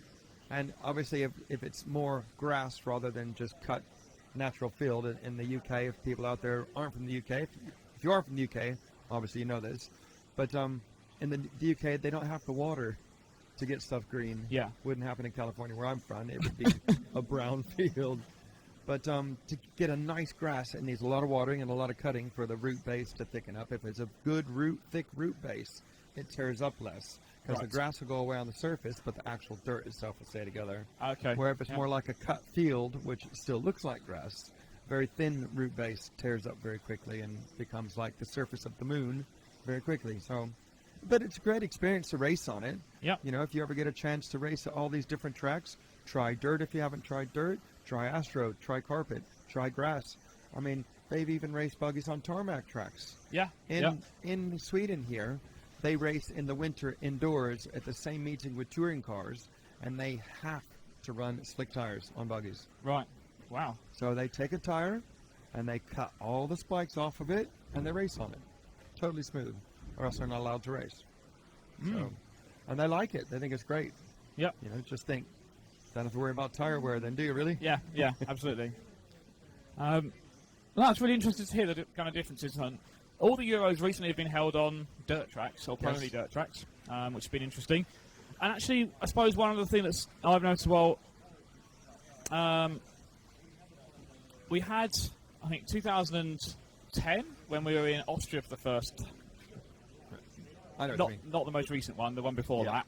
That was on I guess you would say a 1/10 scale bucket Yep. track, and the ones that have all been on 1/8 tracks that have been shortened Yes. or converted. And we're now on to what you can describe as a 1/10 track, but everyone Yep. is saying is still a relatively small size track. That's right. Does that make a difference, do you think? I do. You know, being an older guy on an 8th track, it is a lot bigger. And oftentimes there's bigger infields, even if the track width is very similar to a 10th scale track. So when your car is in the far distance, it is definitely more difficult to see. I've raced on quite a few 8th tracks. I mean, I even did the Worlds back in Japan on an 8th track. I did quite good, I thought. I think I had like a 38th in round. But Pretty good. yeah, I got lucky. I had a really good chance of doing Was that the better. one where they had to clean the track with sponges and things? What I'm talking about, or Just trying to think. It was the same year that the Euros were in Finland, so I think that was 2007. when did Tebow win Yeah, he did, yes. his first world I think title so. there? Yeah. I think so. I can't remember. That involves having a memory. But I think it's nowhere near as good to rate the 10th car on an 8 scale track. It's harder to see. The jumps aren't normally as good. You know, I appreciate that it's difficult to get tracks that want to host these events because it takes a mammoth amount of work. Yeah, yeah. So you got to kind of go where you got to go, but I guess in prefer a 10th style. way, perhaps all the 8 scale tracks are a bit better off in terms of facilities because they're able to cater Often, for yeah. 2 classes and therefore almost double the amount of income they can receive or Yeah. whatever. Yeah. But no, it's great to be back on a smaller size track. I and, think so. And of course, next year we're going up in the UK for the Euros Right. at Robin Hood Raceway, which is another dirt track. It is. So I know dirt tracks aren't very popular in the UK. So how has Robin Hood managed to build a very good European quality dirt track then? I think the main driving force behind that is James Helliwell, the owner of the track. He's a farmer up there in the workshop area, and he had some land, and I think there's been a track there for a long, long time. I don't know how long. York Club used to run from there. Okay. I'm guessing for maybe as long as 15 years, maybe even a bit longer. They had a track there, Right. and he was going to put a cover over it. Oh, really? Yeah, I believe he had the funding in place, had it all drawn up, and the council said no. Oh, right. Couldn't get planning really permission couldn't for it. get planning permission. That's. And you just think it's in the middle of nowhere. No houses can see it, nothing. But they said no. Wow. I can't remember the particulars behind it. I think there was local objection to it or something. Okay. Something crazy, whatever it was. But James Helliwell has put a whole lot of work in there. Great facility. And he was the driving force behind it. I think James is still in the learning phase about how to care for a dirt track. Right. And I'm saying this only as I have knowledge of that. I have no clue on how to maintain a dirt track, Yeah. so I don't want anyone to think I'm trying to speak against them. But he's rapidly learning. You know, he's asking a lot of people a lot of right questions, and they're trying different things That's good. on Yeah. how to get grip into the surface. I mean, I've raced there once, and the grip is very good. I heard last year the grip was not as good, Okay. but they're trying different things and Yeah. learning. So, yeah, it's Good. really good. But you know, all credit to James Helliwell. And he's got a great team around him. There's a lot of people. I was up going to there say, that are it's, very it's got to be a enthusiastic. team of people that's involved in that. Yep. So we look forward to heading up there in a year's time. Yeah, I think For you'll this be there. event. Pardon? I think you'll be there. Do you think I'll be there? Well, RC Racing TV, hopefully. I'm you. pretty sure it will be. We'd love to be. I saw some information earlier, and your name was on the list. Oh. Well, wait and see. I'm pretty sure we will be. But, I mean, they wouldn't send any other crew now, as you guys are doing such a good job, would they? I would hope not, but thank you very much anyway. That's good. No, I really enjoy doing this event. It's quite weird actually to be indoors. I'm not. It is. It almost doesn't feel. I don't know. It feels a bit different for me. I mean, I can look at the outside Yeah. through the door I over was just there. looking, saying it just- is sunny, isn't it? Yeah. That- I mean, last week to that's have an the outdoor first race. daylight I've seen all day. Well, since I've been here. Yeah. But no, But it's- it is hot in here. It is, isn't It's it? very humid in here. Lots of very moist people. Obviously, yeah. Not But in a nice 100 way moist. Probably 200 people in the pits in total once you add in all the mechanics and their dads and the helpers. And then you got the chargers and Yeah. everything going. Tyre warmers. Additive compound. No, Yeah, sorry. no, none of that. But yeah, it's good. So what's happening in the chat room? Let's have a look. See Let's what ha- yeah, people are that's a good saying, idea. please. Let's us have a look. Anything saying anything good? If you want grip, go on road. Go on road. Yeah, Marco's saying, yeah, if you want grip, go on road. It's kind of not the point, is it? Well, he's Oh. entitled to his opinion, and I respect that. So what, should we race buggies on road? Is that what he's saying? Maybe. I know it's not, but I just No. thought I'd provoke a... As long as it's the same for everyone, slippery track's okay. I think that's a really good point. At the end of the day, the Yeah. track conditions are the same for everyone. You run a control tyre, everyone's got the same tyre. Yeah. That's absolutely true. I mean, it is clearly noticeable when the people that run on AstroTurf mainly go to a dirt track. They don't do as good. Yeah. And then I think it was 2005 at the European Championships in France where it was on grass kind of with like mesh in it. Right. I think 8 of the people in the final were from the UK. Right. So clearly the people that race on Astro or grass are better at grass, and people that race more on dirt are better at dirt. So Which is kind of what you'd expect, really, yeah, isn't it? It is. Interesting. I had a chat with Mick Cragg, Neil Cragg's dad, earlier on today. When I was walking around the pits, he said actually the reason he thinks that it took them to get up to speed wasn't learning the track and Yeah. learning the conditions. It was actually learning the car. Right. Because obviously they're used to racing the B5M, the mid-motor Yes, car, yeah. and obviously running the rear motor car, the standard B5 here. So wasn't anything about the track that particularly caught them out. It was just the fact that it wanted more time with the car. Doesn't matter that the surface would be different. They think retrospectively they would have gone back and gone, right, we're just going to run the car on a dirt track somewhere for a couple of days just to get up to speed with the car. Yeah, makes sense. Makes sense. So, no, that is very interesting. I mean, because obviously Neil won the world championship in a very similar car that he would have been driving yesterday. Yes. Yeah, that's It's true. not changed a whole lot, has it? I don't think there's massive changes on it, no. But just making a comparison, obviously, I don't really know, but yeah. It's a really good point, actually, yeah. So, it's been a I'd while say since he's won the... He's not driven with a car like that since who knows when. Maybe the Euros last Would year. have been in the Euros last year, probably. So, it's not many dirt races those guys do, unless they go over to the States. Exactly. Or do the Opel race up at Robin Hood. But what I would like to see would be a more fair balance for the European Championships and the Worlds. Like I say, I'm pro RC. Yeah. You want to race on dirt, on road, grass, Astro, whatever it is. I really do like the sports. But why not having, maybe alternate years or 3 years on dirt and then 3 years on Astro or 3 years on carpet?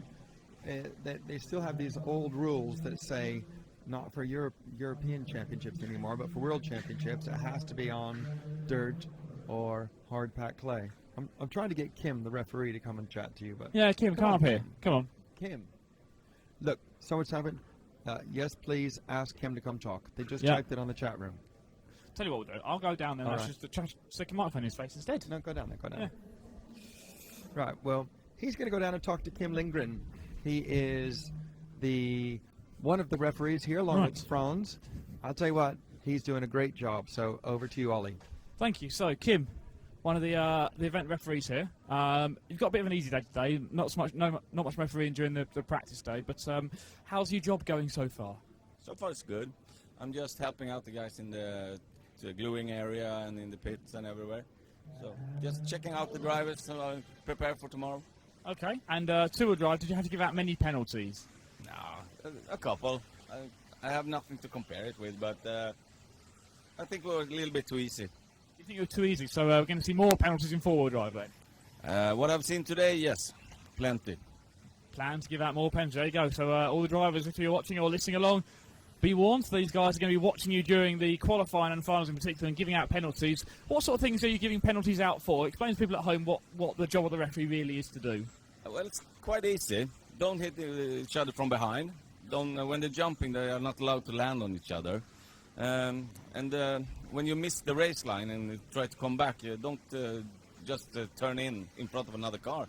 That's quite simple, but it's really hard when you're standing up there and try to perform your best. Absolutely right, yeah. So that's the key things are obviously don't drive into anyone else. Take care on the landing of the jumps. I mean, it's a very tricky track, so are we seeing lots of drivers making that mistake over the jumps? Some are having more trouble than others, of course, and some corners is much trickier. After the triple is one of those, it's real tricky. One guy goes tight and the next one just plunges into him, so that's those things.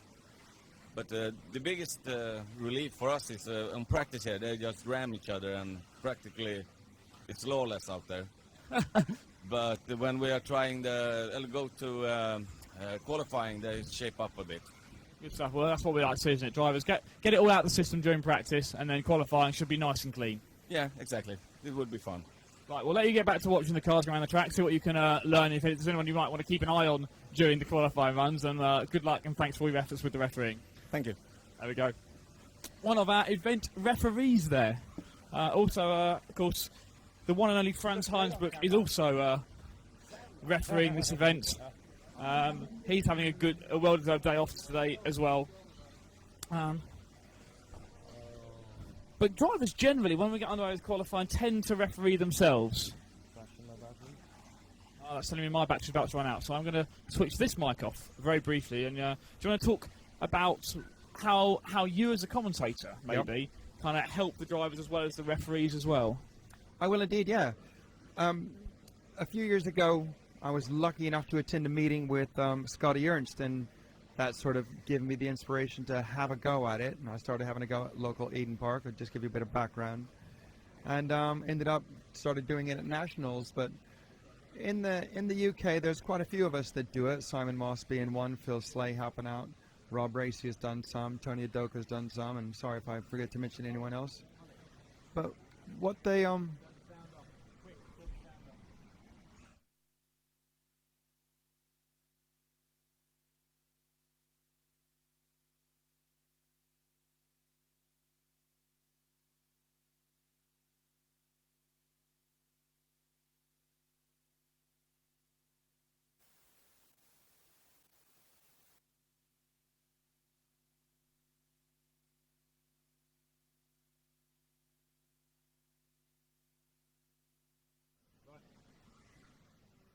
Okay, sorry about that. Bit of technical issues here. We're sorting that out. Right. So I'll explain a bit about how I try to help people when I'm commentating.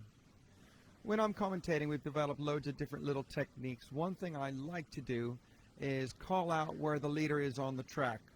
So like if the leader's going onto the main straight, I like to say, obviously, leader coming onto the main straight. And then that would mean that if someone's at the end of the straight, they know that the leader's coming, and that way they can be prepared to move out the way, and it's faster for both of them. Also, you know, if someone crashes, you try to let them know there's a crash so we don't have two cars colliding. It's all these frantically putting batteries back in. They'll be back on in just a second. In the UK, that we use a different timing system than they are here. We use BBK. They have RCM here. And in the UK, it shows where the driver's going in round. So we like to try to give information about their quickest lap times and where they're going in round and what their forecast or what we call predicted run is going to be. Oh, I think I should be back now. That's a bit loud. Sorry. How's that? That looks okay. Good stuff. There we go. All right. Go. That was hard to fill in. I'm definitely much better as a sidekick, not being the main man, I can tell you that much. Yeah, so we're saying that referees and commentators there to help the drivers out is the key thing, isn't it? Just, it is, yes. Get them through the races, and that's the most important thing. That's what they're there for, to help people out. And I think that's what people often forget, is the referees and officials are just there to help the drivers. They don't want to be giving out penalties. It's not like they get an extra bonus for every penalty they give out. Exactly. Exactly. In fact, I'm in a more luxurious position than the referees are, because most of the time people are happy that I'm helping out, or most of the time they're unhappy with referees for what the referee has to do. Yeah, referees always get the bad stick there. Hi, William. How you doing? How you doing? What else we got on there? Anything else? Just quickly checking the chat room before. So we're getting towards the top few heats now as we move into heat 11. I've not seen any predators here. No? No. No, have we seen any predators for the last few years? Probably not so much. No, not heard much of them. I know Lewis that used to own them, but to be honest, I don't know what they're doing. Shane was I have one, actually. Do you? I've got a brand new one that's never been built. Never been built? Yeah. Maybe that'll be worth something one day. Maybe. I'll tell you what else I've got. I have a brand new in the box with a cellophane on it, double X4 Worlds Edition. Wow. Yeah. Wow, double X4. So that's from quite a few 25 years ago. It was a re-release of the Worlds Edition, but Yep. it's still in the cellophane, brand new. Wow, there you go. So, That's it. why is it still in the box? I just bought it as like an investment. Right. I think I was 225 quid. Maybe in 20 years it might be worth 1,000. Someone wanting to relive their youth Their and have one. childhood. Yeah. Yeah. Okay. Anything else going on there? I don't really think Well, I there could is. say to William, Yeah. William's listening. He's been attending all the UK nationals along with Derek McCluskey. Sorry, my throat's still not working right. They come over from Ireland to the UK and are Okay. doing all 6 nationals. That's pretty cool. We have Michael Bolger here this weekend, and William, I have had a good talk with Michael. Yeah. But everything's okay. Yeah, it's all good. Right. We'll leave that between you three, shall we? Yeah. It might wind William up a bit, so I think it's funny. Okay. Never mind. But we could tell William to focus more on driving and not so much on setup. Right. Okay. That'll wind him up as That well. wind up, will it? Yeah, yeah. We do have. We I mean, I do think both driving is probably the key thing. I mean, unless you're already kind of up there, It into is. the A final, then probably driving is important rather than setup. Yeah. I'd agree with that. Setup is important. I mean, I could give you extreme examples where William and Derek work on their setup a lot. Right. And they're very focused on it, and they're Yeah. very good at it. If you take Alex Springer, which we all race for the same team, Team C, Alex Springer is very much like me. He doesn't change very much. Okay. But, they're both better drivers than me, so I'm not trying to make a comparison. But they both go very well with what they choose to do. So, Yeah. no, they don't do that. What's that? No idea. All right. No idea. We get a lot of random stuff. Quite a few bits like that. Yeah. Cool. Right. Should we check out some racing then? We can do, yeah. If we've got some timing That'd be going quite on. cool. We're getting near the top heats now. I see Ellis has just gone out, and I had a quick look on the screen, and he only completed 4 laps, so that's Oh dear, bad. that's not good, is it? No. So Ben Jemison fastest, topping the times in this one at the moment. Wow. Yeah, Ben- you are surprised Ben- with me. Well, I mean, wow, good. Ben lives not too far away from Robin Hood Raceway, Okay. where the Euros are. Ben has driven on the dirt quite a bit in the UK, and of course Right. he's traveled around the world. He did the Worlds. He did I'm not indeed, sure yeah, if yeah. he went to the Cactus this year. I don't think he did. Okay. But, I mean, he's been to a number of He goes to abroad, if lots you of will, races. dirt races. Yeah, That's right. yeah. Yeah. So maybe when we go back to Robin Hood Raceway next year, we could be looking at a double European champion in Ben Jemison. We could do, yeah. Probably That'd not. be good. Though. Yeah. We might well, I don't know. No. No. Okay. It'd be cool. It's a shame Ben can't hear us now, isn't it? It is. Yeah. I'm sure everyone will tell him about it. Someone will tell him, won't they? Yeah, yeah. And we've not called him any names this weekend, have we? Not properly, no. No. Well, not on air. No, not on air. No. But let's look at Simon Moss. I know he was here early. Both Simon and Tom, Yep. Tom Cockrell, were here at 7 o'clock this morning working on Really? their cars. Yeah. Wow, that's dedication. That is. I was watching them. I sat next to Tom, watching Tom and his car preparation. It's just amazing. I mean, they do take the car completely to bits Right. just to clean it. Okay. Just make sure everything's Yeah, moving properly and. exactly. I don't take my car apart ever. Only when it breaks. But yeah, incredible dedication to be here first thing this morning. I believe Tom didn't even drink any alcohol last night, not Wow. a drop.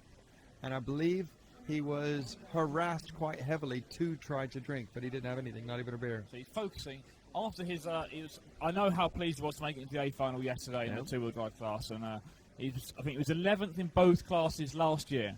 So Yeah. his aim was to make it to improve on both those, which mean 2 A finals. But that is a really tough thing to do, make It A is. finals at European Championships. And And if you consider that when we go back to the conversation we were having about the more time you spend on dirt, the better you are, Yep. Tom has been traveling quite a bit the last couple of years, going to loads of He different has, yeah. tracks.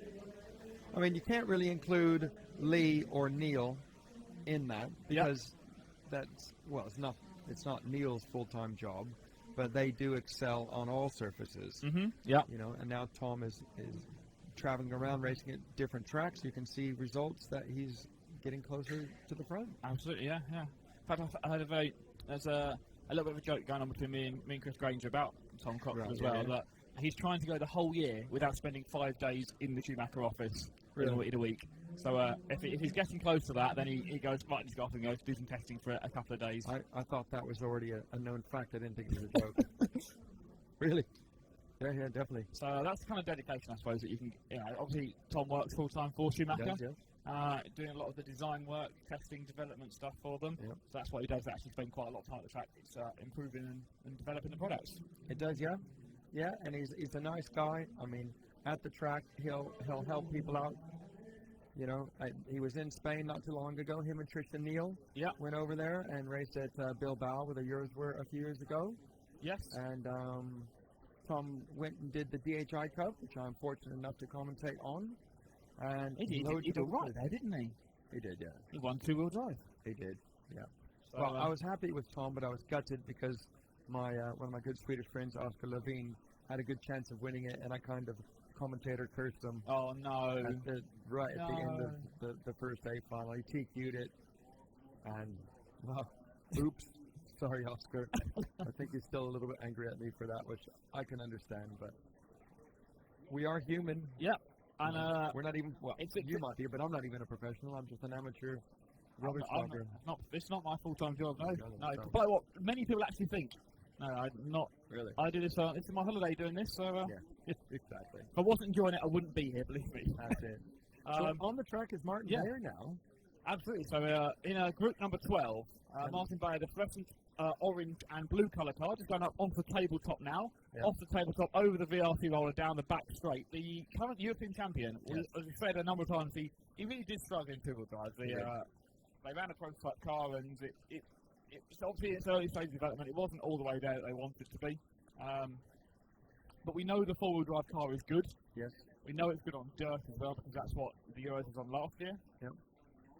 And he's trying to make 17.3 best lap time. That puts him up there in terms of pace with the fast guys in the top heat from the previous round. Certainly, we saw 17 zeros, as you said, from Jorn and Lee. Everyone else, a couple of guys in 17.2. So that's right. Martin Bayer on the pace at the moment. And his history shows that he can handle the pressure. You know, he can, TQ and win a big meeting. So absolutely right, and he's done that. Skills. He's done that in 1/8 buggy a few times as well, and also in large-scale touring car. Has he really? It was a European. Saw him do that a couple of years ago. I was out in Spain for European Championships, and he TQ'd and won that one. I have to be honest, quite comfortably. Right. So do we know, is he a full-time driver? I believe he does race full-time. I believe he does. I believe he does. There's another interesting question. How many full-time race drivers are here? How many full-timers are there? I suppose we're talking a professional, a paid driver. Yep. Do you know? I'm not sure. We could try and work it out. That'd be interesting, I think. Yeah. See, it's got him. See, I come up with all the. It's great because I come up with an idea or question, and then I just sit back and you do all the work. Let's have a think. I'm good at managing stuff. You are. I'm not very good at doing stuff.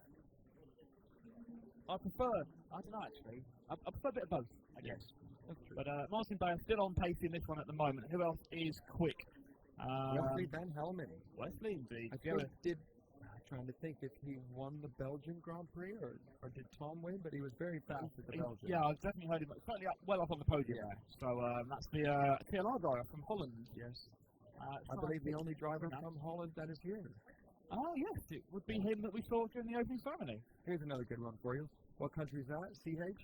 That is Switzerland. Yeah, exactly. Yeah. Try and figure that one out.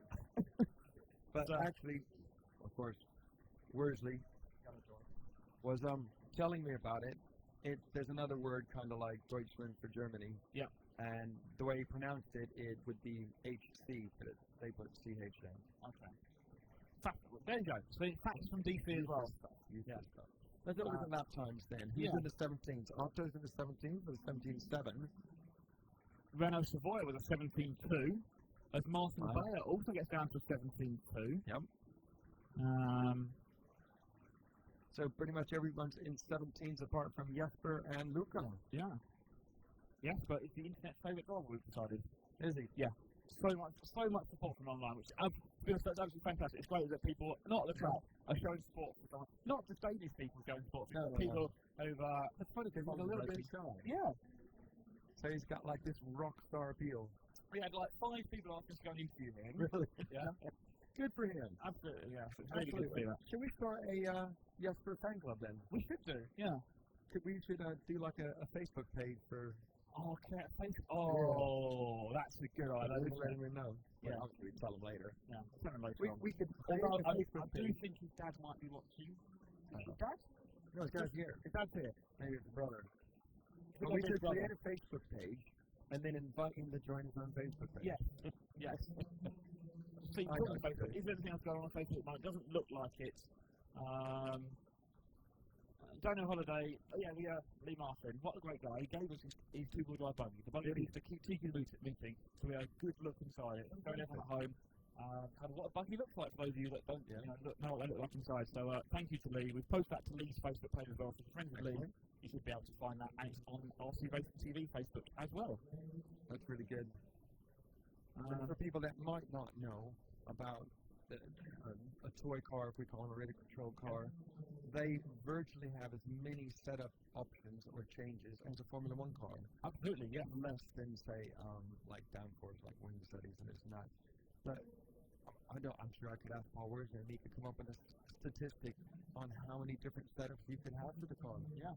And it's phenomenal. There's an amazing amount of things. And the way I like to look at it is think of it like a 12-digit number, yeah? So you got a 12-digit bank account code. And you want to access your bank account code, which is the prize, but every number you get wrong means you're a little bit away from getting it right. Yes. So it's like a code. And also another interesting thing about setup is it's still what they call a black art. Yep. There is no specific do this and that will happen. Yeah, that's very true. Very true indeed. It is incredible to think that if you change something by a millimeter, it will have a big difference. As we're looking at the two fit in a very odd pose, as you kind of photograph on, we've got Mark standing right in front of him. I can't see that. That's supposed to be right in front of him. I'm supposed to be standing in front of him there. I watch people take photographs. Let me ask you this. Why is it if someone says, can I take a photograph? And they get the camera, and then they lean back like it's going to be a better angle. I don't know, we could ask Phil. We could ask Phil from the Airbag what he thinks. Phil, got a question for you. I'll let you ask, Dave, since you've got the Okay. I watch a lot of people as they take photographs around here, and they get the camera up. And a lot of times they either stand there and then they lean forward or lean back. Why can't you just stand there and take a photo? That's a tough question. I'm not quite sure why they do that. I know that, I mean, obviously leaning is to get closer to the action, but if they're, autofocusing or focusing on the spot, and as soon as you move, like, distance-wise, it's going to be out of focus. So, I can't really give you an answer. Maybe it's newbies, not that I'm an expert or anything, but... Oh, but you are an expert. That's right to be, at least. It's tough with these light conditions, but I know some people just have the sort of stance where they'll, sort of move back like this, or sort of, like a lunge, photographic lunge. Lunging at the photo. I just make a comment because I find it fascinating.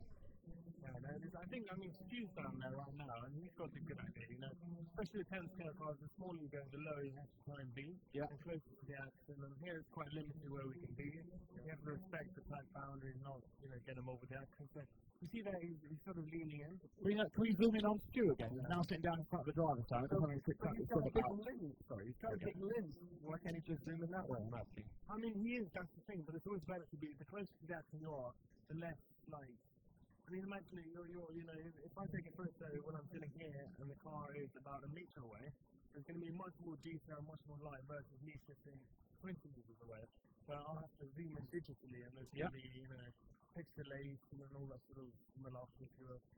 So it really is quite technical then. Yeah. It is to It's an more extent, yeah. technical as testing up the cars.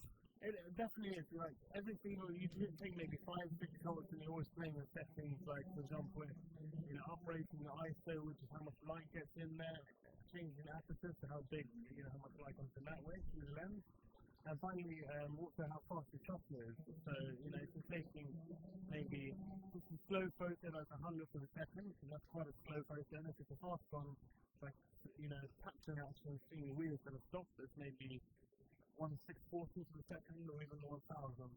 So, Wow. what to think about. I mean, honestly, wow. I still think it's quite ironic that people do that, but that is incredibly involved.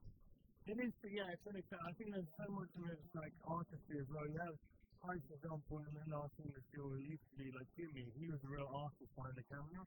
Actually taking shots which I could never dream of taking. Whilst here, I get enjoyment from taking slow speed shots, so you get a lot of blur in the background, whilst other people love, super fast shot where you see the wheels just stop completely, and you see no motion. It's almost like the car is just stationary and back. So there's lots to think about. Absolutely. Wow, thank you very much. Might be a little bit over technical, I apologize for that.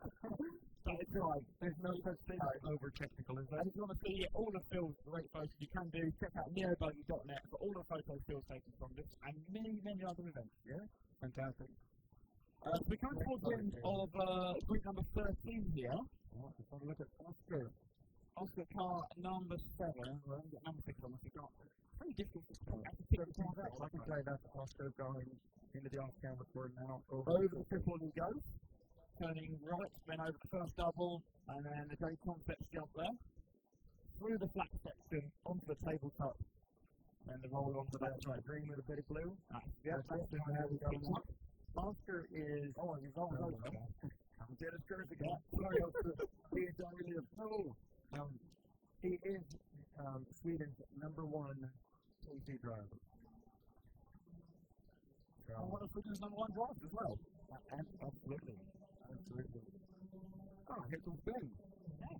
I think that the fans would like to speak to Ben. Let's speak to Ben. Oh, wait. Do you think they told him what we were saying? Oh, they might have done. Did they? You had some text messages from people. Okay. Have you checked your phone? How about that? Okay. Okay, Ben. I'll speak to you in a bit about your day. Thanks for joining us. And Ben Johnson. Good afternoon. How are you doing? I'm doing okay, thank you. Good. You've come up here just in time for the top beat, haven't you? I have indeed. You tried to really put that time, weren't you? Maybe, yeah. So, well, tell you what, then, since you're up here, you can help me talk through the guys out the top beat. We've seen Lee and Jorn probably the fastest two so far. Yeah. I think we've got 17 zeros from both of them in the last run. Anyone else that you're kind of keeping an eye on at the moment?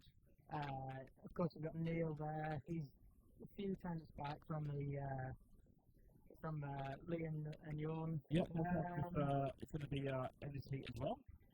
Robert Battle was quick on the warm-up. He's going to be one to watch. Also, David Ronnefalk. So yeah, I think Neil, Jorn, and Lee are going to be... Neil, Jorn, and Lee are going to be the ones that are battling for it here. So I would say so. As we get underway, let's pick up Neil then. You're one to watch so far with his classic red and yellow paint scheme. Going in front of our counters now. Going to turn right and then go over the people in the middle of the track. If James is trying to pick up, as he goes over the great contact jump and through the flat section there. What's it like going on the forward drive buttons around the track then?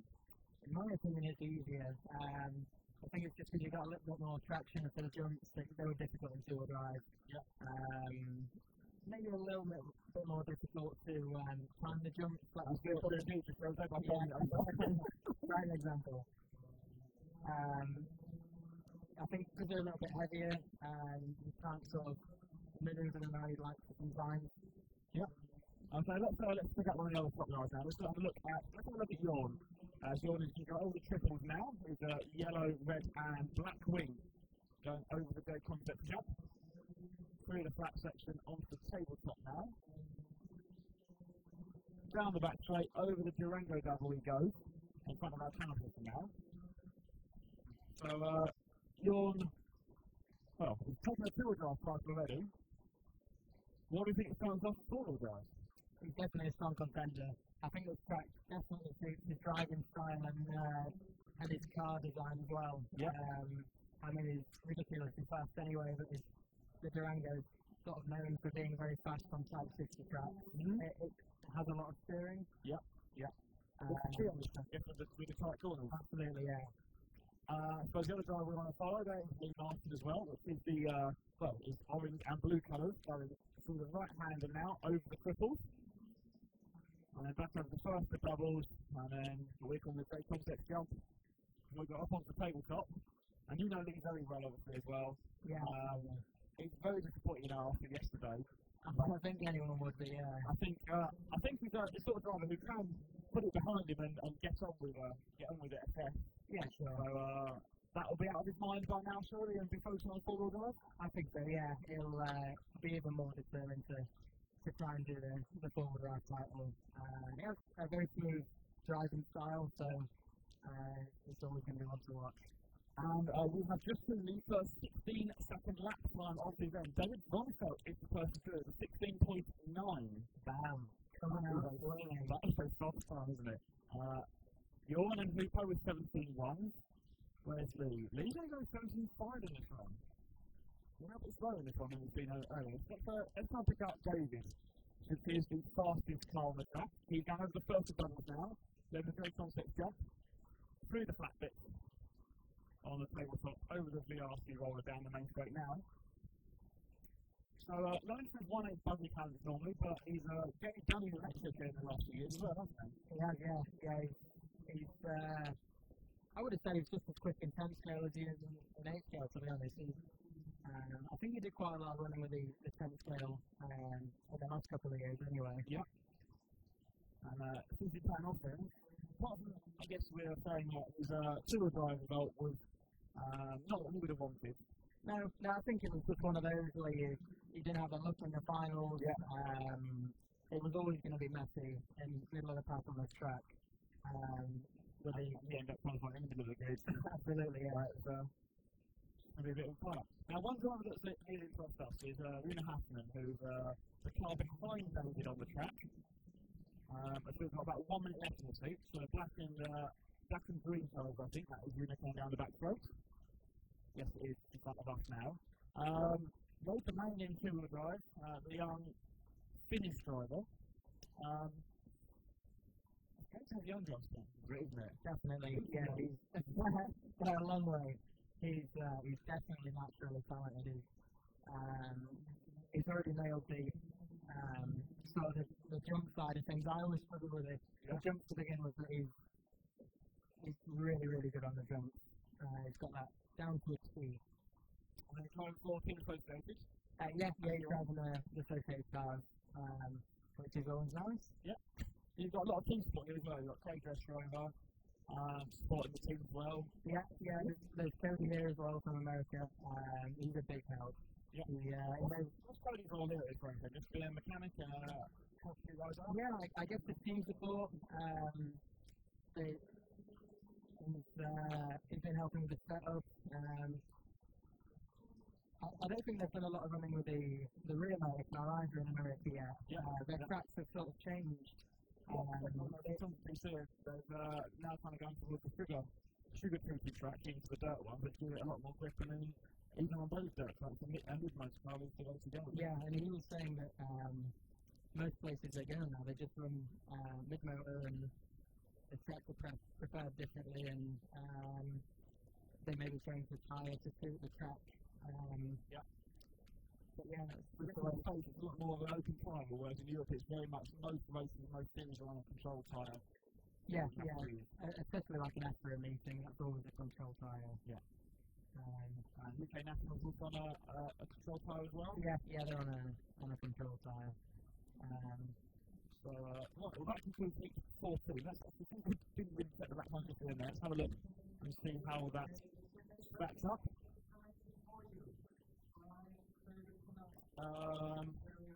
Look at we haven't got. They've sorted the laps by best 10 consecutive laps. Which tells us that Lupo is fastest at the moment on that. Well, we don't have the best lap times up on there, do we? No. Which is a bit annoying. I don't think anyone else did a 16 there. Oh no, just David. It's just over a 16-second lap. Which is probably about 20-second lap, so. That's going to be a little inconsistent, but yeah. definitely want to watch. If they've got the real face, then yeah. If they can string it together, then it's going to be quick. Absolutely right, yeah.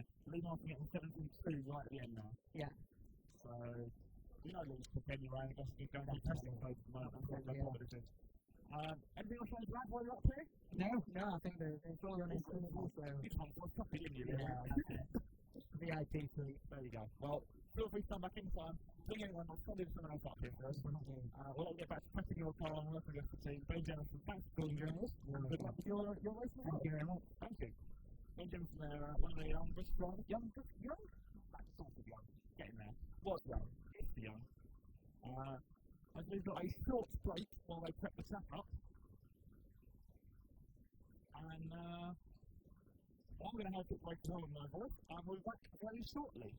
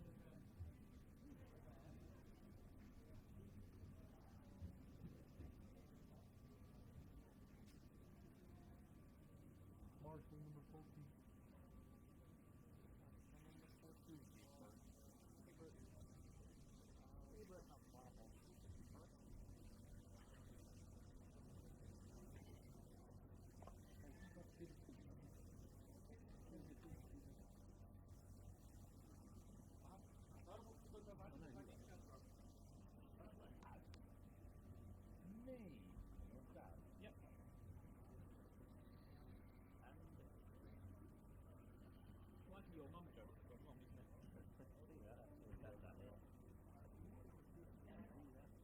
What someone in focus? Before we go and do really quick one, we're going to come to. Oh, yes. Can you set up the post ready for. Give me that. Please, give us one more.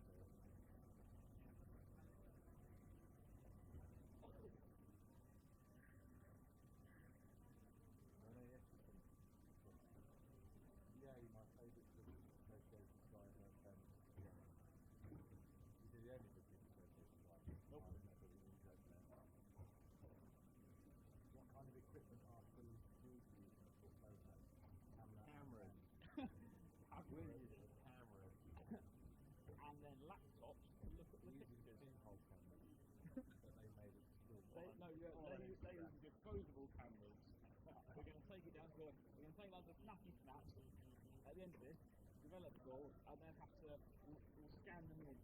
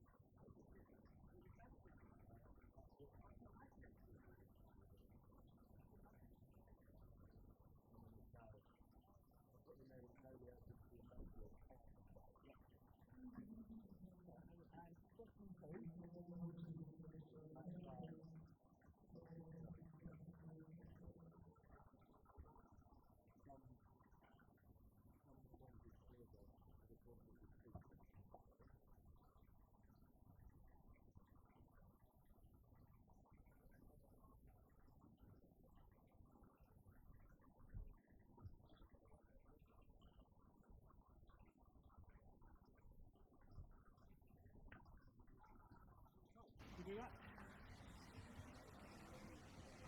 Yeah, get 2 minutes. If people want to do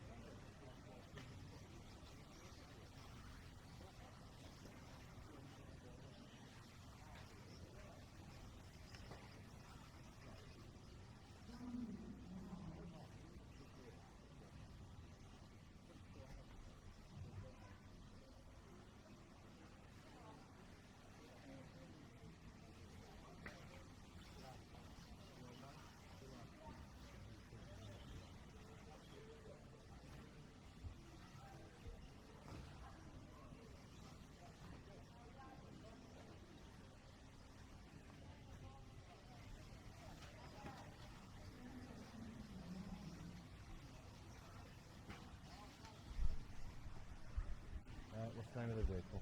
You got on the screen.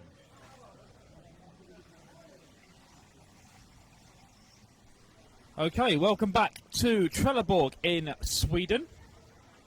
It's what are we doing now? Just about 20 past 3 local time, and we're getting underway with the next practice round as they're just finishing off heat number 1. And I think it's time for competition again. I think so. Should we do that? It's only right. It is, isn't it? So, we gave away a fantastic Schumacher competition Cougar 2-wheel drive buggy during the 2-wheel drive event. Yes.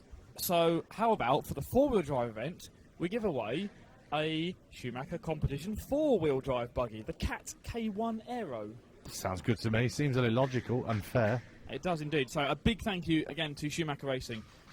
So you have got the chance to win a Cat K1 Aero buggy, 4-wheel drive competition buggy. So, Ollie, how do I win this? I can't because I'm a member of the team. You but can't. how If I you're were not a member of the public? team, if you're not a member of the team, Yes. you can win this by. It's really simple, to be honest. All you Okay. have to do is you go to Facebook, facebook.com. Yes. You go to the search bar at the top and you type in RC Racing TV. 3 words. 3 words, and then you click on RC Racing TV.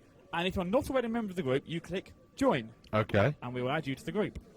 Sounds good. Then you'll see a post from me which is about to pop up in there, Okay. which has got on it the competition question. How many? A question? Well, there's 2 questions, Oh, okay. as there was with the other competition. Yes. All you've got to do is answer those questions in the comment section below that question, literally just putting in your 2 answers, answer 1 and answer 2, and post it. Simple as that. Simple. Okay, Ollie, what are those questions? Right. And what are the rules for entering this competition? The simple rules are you must be a person. Unfortunately, we cannot have any entries from a club or a track, an organisation or a shop or anything like that. We've actually got to be able to give the prize to a genuine person. Yes, and not a pet either. And not a pet. No, we have decided we cannot give this prize to pets. The other rules are you cannot be a member of the RC Racing TV team. No. Sorry. Okay. Stu, sorry, you can't win the buggy. We're under. He doesn't look very happy there. No. He's crying now. He's crying into Don't the cry, hotel shop. Stu. Don't cry. It's okay. Other than that, Come to Papa. all you then have to do is make sure you post the answer in the thread, Yeah. and you've got to post it today, tomorrow, or Saturday, 4-wheel drive finals day, before we start the second A final. Okay. And Easy then we'll enough. announce the winner after the second A final. Yeah. Okay. So you've basically got until just after lunchtime on Saturday to enter. Easy. Easy. Okay. So, what's the first question? So the first question, and we thought we'd make you do a little bit of research this time. Okay. How thick are the fibre shock mounts on the Schumacher Cat K1 Aero? Okay. So, How would I don't know that. Well, if you were clever, you might think, where would I find out this information? I might find it, perhaps, on Schumacher's website. Yes. And maybe if I went on there and looked for the Schumacher Cat K1 Aero kit Whoa, page, don't give them the answer. well, maybe they're clever enough to have worked it out already. And the second question, because probably quite a few are going to get that right then, Yes. is a bit of a tiebreaker, and it's another time game. A time game. A time game this time. How long, again in minutes and seconds, and you need to put the seconds in, did it take us between ordering our lunch today at the cafe here at the track and us receiving our food? Oh. But how could anyone know that? Well, unfortunately, unless they're you, at the moment you're the only one who actually knows the answer to that, aren't you? That's very true. You did go and get the food for us. I have a screenshot. It is on my phone. There we go. So, have a guess. How long do you think it would have taken to get our food? Maybe, you have to maybe weigh out. What did we have? Maybe we only had a very small amount of food, and therefore it was a very quick sale. Yeah. Maybe we ordered a lot of food at a very busy time, and therefore Yes. it took a long time. Who knows? Who knows? Well, you know. So I'm going to click this post button here. Okay. It's live. The It's competition live. is now Off live. you go. I'll give you a clue. Lunch came between 0.01 of a second and 59 minutes and 59 seconds. So there we go. So between 0 time, 0.1 seconds. It came within the hour. Came within an hour. It came within an hour. It would have been a lot easier if I'd have just said that first time round. Yep. So, the post is there on Facebook. Go and have a look. Hit refresh if you've been on the Facebook page and you'll see it pop up at the top. And comment your answer on there. I'm guessing it's going to take me a little bit of time, so they're going to go and do some research, aren't they, maybe? Yes, they need to do some research. They need to have a think about the kind of facilities that we've got here. How long might it have taken me to have received our fodder? And it's no good just liking that post. You do actually have to answer the questions there. Yeah, you have to answer the question, be a member of the RC Racing TV group. We're already having answers.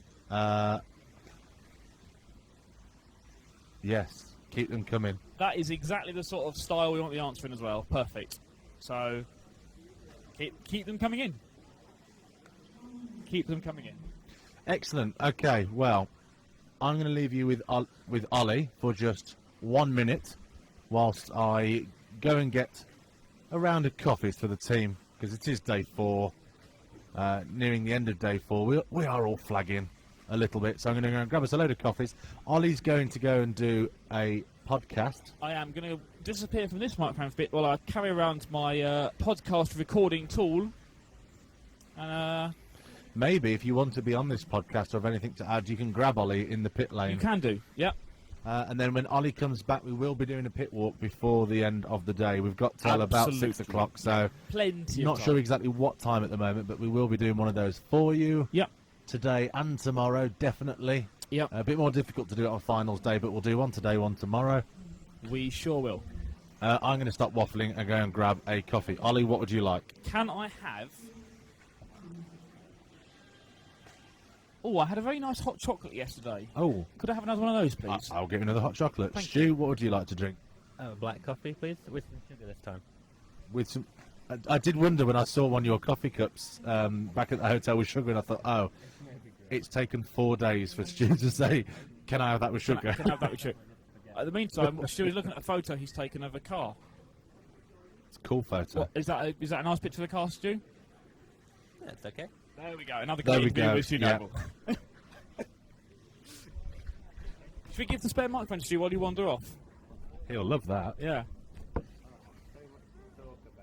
What would you like to talk about, Stu? I'd like to talk about how I'm concentrating on this other. Okay, I will let you concentrate on that aspect. Well, Stu is putting some photos together, which no doubt will get sent to me to go into something. As I'm not sure why James is pulling some wires in and out everywhere. We'll figure that out later. And the answers are flooding in for our competition question. Let's go on to RC Racing TV on Facebook and answer them. I need to unsubscribe from that post again, don't I? My phone is vibrating a lot in my pocket.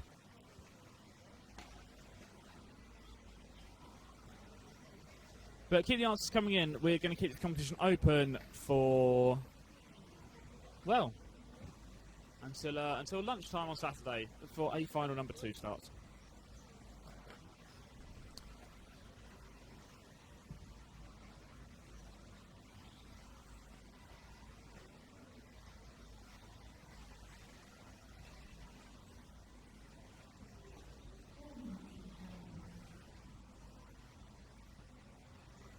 Okay, we've had an interesting question here.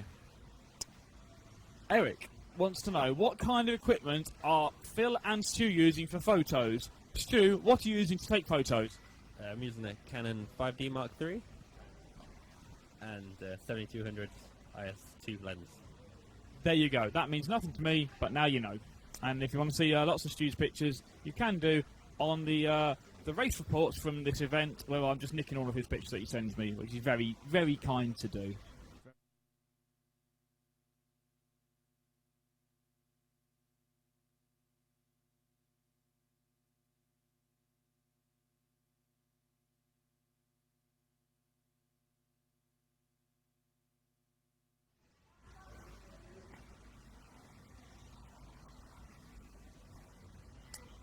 So we are underway with another heat of practice. It's Group 3 in round 5.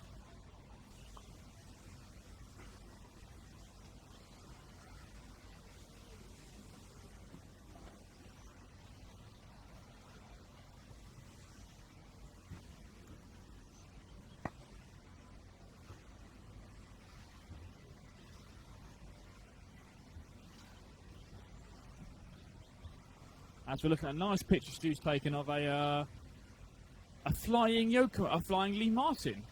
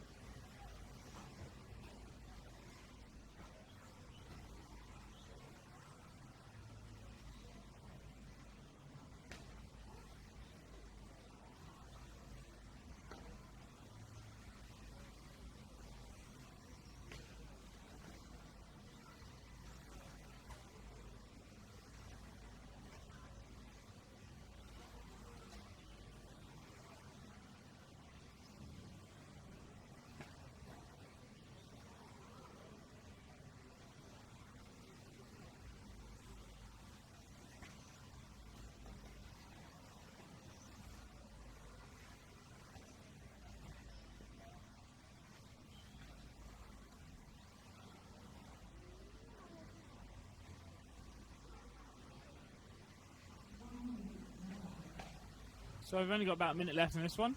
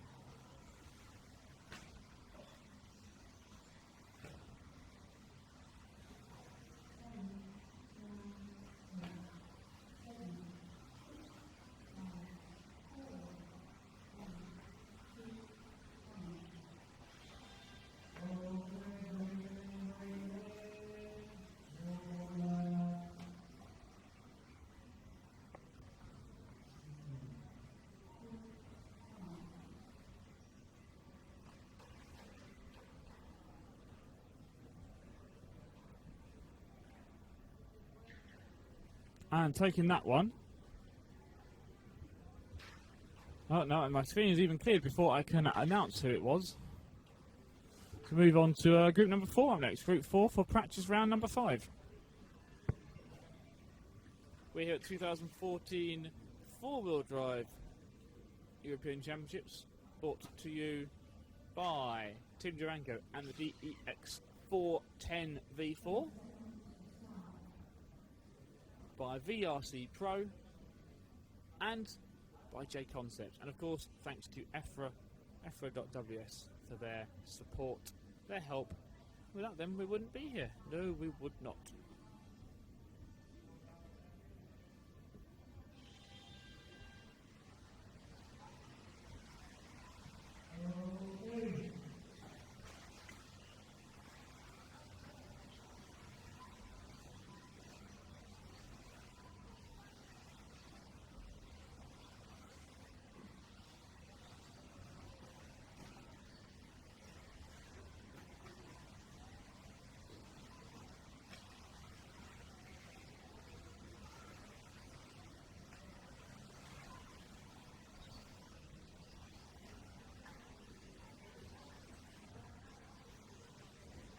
Okay, here we go then. Group number 5 off and running.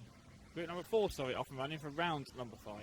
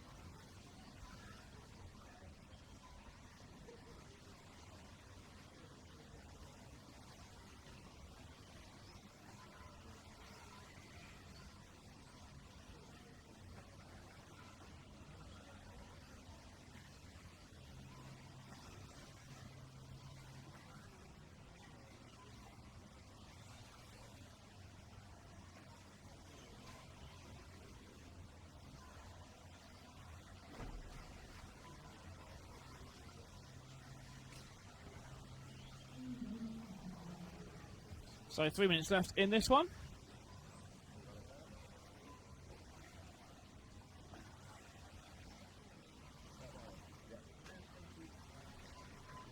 As James returns with some drinks.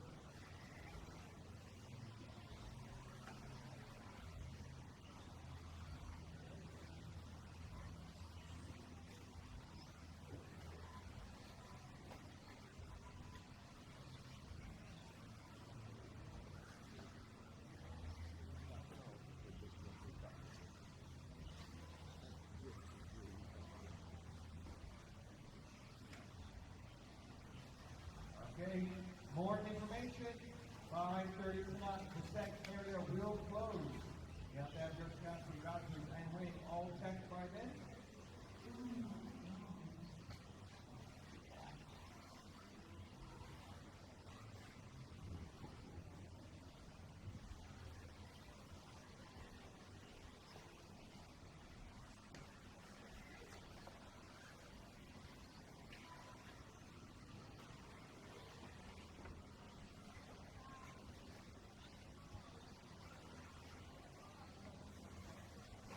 So we are, where are we?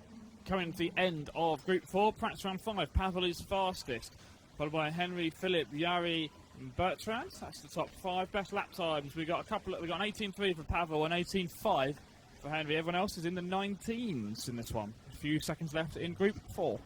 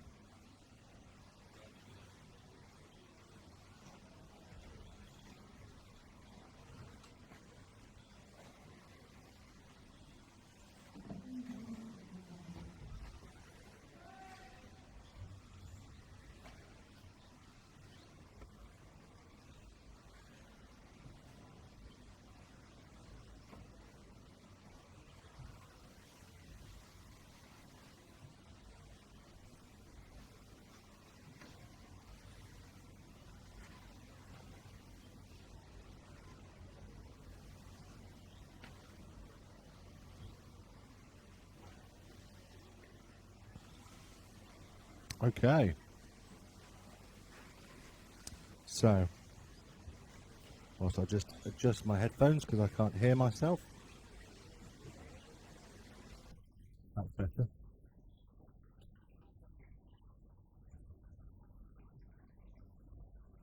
No, I think we're coming through loud and clear now. I think I need to turn the microphone up. I think you just speak louder than me. No surprise there then. So, whilst Ollie goes off, Ollie, the RC knowledgeable person that he is, and I am not, I will go through social media instead. Social media. There's a good comment. Where was that?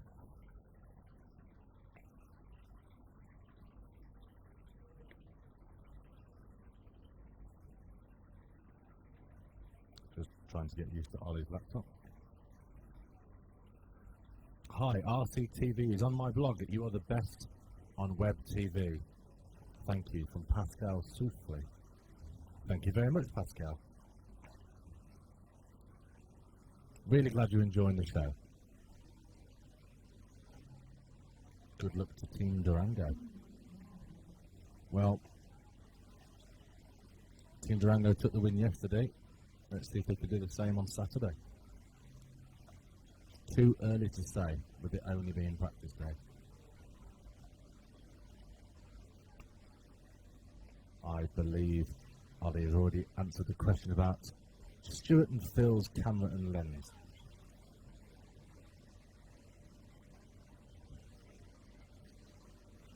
The comments have slowed down in the YouTube feed. There was a lot more yesterday, but it was finals day. If you have any questions, please do ping them over this way. We're brought to you by EFRA, Team Durango, and the DEX 410V4, VRT Pro, and J Concepts. We're here at Trelleborg in Sweden in an ice rink, currently filled with mud and lots of people and cars. Currently on Group 5, if my eyes don't deceive me, of round 5. We're practicing 5 and 5. Yes, we're on round 5. Just going into round 6. Don't forget, we have now opened the competition to win the Schumacher car. Details are on the RC Racing TV Facebook page. Be sure to go over there, take a look. The questions aren't that difficult. Go and take a look. Answer the questions. Does require a little bit of research, but it shouldn't take you long. It should take you seconds.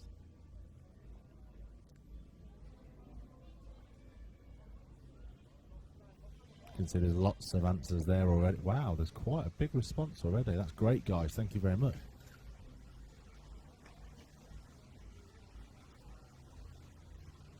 Is Dave Church allowed to enter? Is Dave Church allowed to enter our competition?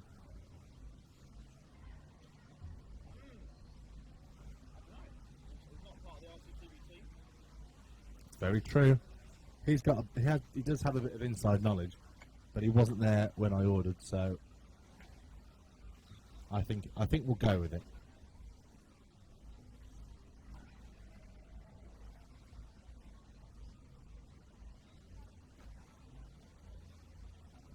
Could I have some camera footage on Martin Bayer's next, please?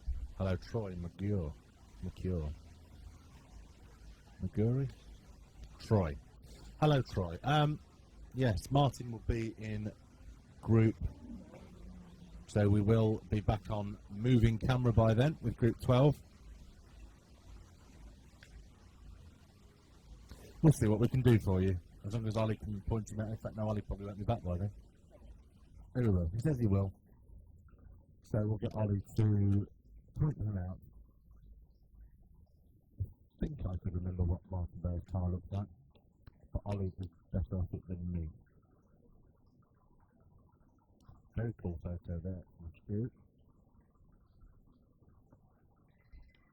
car stripped down to its inside. Whose car was that, Stu? Bjorn's car.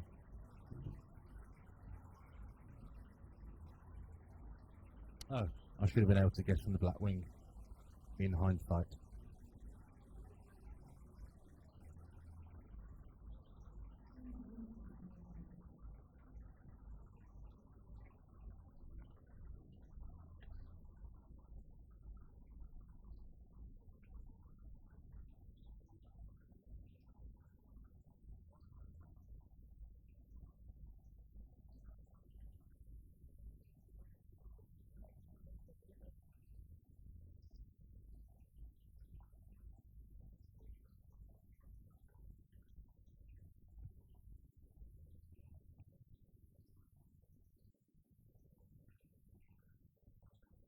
Yeah, the members of the public can come up into the media booth and look at some of the equipment.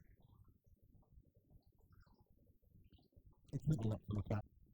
Lots of wires and boxes, computers and keyboards. The lines don't sleep, but everything's tidy up.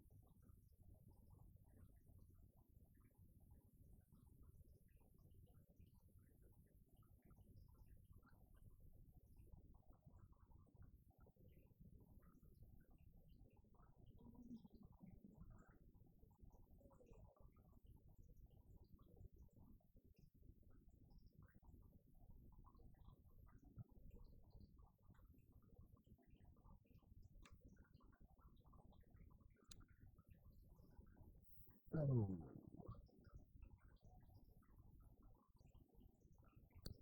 let's get round the clock at the moment for practice round 5.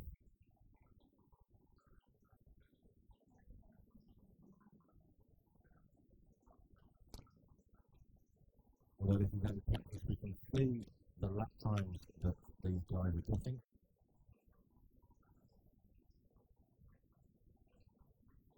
And at the moment, in the lead for this practice is another name I can't pronounce, Bartolomeu from Poland, Polish driver, with a best lap time of 18.614. I think we saw that the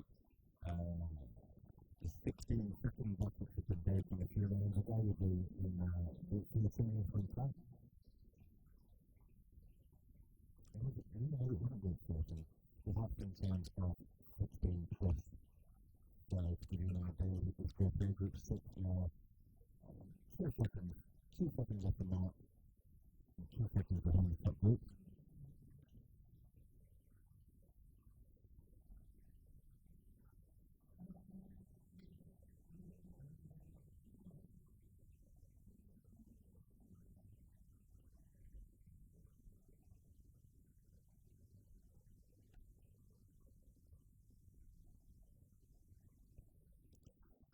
As we move over to group 7.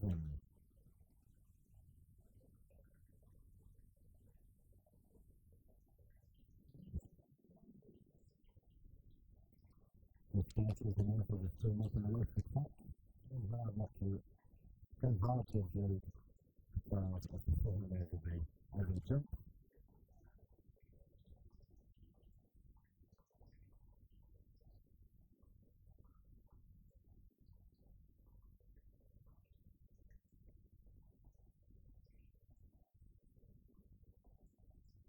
Times now to swing from the race to the times are back down.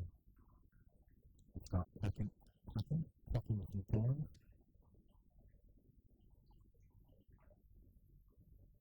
Yeah, we're all done on that. Oh, yeah, we're all done on that.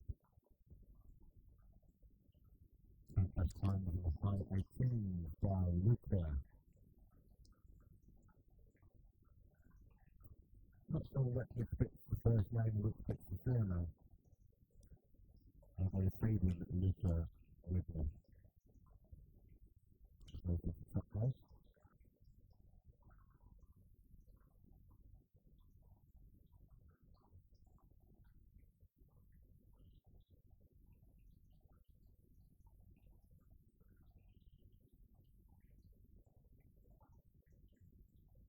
Don't forget, if you're not a member already, then head over to Facebook. Search for RT Racing TV, 3 words. Click join, and once you confirm that you are not a basic system salesperson spammer, you're allowed to the group. You can't like us, but you can join us.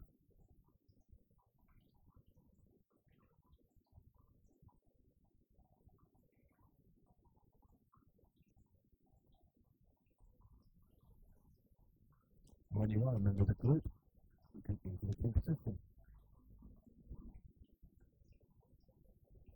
To win the thematic car, let's see if any of you are waiting to join the group.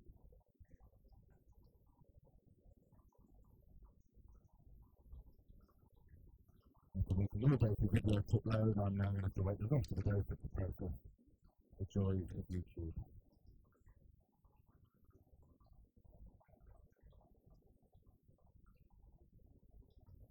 It was the file size was 2.6 gig.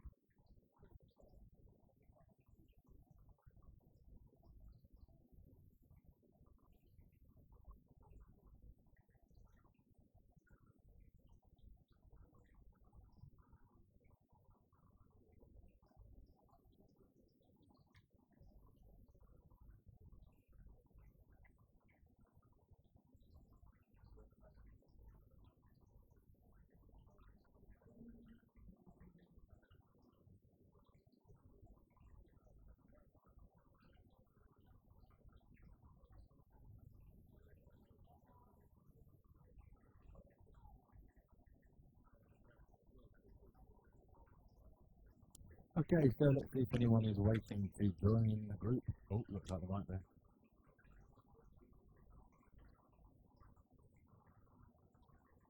Yes, there are a few people. Andy Wirral, 25 friends in the group, none of which I recognise. Why haven't you joined sooner? There were 25 friends in the group. Not a problem, better late than never. Hello Andy, and welcome to the team. The group, sorry. Cosimo Campolo, 8 friends in the group. Nice profile picture. A Fiat sports car. There's 2, one in red, one in blue. This guy likes his Fiat Coupe. Hello and welcome to the group. John Townsend, 13 friends in the group. Hello, welcome. All these people can now go and answer the question for the Schumacher car. Josh Hardwick, member of 3 groups. Hello, welcome to the group. Nicky Yarrington, 2 mutual friends, Ollie and Nick. What? You're a friend of Nick's and you're not already a member of the RCTV Facebook page? You surprised me. You're added. Hello and welcome all to the group.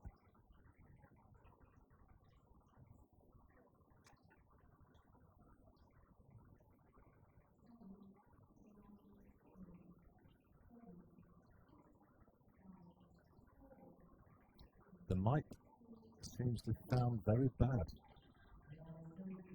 Let me go and check that.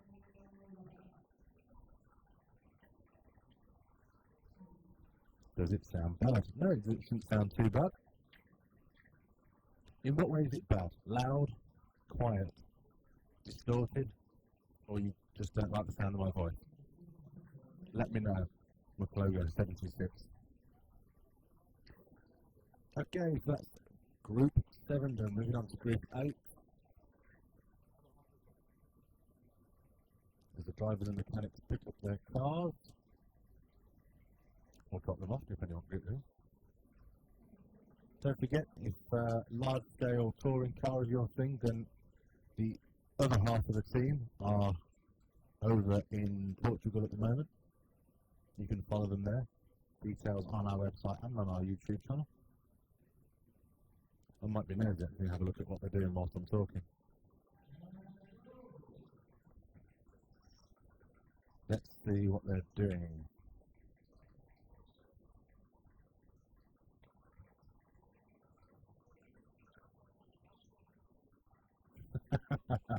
My voice is producing, that's the problem. I'm glad you feel that way.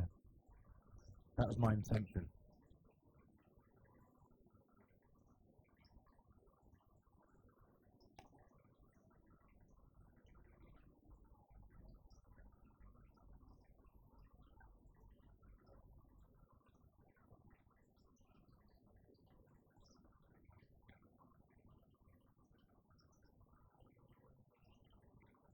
Another request to join the Facebook page just in from Henrik Carlson. Hello, welcome to the group. We must have a fair few people now. Wow. Nearly 3,700. I would like to hit that. I'd like to see that hit 3,700 before the end of the day on Saturday. That's very cool.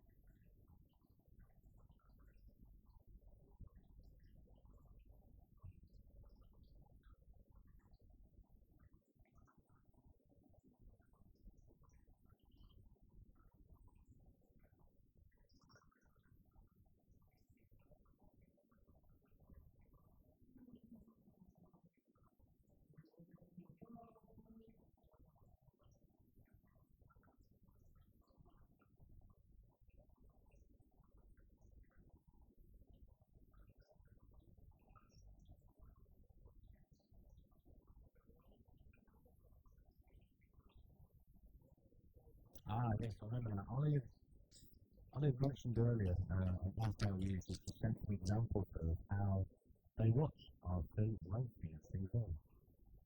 It's like most people watch on the computer, full screen as well. I'm a dual screen user. Pick up the dual screen.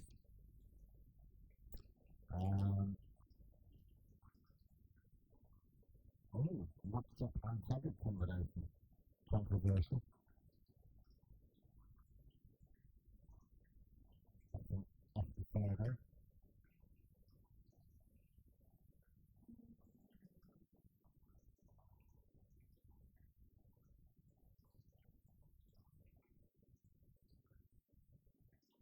People like the get your step up live that we really did. Not your lean lessons style, the players. But that's the kind of thing you like. Any of the things that you wanted to cover, any things that you want to see, hear about, something to discuss, and do it to shout, let us know.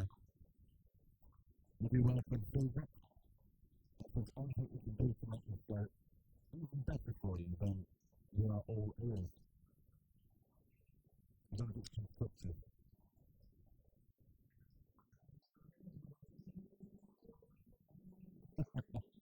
I want the mic is in my mouth. My apologies, I need it slightly away from my mouth. All two different mics that need to be used in two different ways. And I have which mics, that's probably why it's doing it. Hopefully that's stopping more, you know.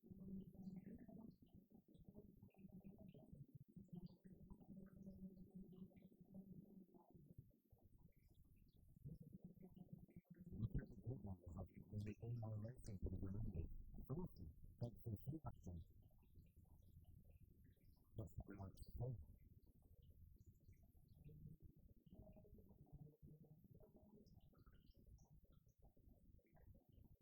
Cool, I use computer and phone. I have seen that before. Sometimes if I'm DIY, I'm only with the team busy. I tend to put it on my phone. So I can do it in the background. And push pause.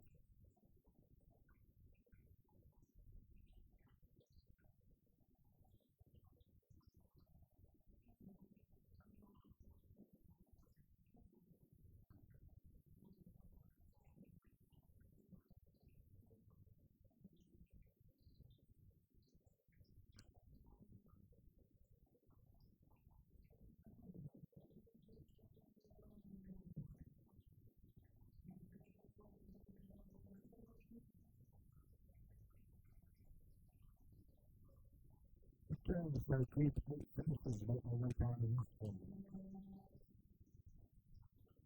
And we move on to group 9.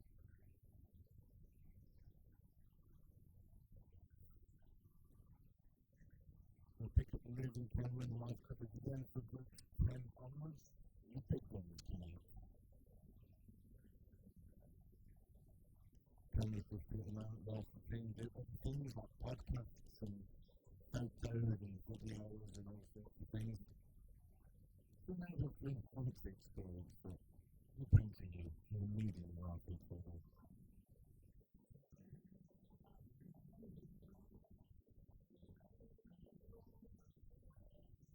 It's all very calm in the pitch at the moment. People got to learn what he's doing.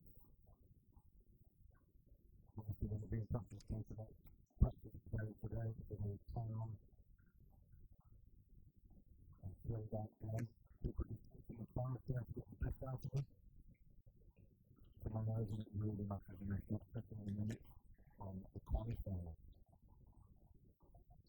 So the same smell that we had from the 2-wheel drive, approximately 10.5 left of qualifying. And then moving to the fairway on Saturday afternoon. All the times will be put up in the usual places. And all of that, so you can plan your days around the course.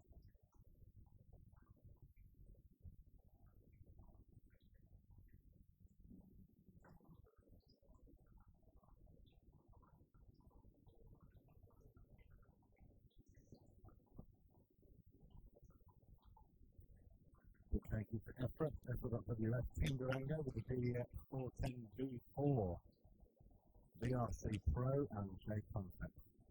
Our sponsors for this event, without them we wouldn't be able to be here and bring you coverage of the Euros.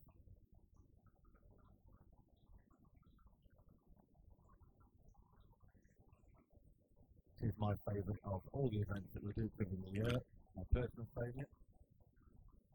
Maybe we shouldn't have personal favourites, but hey, this is mine.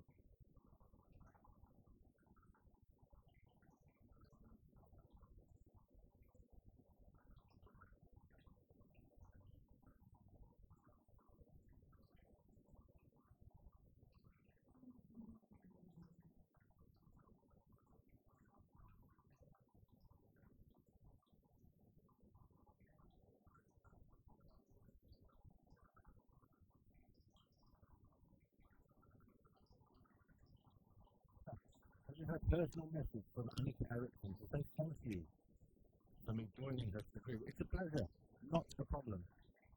So thank you so much, best regards from Sunlit, Sweden. Annika, it is very, or it was, I'm just trying to look through the doors. It's been a beautiful couple of days, maybe a little bit too warm, but really enjoying our time here in Sweden. The locals and the organisers are very helpful, very accommodating. It's a beautiful country. I definitely will be coming back.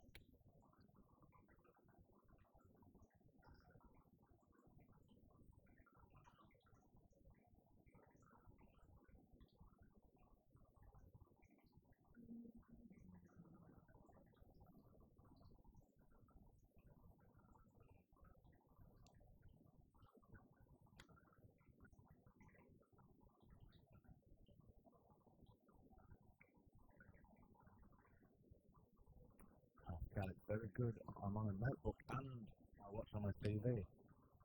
And I'm in France. For those of you that don't know, we do also broadcast a more conventional TV show. Before we had things like YouTube and we had normal terrestrial TV shows, with adverts and breaks. We do actually do a TV show on Motors TV that goes out on Sky. I'm not sure if it goes out on other mediums in the European countries, but in the UK it goes out on Sky TV. A half an hour programme. I'm not sure which event will be on there next, but do be sure to check that out. If it's not on at a time that suits you, try push it. Or any other generic PVR recorder that takes your fancy. So 40 seconds left for Group 9 of practice round 5. Checking some of the times and see how these guys are doing.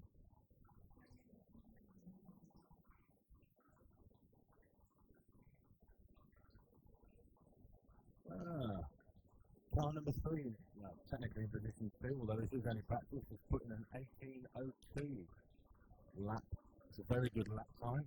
You can see that times down improving as we make our way towards the top 3 or 4 groups, which are around 10 to 14. That would be the top 5 groups. 11 to 14. Hughes is making his way up to the tower.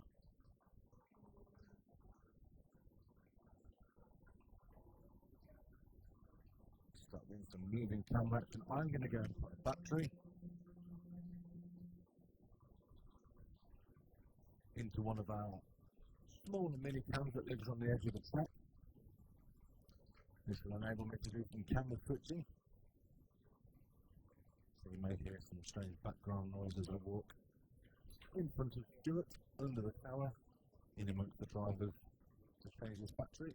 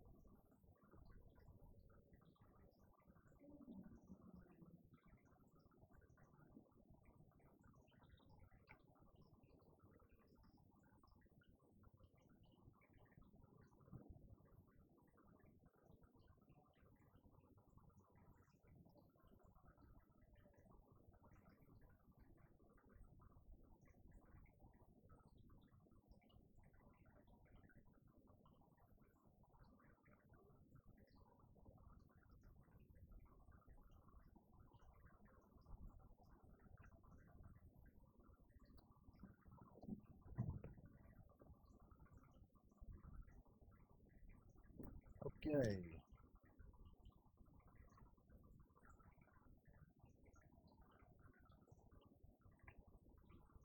It's only in one channel. The other channel is perfect. There's I can see 2 channels on my gadgets in front of me. I can see both channels going up and down. So, is anyone else having a 1-channel issue? Do let me know. Otherwise, logo, have you got a problem with your computer, mate? I don't know. Strange one, that. Sorry about that. Ollie's back from doing his podcast. I can almost hear the cheers of appreciation from wherever you are in the world as I have been babbling all this time. Absolute babble. What have we been talking about? What have I missed? I can't remember. I've been welcoming some people to the team. That's good. So there's Three three more to the group. to the group. Again, you're just giving my job away again. Giving our jobs away. I think they prefer you on that mic and me on this mic. Do they? Yeah. Okay. I thought it sounded like it was in my mouth. Oh. Or you were in the toilet, maybe. I put these headphones on, these plug-in kind of things. You can put those on there. I've got my headphones on. Look, we have a lot of things like headphones and microphones around here, as you may imagine, for a media-based company. So let me just stick these headphones on.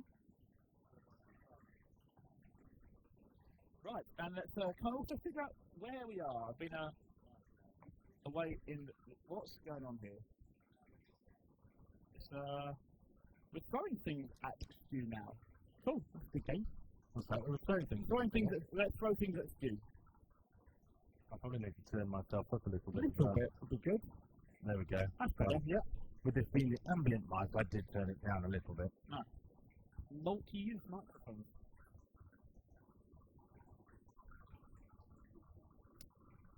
So, out on the track we have drivers in 9th, 10th and 11th place, 802, 965, 747. These of course aren't real people's names, no. It's the transponder number. Ah, okay. They've not registered their name against the transponder. They're not like robots that are known by a 3-digit number rather than known. No? Okay, thank you, Joe. Oh dear, I'm getting one of the marshals doing a hand across the, oh dear. Don't know if, oh, what's that? looks like the shock has been popped up, I think.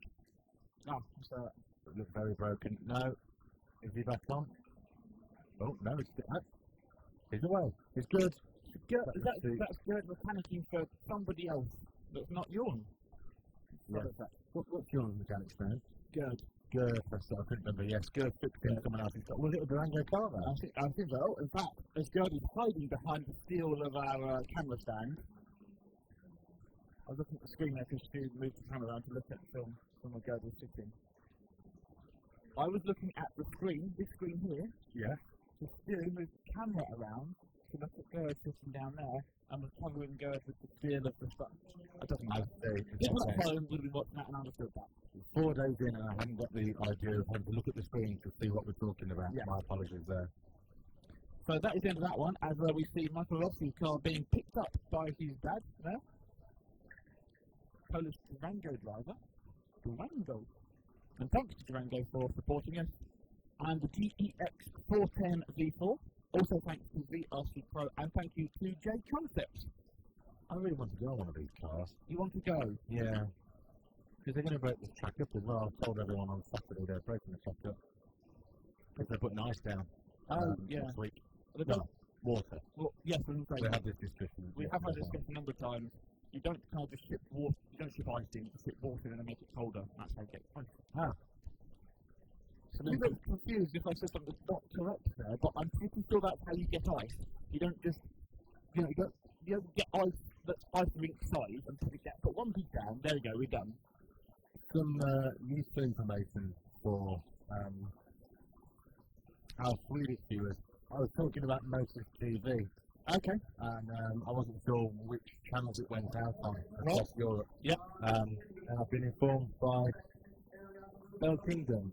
You can see Motor TV on Canal Digital in Sweden. Thank you very much for letting us know. And also, I think it's a play on the real name using a 3 for an E, but Mitya, when it's 666 running, I really do hope that the devil isn't running here. Oh, right, yes. Okay. Although looking at some of these cars, they are a bit of a devil to handle.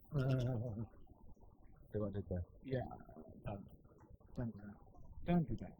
Right, what happened to me? Yes, I went and did my podcast. I did about half of it, to be honest, because there's a few people there that, well, basically people disappeared when I needed to talk to them. Oh, can we follow position number 6? Peter Forster. No. No, who are you looking for? Frederick Hofgaard. The yellow Yokomo. A yellow Frederick Hofgaard, a yellow Yokomo in this one. So, we've got one in front of Stu now for yellow. Oh yeah, going over the Trelleborg now. Yeah, most stickers on that car, so that was definitely a Osmo. So, There we go. stickers back into the conversation. If you put stickers on that, we would have known it was definitely his. But name stickers on, we could have read them, but haven't done. So, we're guessing that's the name. If it's not, sorry, but name stickers, not expensive. Get stuck on a pipe there. Oh dear. Oh, and again.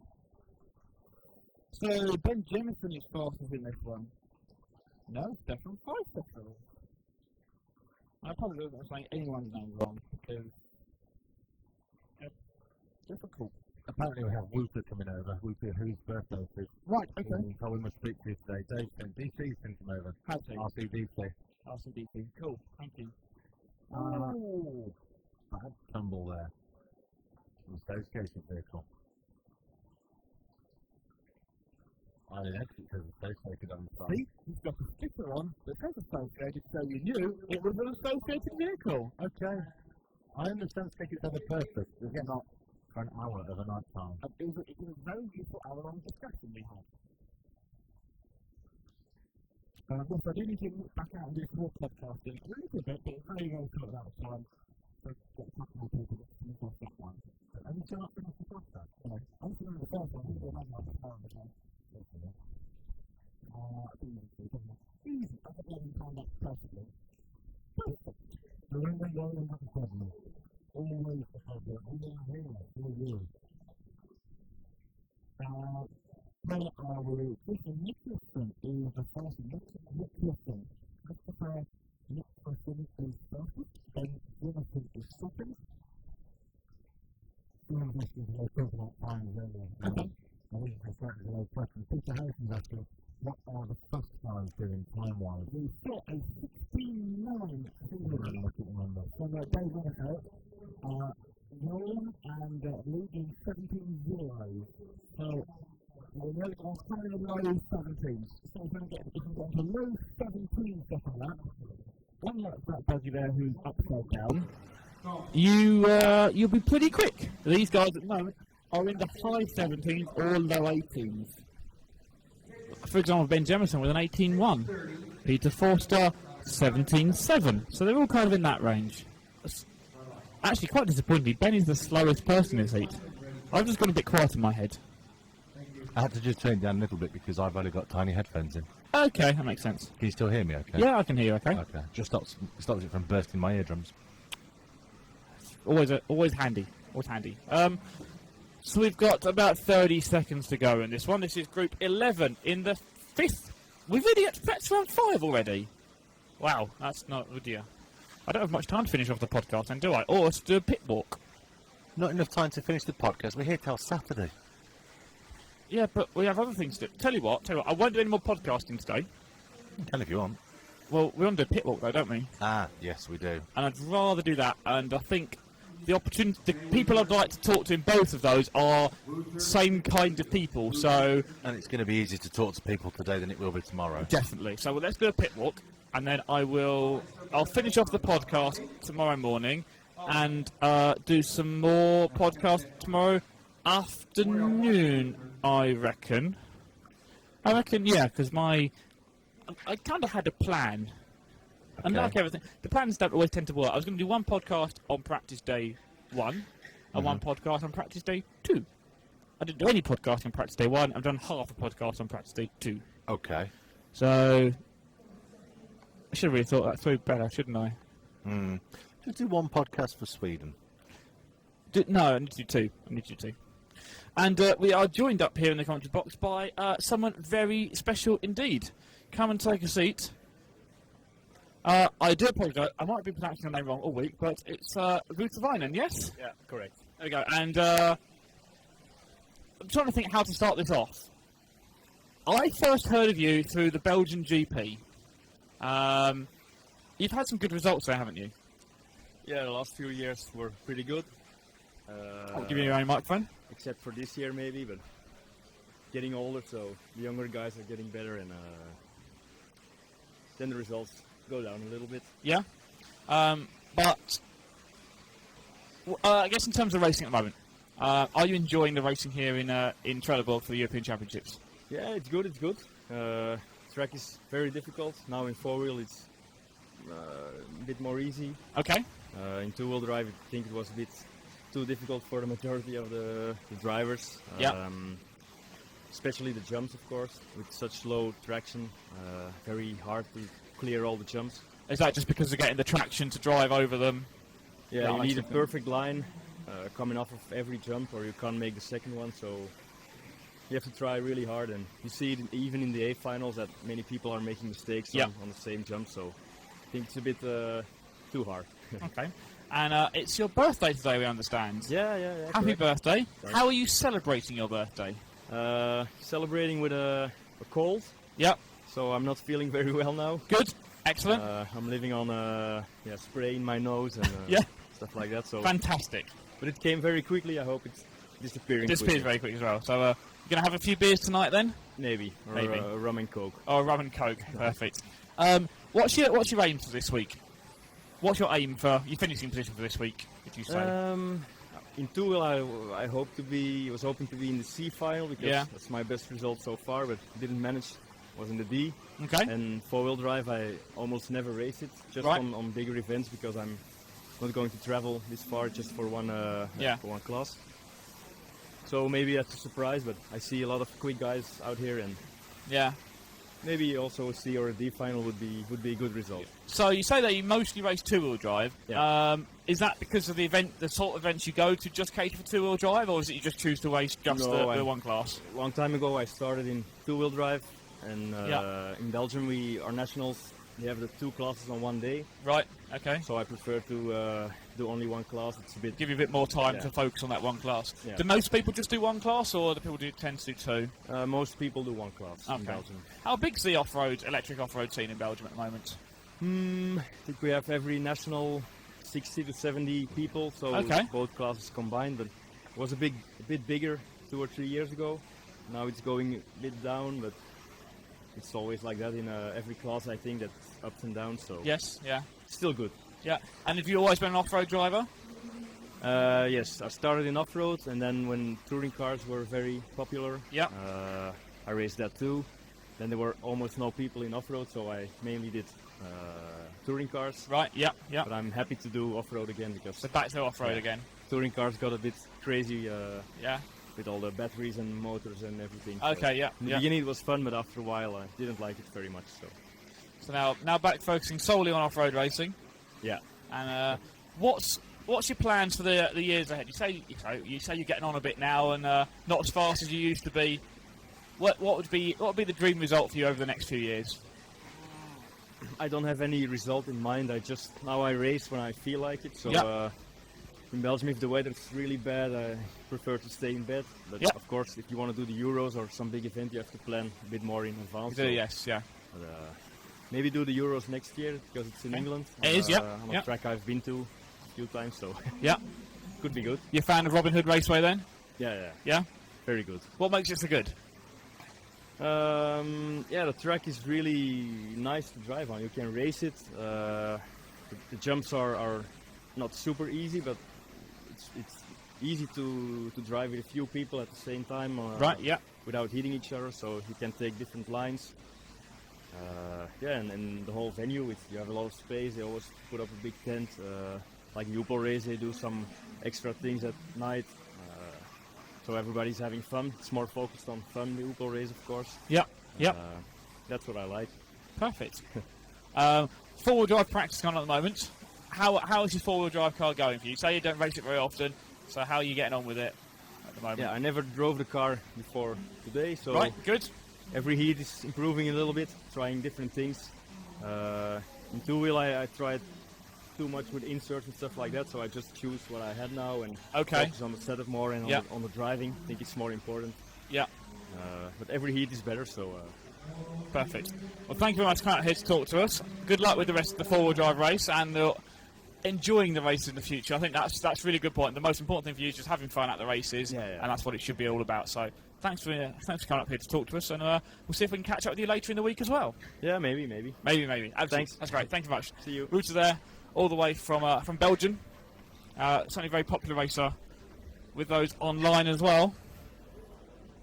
As we, that's just, oh, as my timing screen has frozen, in fact, helpfully.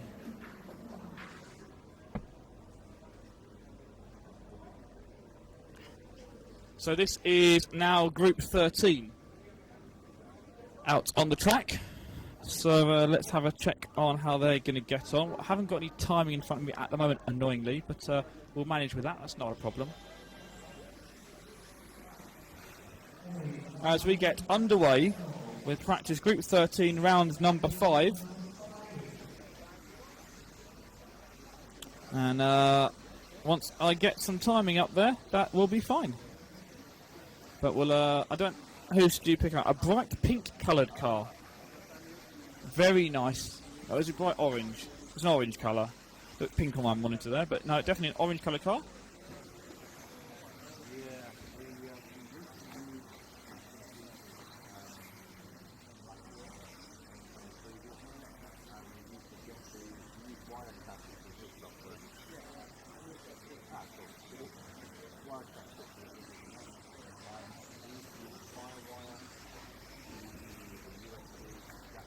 And I'm afraid, yeah, we don't have any timing at the moment. It seems to have hung during the last practice heat. But we've got 4 minutes left in this one. And let's have a look for Tom Cockerell, I guess. We know Tom is very, very quick at the moment as he goes over the VRC roller down the back straight.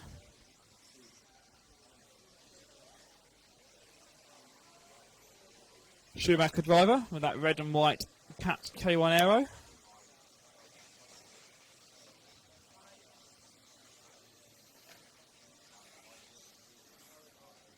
Down the straight one more time. Let's now pick up Peter Pinish, who's normally been very quick in this heat. He's got the yellow, blue and white buggy over the triple now. The first double, and then the J Concepts jump. Onto the tabletop he goes.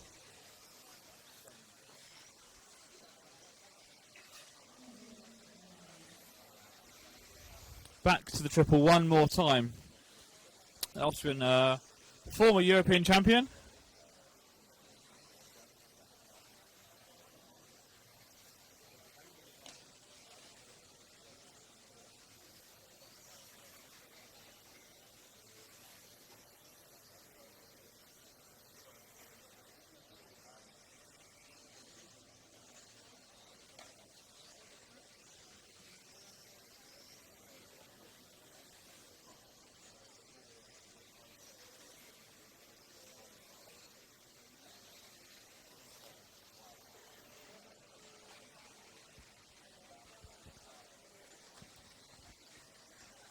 And let's now pick up Daniel Kovacic in the other yellow and blue colour.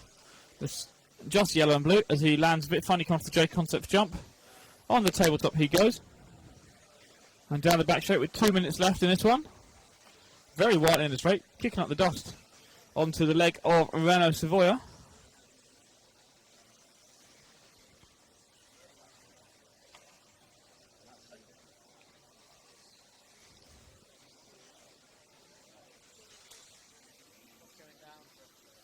Well, we've still got no timing up here, so I don't know how fast anyone's going at the moment, which is a little bit annoying, and so I can't tell you how quick these guys are going. And I haven't got my stopwatch on me either.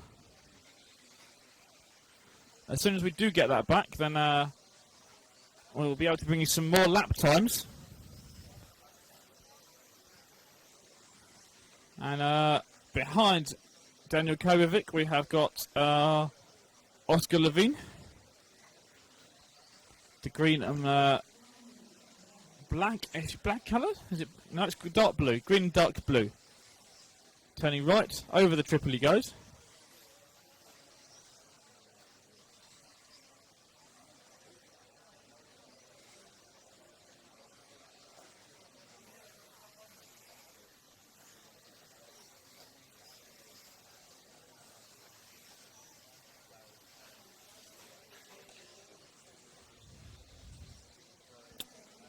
There are 30 seconds left in this now, 30 seconds to go. As the drivers get ready for heat 14, the last heat of round 5 of practice.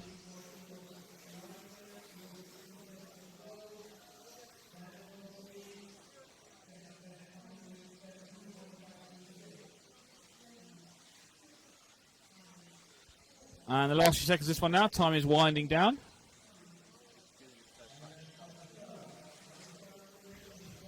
And that is time up for these guys.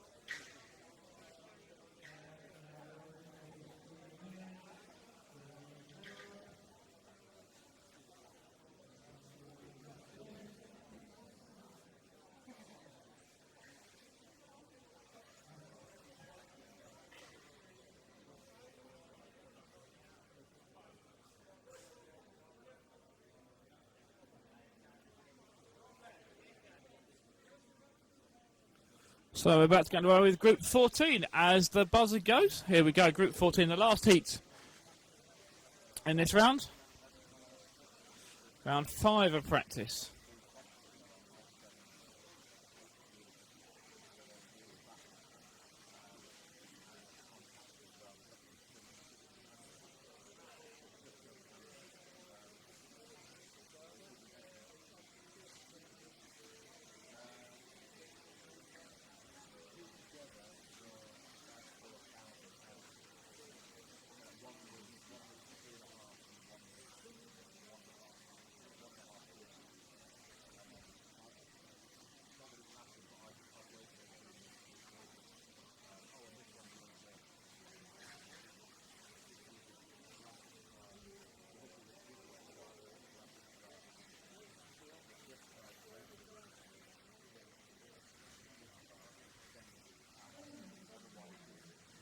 So 4 minutes left in this one. This is Neil Craig we're watching. Turning right to go over the triples now.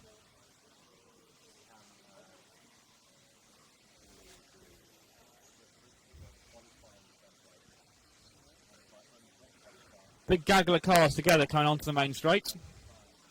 There's we're now looking, I think, at your Neumann as he makes a pass up the inside of Robert Battier.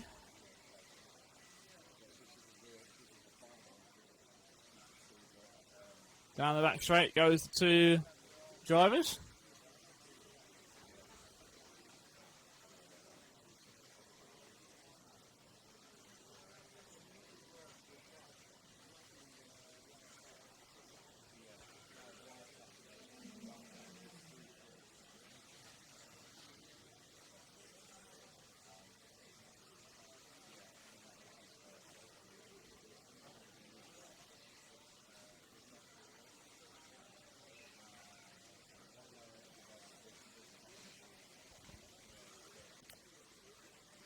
And unfortunately, I still don't have anything I can give in terms of timing, so let's try and see what I have got that I can see.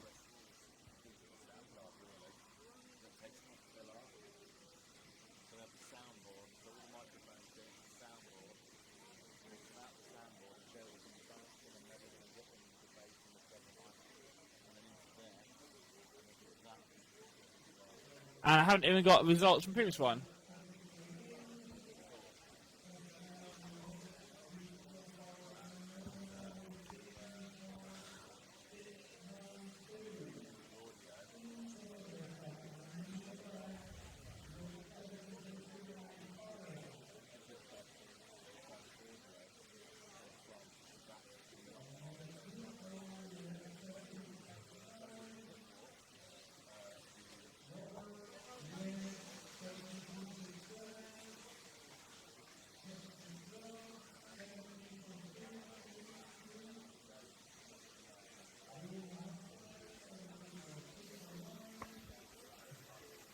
So this is Group 14, the final heat in round number 5 of practice here at the 2014 four-wheel drive off-road Euros.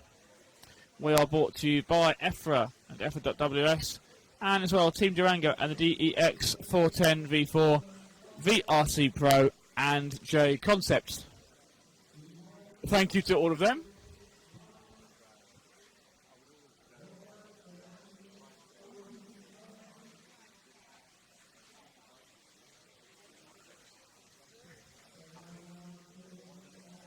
As we're now watching Ronner Felk, Swedish local hero, spinning out onto the main straight, giving it maximum beans there as he is passed by Lee Martin.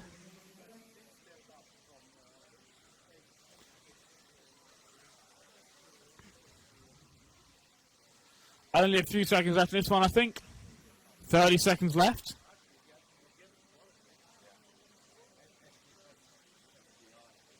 Ronner Felk and Martin here together to go over the TV jump.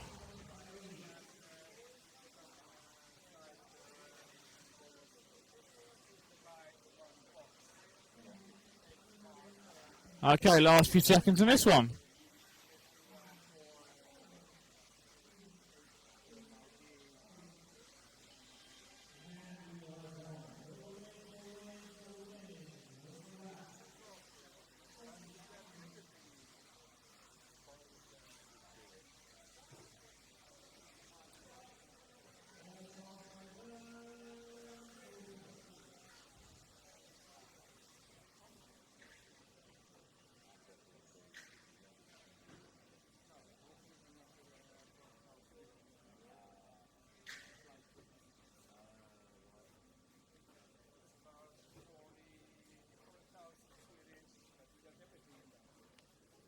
Okay, once again, the second area. So that completes Group 14, round 5 of practice.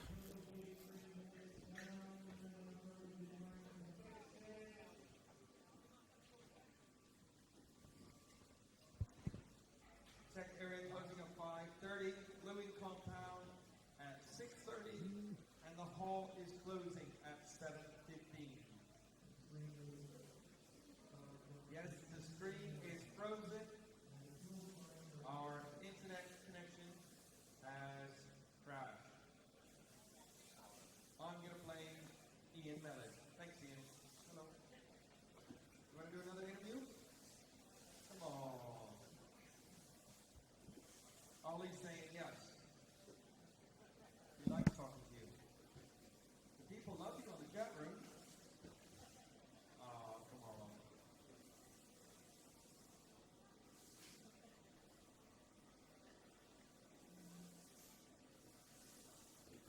So we understand that the timing system, which operates on a different internet connection to our race stream, as that internet connection has just gone down. So as soon as that's back up, we will be able to sort it out for you and get you some results.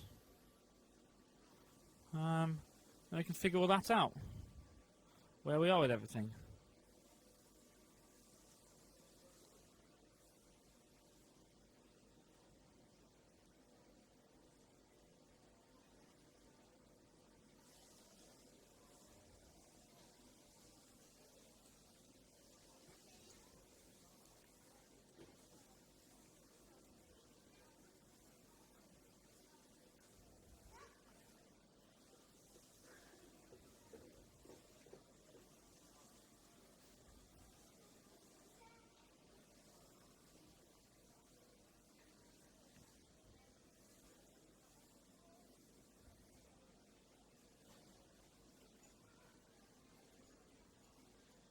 Ollie.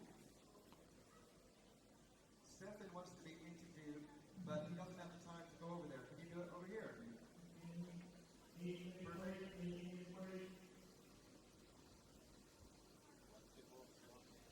Yeah, so we'll have some more interviews coming up this afternoon, and we'll also get a pit walk underway very soon, I think. But for those of you that have been waiting patiently all day, we have finally managed to upload, we think, the video of all the highlights from yesterday's well, which is basically all of the 3 A finals from the two-wheel drive event, plus some amazing graphical editing and filming from Stu and from James, and a bit of talking from me, all bundling together to basically go together in a kind of wrap-up package of the two-wheel drive event. And we are now posting that on the RC Racing TV website. So that should be up very, very soon, in the next few minutes. So if you've missed anything yesterday, go and check it out. And, yeah, it should be good. To be honest, we are quite impressed with what we did.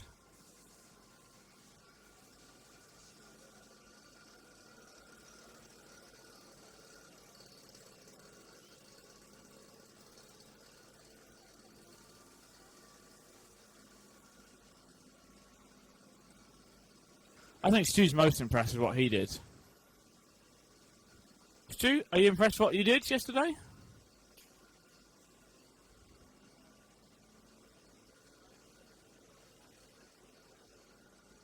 Say that into the microphone. Say again, Stu. So you're impressed with what you did yesterday? I'm most impressed with your outstanding voiceovers, Ollie. Yeah, they were really good. Well done. You did really well. Thank you. That didn't sound patronising at all. If you want to hear my outstanding voiceovers, TM Stuart Noble 2014, and Stu's amazing editing and musicking. Musicking? Is that a word? Putting the pictures to music, musicking. And James, what did James do? He cut the finals videos together, so that was pretty cool as well. So we've got multi-camera action for the finals, lots of different pretty things from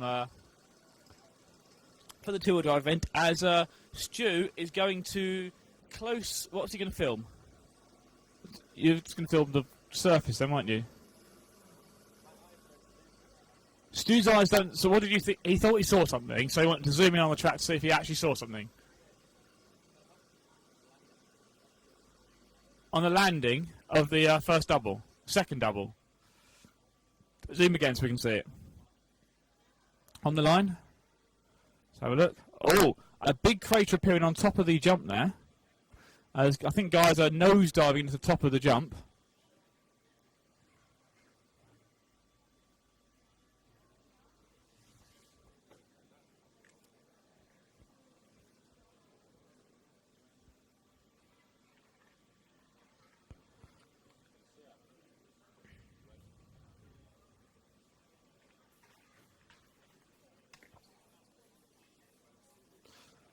And the video is now up online if you want to go and check that out. It's been listened to next to me in the media centre, which is not off-putting at all. Right. I'm going to look on YouTube. For just some videos for me. No, actually other things. So what are the fast guys doing for times? We don't know from that round, unfortunately. Peter Forster driving Yokomo. Inside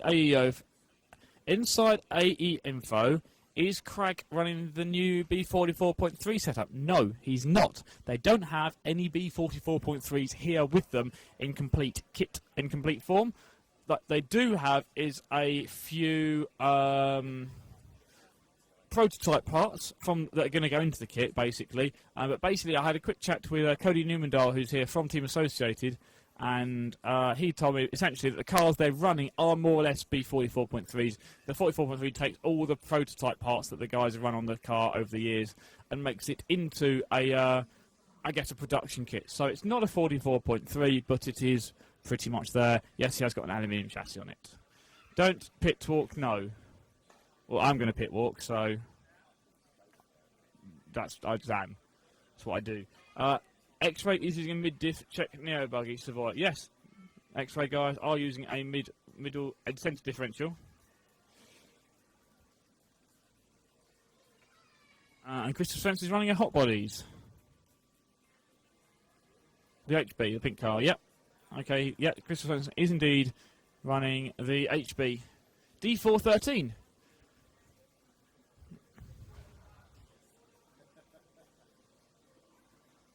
As they're just watering the track to make sure all of the landings, the jumps keep together, I guess, and don't break up too much.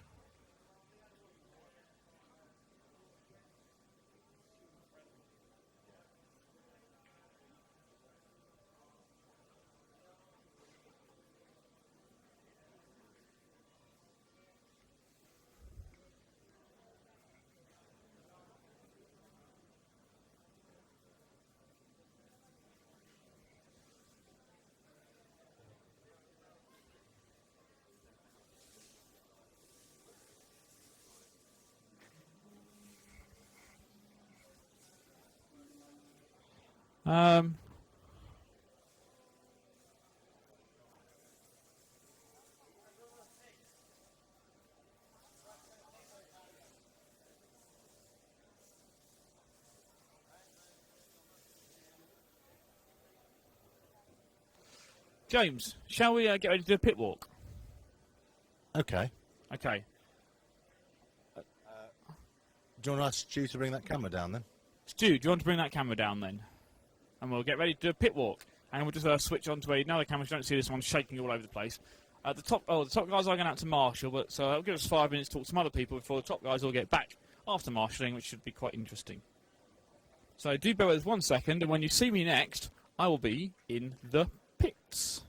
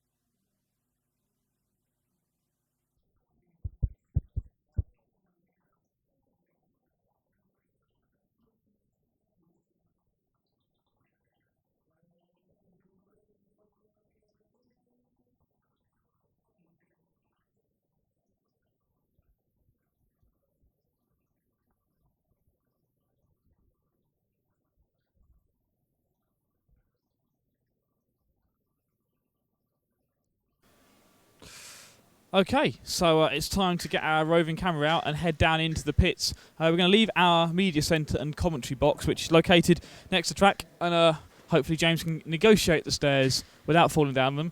We're going to head through, I guess, what would be normally used for the teams during ice hockey matches here at the Sin Bin. Yes. I don't really watch ice hockey. In fact, I've never watched ice hockey. I've just fallen over bin, though. That's interesting. Out here into the pitting area on the ice rink. Ice skates not required, of course, for this event. Let's head into the pits and we'll just kind of drop in with a few people and see what's going on, see what the news is as we are into the final round of practice now on day 1 of the four-wheel drive event, but day 4 of the event overall. And who are we going to chat to? I know who we're going to chat to first. We're going to go and chat to Hupo, as he is sitting with his car on his lap at the moment. Hupo, can we just grab a quick word with you as we walk around the pits? Working away on your Team C car here, first year with Team C, and the four-wheel drive car seems to be going very well for you. How are you finding it on this low-traction dirt track? Well, I'm really, really happy with it. I'm just looking for the last small bits to make it perfect. Now, I see that you've obviously got the kind of the shorty pack layout in the car here. Other cars sometimes running a front motor in them. What's the sort of difference in the handling between the two kind of different styles and layouts of the car? Well, the balance is about the same as we run a saddle pack.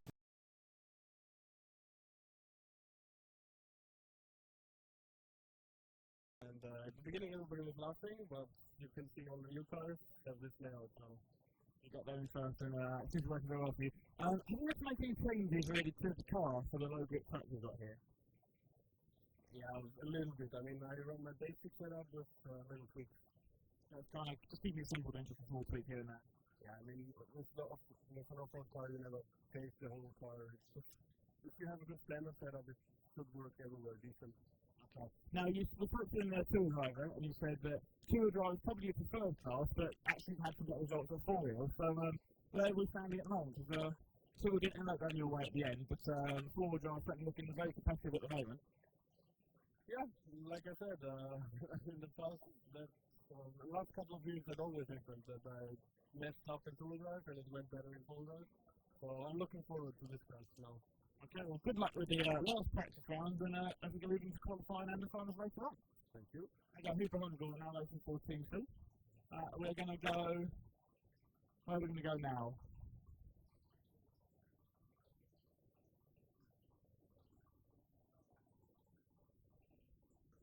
Okay, apparently camera didn't there, but you can still, should be able to still hear me. You'll still be able to still hear the stuff from Hoopo there. Hopefully you managed to get all of that. Hoopo now running for Team C, running a new car there, and seems really happy with how it's going, right? He's got a lot of speed in the car. As we try and get the camera sorted out for you. James is sitting now with a few wires. So, just bear with us for a couple of minutes as we try and get this sorted out. James is going to head back to where we were both in the meeting, trying to figure out what the problems are with the camera. And as soon as we get that sorted, we'll be back to the pit walk, back to give you more information, more news we can find from around the pit.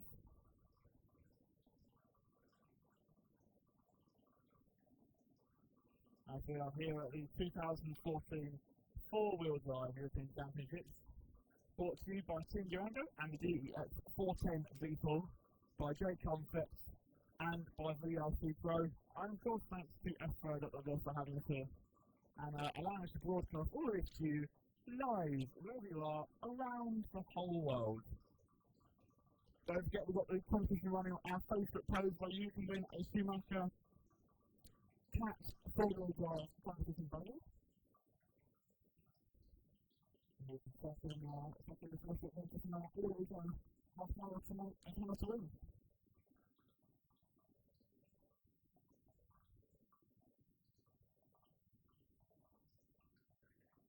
So we just have an adjustment to so we have to unseat units. So you should be able to this time getting around the pitch. In Trelleborg, included after the European Championships and the training is now returning. So, hopefully, I'm going to put the team back in the now. I guess we're back this time again. Everyone should be able to see me back at home if Stu's clicked the right button, and he has, well, he thinks he has anyway. So, where should we head next? Let's head over and talk to the X-Ray team, who are sitting over here on this side. And I suppose we have to talk to the defending European champion, Martin Bayer. Let's nip through here and see what Martin got to say, as he's surrounded by tyres at the moment. Martin, what's going on with the tyres then? Just looking what we have left, so how many we can use in the practice and qualifying, so just checking. Just counting out how many tyres you got left. I mean, do you think it's going to be a new set of tyres for each run in qualifying? Is that the plan? I mean, seeing the condition how is it, it's probably yes. So you then will make sure you obviously got enough left for qualifying and you still got enough for practicing. Yeah. Now, you've gained another teammate for the four-wheel drive event. Renault joining you as well. How much difference is that going to make as we move into the four-wheel drive portion of this European Championships? I mean, I'm really surprised how he did today, because he didn't drive four-wheel for maybe 6 months, and he came first practice and was like, wow, really fast. Second practice really good, third practice really good, so he's doing a really good job. So he's got some speed, hasn't he? Yeah, he's really fast now. You think he's a good driver, wouldn't you? As I know, he's sitting opposite us here. Over here in the whole conversation. But Martin, what's your plan for this week then? Obviously, you're defending champion. Does that put more pressure on you, or do you treat this in a different way? There is no pressure on me. I mean, it's every race I'm trying to do my best. So, I mean, if there's Euros or just local race, I feel always the same pressure. So, it's fine. You're not bothered at all, are you? It's just another race. Yeah, just every race. Like when you race every week, just get used to it, so it's okay. And you're a full-time racer, is that right? Yep. And we had actually a question coming via the chat on our YouTube channel at the moment. Obviously, this week as well is the large-scale touring car Euros taking place in Portugal, and we've seen you at the touring car Euros in the past. Are you disappointed that they're both on the same week and you've had to choose between them? I mean, yeah, that's bad. It's in the same week, but I think when I win second Euros in a row, I decided to not race large scale because it's just too much, like 8 scale off-road, 10 scale off-road, and 5th scale. So there wasn't so much time for the doing something like 10 scale, 8 scale, like 100%. So I just decided to stop and. So focus purely on the X-Ray cars for 10th buggy and 1/8 buggy, of course. Yeah. That's my priority. So obviously we've also got the 1/8 buggy Euros coming out later in the year as well. Have you been to the track for testing for that? No, I have been there for the warm-up, but that's it. So which event are you putting more effort into, this one or the 1/8 buggy, or is it kind of the same for both? I mean, same for both. I mean, right after this Euros, my plan is like to be on the track as much possible, just to be ready for the Euro. So after Saturday, put the electric cars away and just focus on the nitro. Yeah, exactly. And then the World Championships, I guess, at the end of the year. Yeah, so yeah, so the work never stops. So you just from race to race and just yeah. Right, well, let's get back to sorting out your tyres then, and hopefully you've got enough for qualifying in the finals. And we'll catch you later on in the week. Thank you very much. There you go, Martin Bayer, the current four-wheel drive champion. I'm going to go and chat with Renault Savoia, who are joking around with there as. Martin pointing out that he hasn't really done much racing, so I'm just going to jump in here as he's discussing with his teammate as well. You're doing electric racing now as well. What's that all about? Yeah, I studied electric back early last year, so I never drove electric before. I'm getting used to it every race I do. But with the nitro seasons going on, and I travel a lot, and this year is World Championship in nitro, so I didn't have really the time to practice 10 scale. I did races on carpet, but yeah, last race I did was back in September on clay, so this track is pretty special also.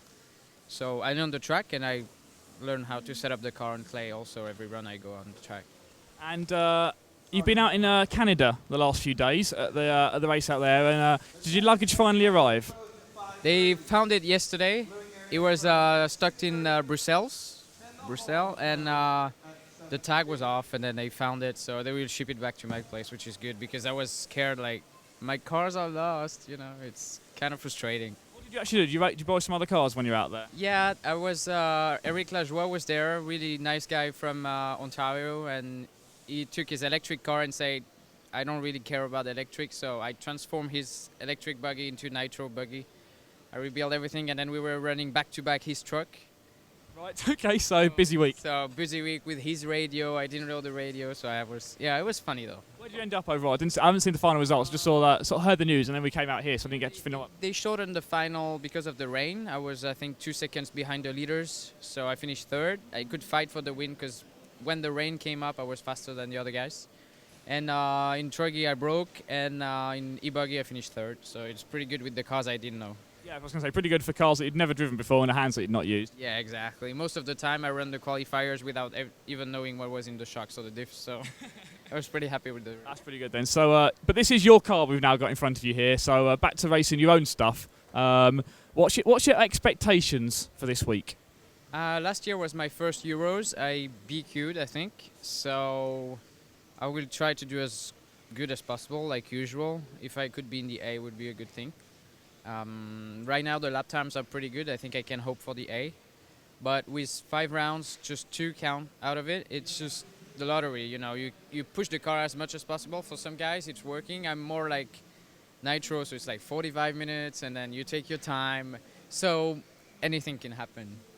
Okay, well, we'll let you get back to work on your car. Thanks for talking to us, and good luck, and we'll see how you get on. Thank you. See you later, guys. Okay, Renault Savoia has been out in Canada and gets back just in time for the four-wheel drive event of the European Championships. Racing, of course, for Team X-Ray alongside Martin Bayer there.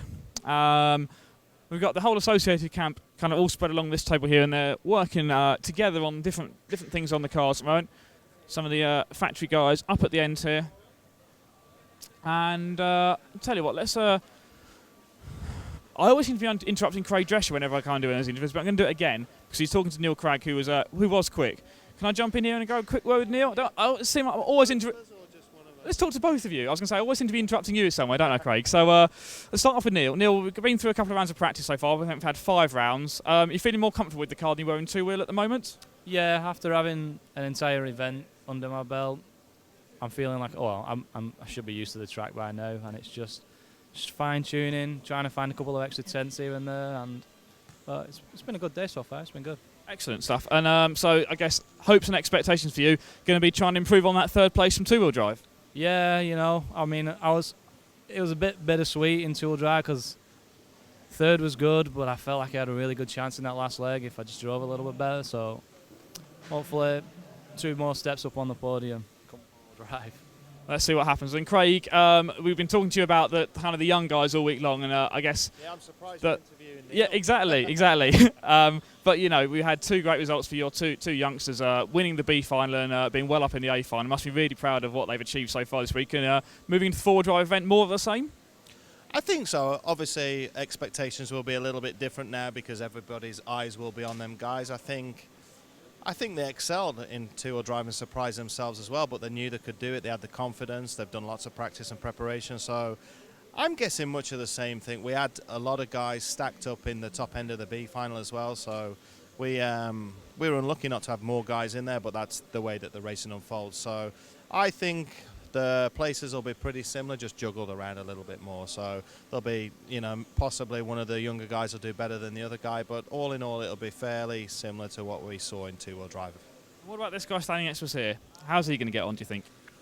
I think he'll do good. For Neil, not coming to the warm-up race, it's a tough ask. You're 5-6 days behind these guys already. As talented he is, you're up against, professional guys that are doing this day in, day out. Neil doesn't, so he's got to drop on something and drop on it strong, and it's difficult to keep your mind straight and get yourself up to speed quickly. So for Neil to be in the show at the end of the day is exactly what you'd want. It's frustrating at times to try and claw your way up there, and the results was great. I was proud of what he did. He managed to be the top associate guy again with all the young pups chomping at his heels, and it's the way it is these days. You've got to be so on the ball when you hit the track for the event.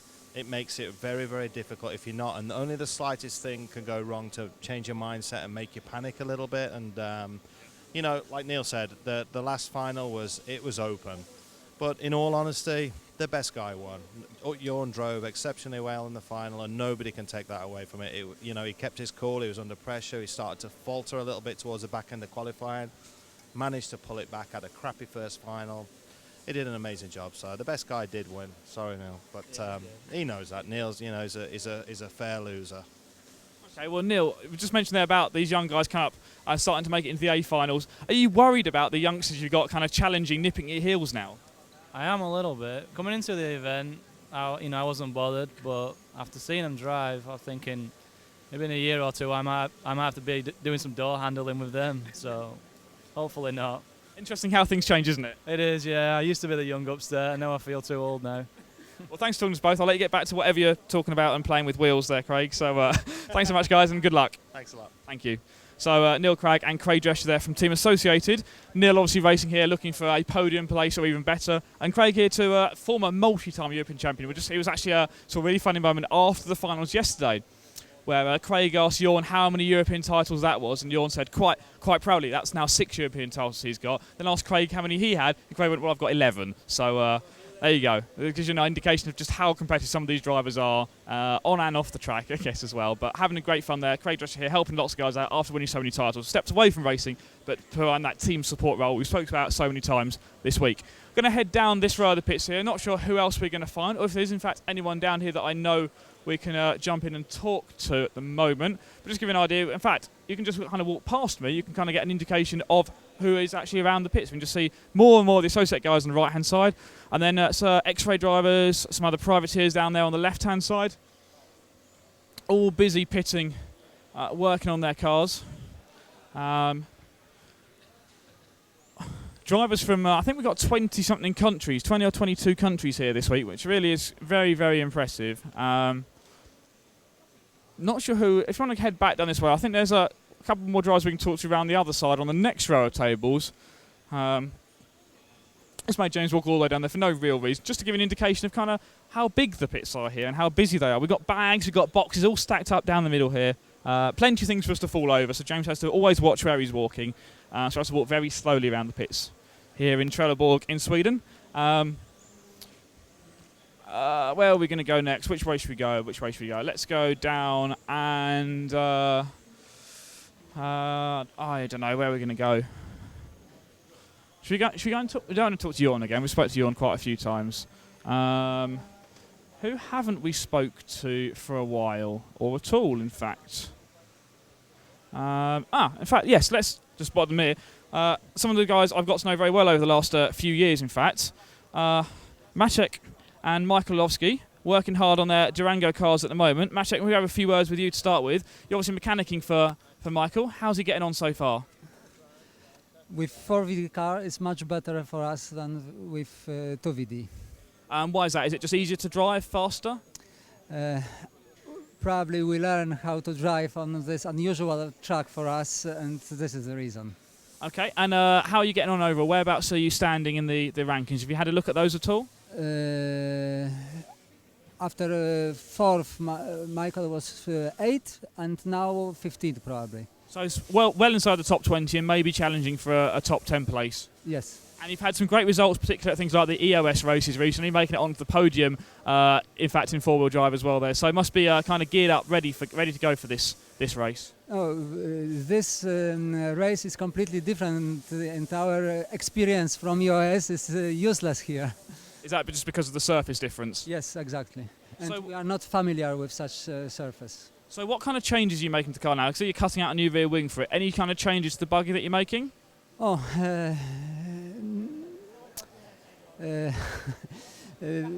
maybe important thing is play with tire inserts and looking for the proper hardness of suspension, so oil and springs. This is the area which are looking for since first free practice run. Okay, well I'll let you get back to working on the car. Thanks for talking to us and good luck as we go through the qualifying. Thank you. There we go, Maciek Orlowski from Team Durango, working on son Michael's car there as they prepare up for another round of practice here at the 2014 European Championships. I I'm kind of running out of people to talk to, and we're running out of time a bit as well, as James, I think, gets things thrown at him from helpful people in the pits. James, is there anything else you think we need to have a look at all? No, I think you've covered everything. You think I've covered everything? I don't think I've covered everything, but we've certainly chatted a lot of different things. Sorry, there was a slight confusion there. I was actually turned off Lee Martin's music for copyright reasons and YouTube. I had to explain whilst filming to you that I wasn't just being arrogant. There was a reason for it. So Lee causing all sorts of problems here in the pits, as not this time on the track, but this time in the pits. No, Lee's doing a good job here, and I think he's definitely recovered from his two-wheel drive upset. See Lee, in fact, sitting down there chatting away with his teammate Robert Battier, Shinadachi working on the car. Lee taking a bit of time out, just checking in. Is he checking in on Facebook at the moment? I think he is, yeah. Checking in on Facebook, seeing what is going on in the social media world. We can see Lee Martin's Facebook page, personal Facebook page. So if you send him a quick message, it'll pop up straight on the screen in front of him. Maybe not. Okay, maybe don't do that. I don't know if there's anyone else I did really want to talk to. I think we kind of covered off the key points and the key things messages I wanted to bring out. In fact, no, let's go and talk to one more person. We spoke to one referee earlier. Let's go and speak to the other referee here at the event, Franz Heinsbruck. And Franz is going to love me for this. I'm just going to come and interrupt him as I'm doing a pit walk. Franz, can I just interrupt you, grab a few words with you? Obviously, today's a bit of an off day for you as a referee. Don't have much to do on the track, but we go to tomorrow, and qualifying's going to get underway. It's going to be scary, isn't it? Yeah, well, we'll see what tomorrow brings. I will be hard on the drivers, and they will know immediately. So it's all going to be tough, and it's really difficult. I mean, four-wheel drive cars are so fast around this track, and the jumps are so much different with the four-wheel drive car. What is it you're going to be looking for as a referee tomorrow? Well, especially for the neat driving, I don't want to see anyone jumping into another car or pushing other cars, but the other cars, the cars in front, have to make place for the faster ones. So, yeah, I will be watching that. I guess it's about the drivers working together to both of them be involved and help each other out. Yeah, right. Yeah, if you want to, it's like it's always said. If you want to get a fast time, you have to work together with the other ones. And if you don't, well, you get a reward by penalty or, yeah, just a slow time. Yeah, right. So they have to work together, and I think they will. And what have you been doing today then? You've been checking out anything in the pits, or have you been out visiting the town? No, I just arrived. I've worked for for the company I work for, so.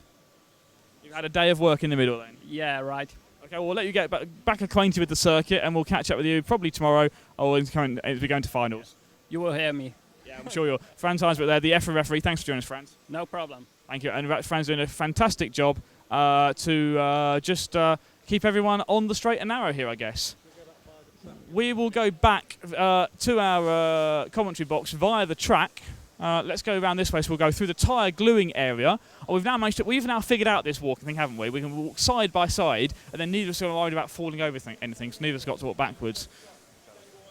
We're getting past these bouncers, making sure that we can get into this area of the track. As yeah, guys, you're having a nice rest there finally. What? You're having a rest finally. I've been resting all day. You've been resting all, just sitting around. Oh yeah. Yeah, we've seen you out watering and vacuuming, blowing off the track as well. Yeah, I need it. It has to do. Somebody has to do it, and I have nothing to do today, so I did it. Easy job for you today, then. Oh yeah. Why didn't you come and spend the day chatting with us? I'll come up later. Okay, I'll come with us later. Well, I'll let you get back to sitting around. Enjoy the rest. It's a well-earned rest for Kyle. He's the race director. As I nearly fall over the walls. Walls? I'm not sure. What do you call these, James? Trellises, mate. The trellises. I nearly fell over one of the trellis leg stand things. Privacy screen, so we can't see. Look, we can't. What's going on in the pits? We just can't tell. But we could look. We could peer over the top. There we go. See some people chatting away in front of us. Fantastic. Right, let's walk out round to the track. Yeah. Have a walk around here. So the guys going through tech inspection. All the cars have got to get teched in today. So they're going to mark up the chassis and the wings to make sure they're all legal, and hopefully James doesn't fall over anything as we walk through there. In fact, let's go have a quick little look here at these guys marking up the wings. So they're getting the official EC sticker on there, and then they're putting a blob of the nail varnish on, so we know if it's been removed or tampered with at all. And they've done the same on the chassis as well. And in fact, we've got another wing here going through. So let's just have a check as it goes through tech inspection. They're making sure it fits in with the maximum dimensions allowed. Well inside. Why would you tamper with the wing? What benefit would it give you? Well, what the guys are doing now is making sure the wing fits in with the regulations. They're going to put the sticker on to say, yeah, that's fine. So a driver, I guess, could try and take that sticker off and put it onto a different illegal wing, but this one that we know is all right. Okay. Thank you. Now I know. That's all right. And so we got the wing being marked up there. And I believe young Michael here is going to put his car into tech. I know he's just going to get the wing done. So I'm just going to get that again checked up. So we're checking the width there, checking the overall length of it, well within the measurements, and the height of the wing, which is all good, way within the sizes allowed. I think looking at that one, it's a little bit high on the side. A bit high on the side there, but other than that, looks all good. So we're just going to make a slight trim off of the wing there, and be ready to get that back through tech and get it sorted out. So around the side here, we've got the track, as you well know. If you're with us for the two-wheel drive event, you'll know the track layout is exactly the same. They haven't changed the jumps, haven't changed anything like that. As someone's left DC in charge or something, that's not a good idea. But luckily, Paul Worsley's back, so everything's fine there now. That's fine. We'll grab our chief timekeeper very, very soon, I think. Or just send him up our way, whenever.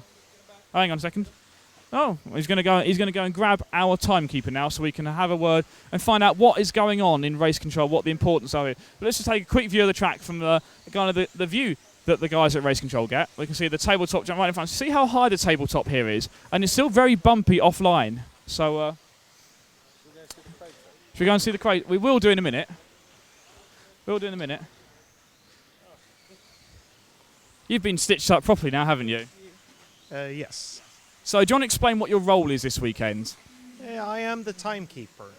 And what does that actually mean at EFRA European Championships? I look at the cars and I count the laps for them. So it's a manual procedure, keeping 10 cars and just increasing one each time they pass the loop. But luckily we've got the transponders as well. Yeah, the backup system is actually computer-based, where the cars have transponders. When they pass the loop, the computer notices it and produce reports. So everything seems to be going pretty well so far. You've got a great system here, which we've integrated with all of our live stream as well, so we can see what's going on. And so you're walking around with your iPad there, so you've always got access to all the information that's going on the track. How important is that you've got that in front of you?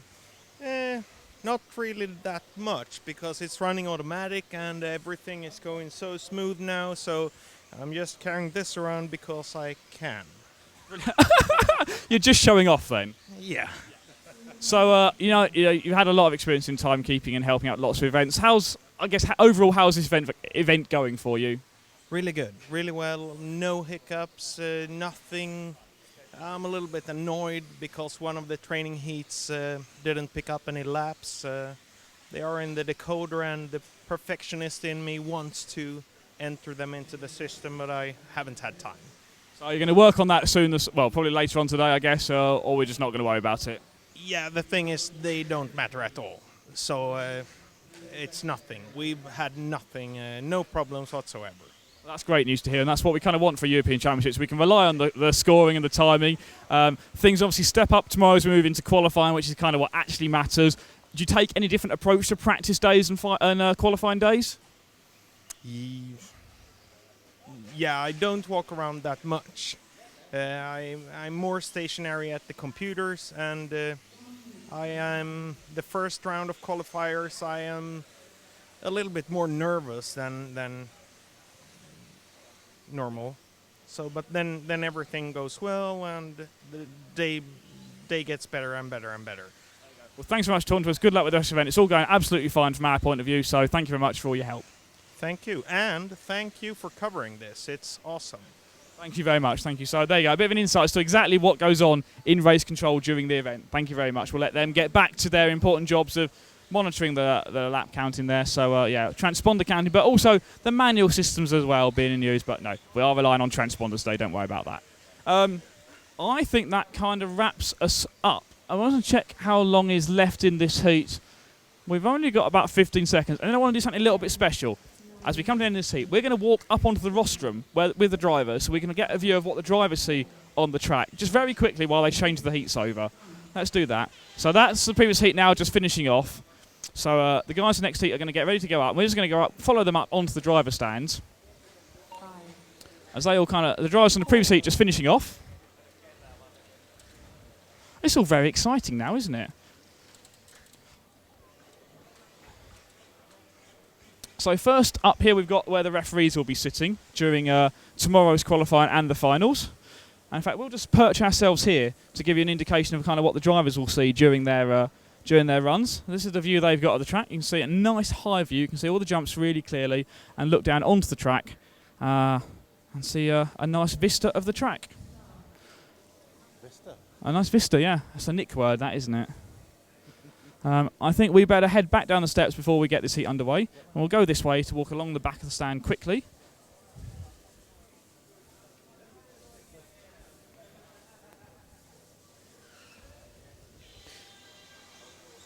And just out of respect for the drivers, being a bit quiet there up on the driver's stand as they get ready for another practice heat. Their last practice heat of the day, and see if James can get down the steps okay. Perfect. As guys mounting up their last few sets of tyres, and maybe the tyres ready for qualifying or tomorrow, I think that will wrap up where we are today. Unless anything else we suddenly think of, anyone else we suddenly spot, and there's not.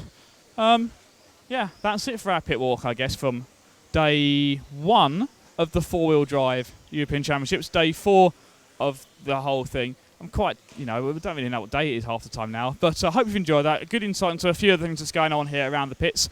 Stay tuned to RC Racing TV for loads more, and a big thanks to Team Durango and the DEX 410 V4, VRC Pro, and J Concepts for allowing us to be here, and of course EFRA. Without them, none of this would be possible. We'll head back to one of the trackside cameras, and we'll be back with you ready just for the top couple of groups in about 10 minutes' time. See you in a bit.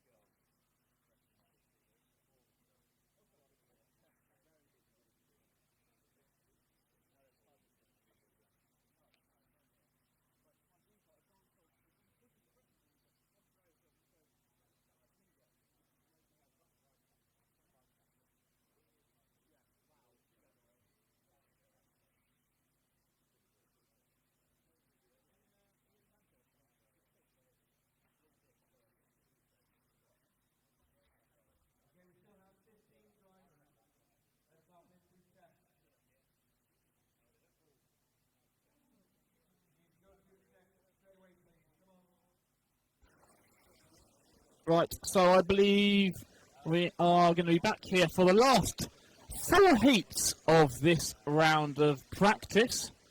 This is heat 10. Ellis Stafford is quickest from Marcus Lind. No, Marcus goes on top. Ellis is second. Yanni Hovey, Michaelovsky, Vutavayan, Marlon Carlson, Kevin Lee, and Philip Stocker.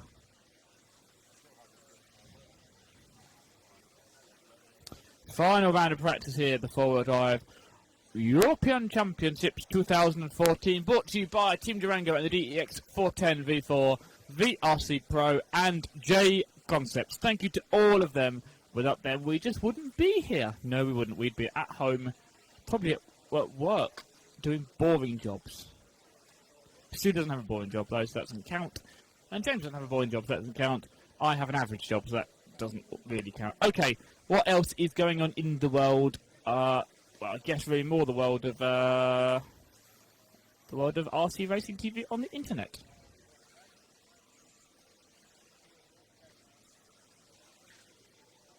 On the YouTube stream, where are we? Is anyone racing for X Factor with a 4-drive? I don't think so. No. The commentator is allowed to paint your spoiler with paint and race with it. Yep, it is. It's just easier to race with them clear, isn't it? To take out the packet and put them on the car. Done. Coach UK, goes for mid-diff on its way too.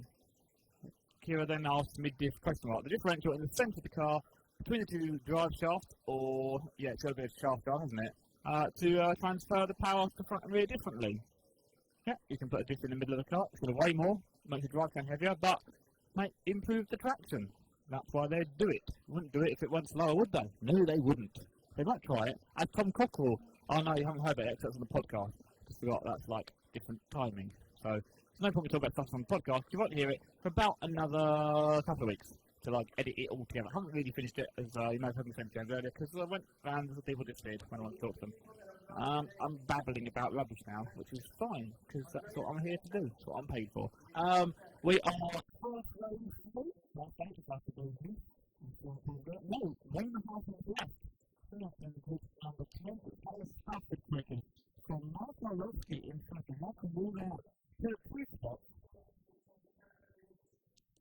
Ellis laid it down, 17 rounds, best lap.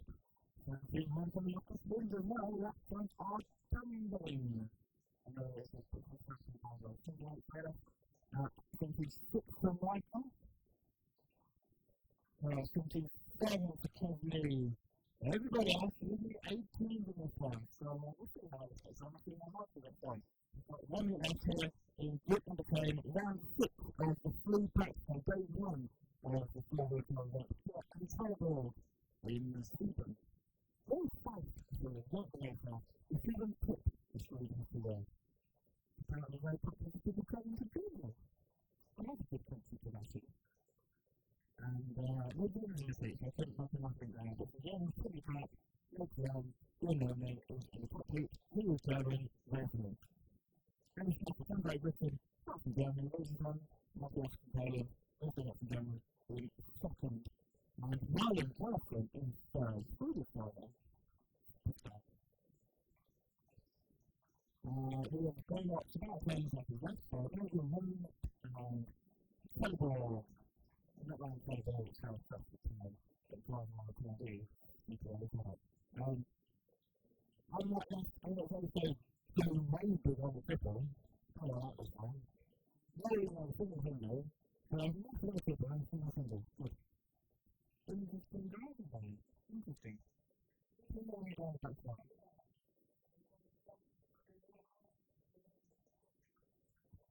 That is time. That is time.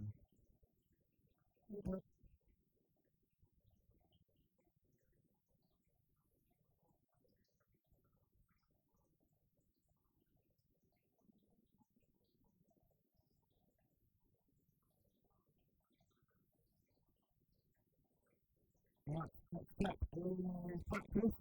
Heat 11. Another example with the music.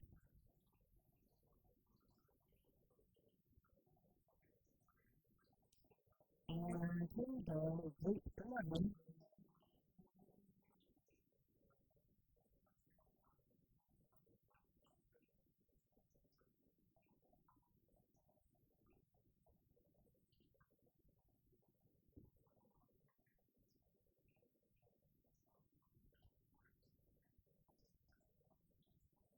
Let's give the paddle up so you can see who is fast.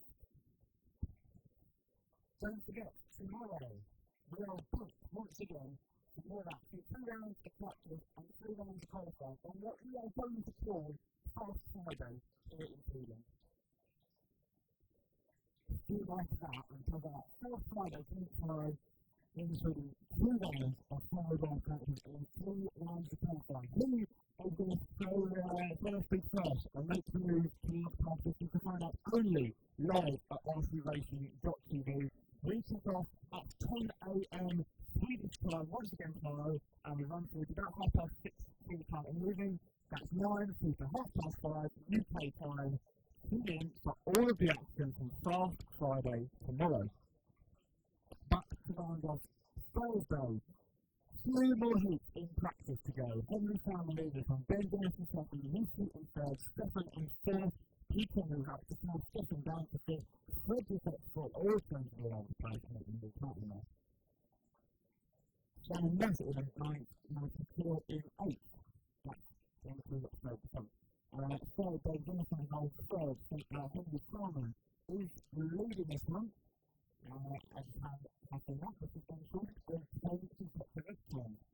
Not massively helpful, but it's useful enough to something sensitive for us. We might remove it at 2 minutes time, not too long, but the fast is now over that with a 17 average time. And a start of 17, it's like 17-7 for second place on Fast 17-8 for Henry Farmer. 28 for Ben Dennison. Come on, Ben, come on, Ben. Where is Ben? How's it going? We keep coming back to his own people to the comfort box to look at the pictures. How's Ben? And how are you, Alpha? Look. I think that wonderful for something. Here's the winner. Third one, you come from the car, but then it's the winner. Then put it on a customer line and out. What will be on this line?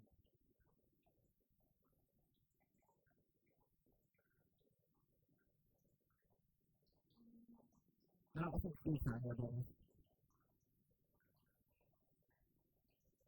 From the left here, group 11 now switch to practice.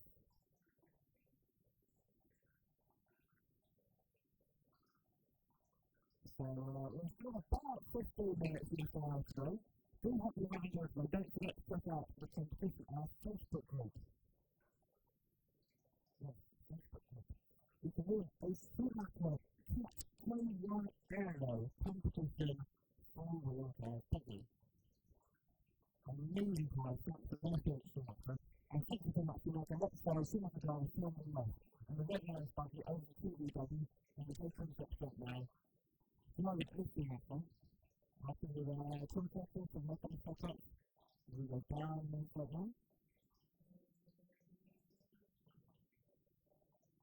We've got one left here in group 11 round 6 of practice. Taking far from Henry Down and nice and clear. Lucy, Peter, Frederick, Karen, Christopher, and Ben. That's the one that we've got a part of the plan for the most of our photos. Yeah, see that way. Forgive us that. Skip the same one. Schumacher driver. Yeah, we like Schumacher. Thanks so much for doing this. Thanks for the Team Grande and DEF. Full time, V4 to support us. Lord Norman, Lead Driver Grande is out in a couple of weeks' time. Will he bring the fastest person at the end of the photo? We will let you know in about 15 minutes. Also, thanks to VRC Pro and to Ray Concept as well.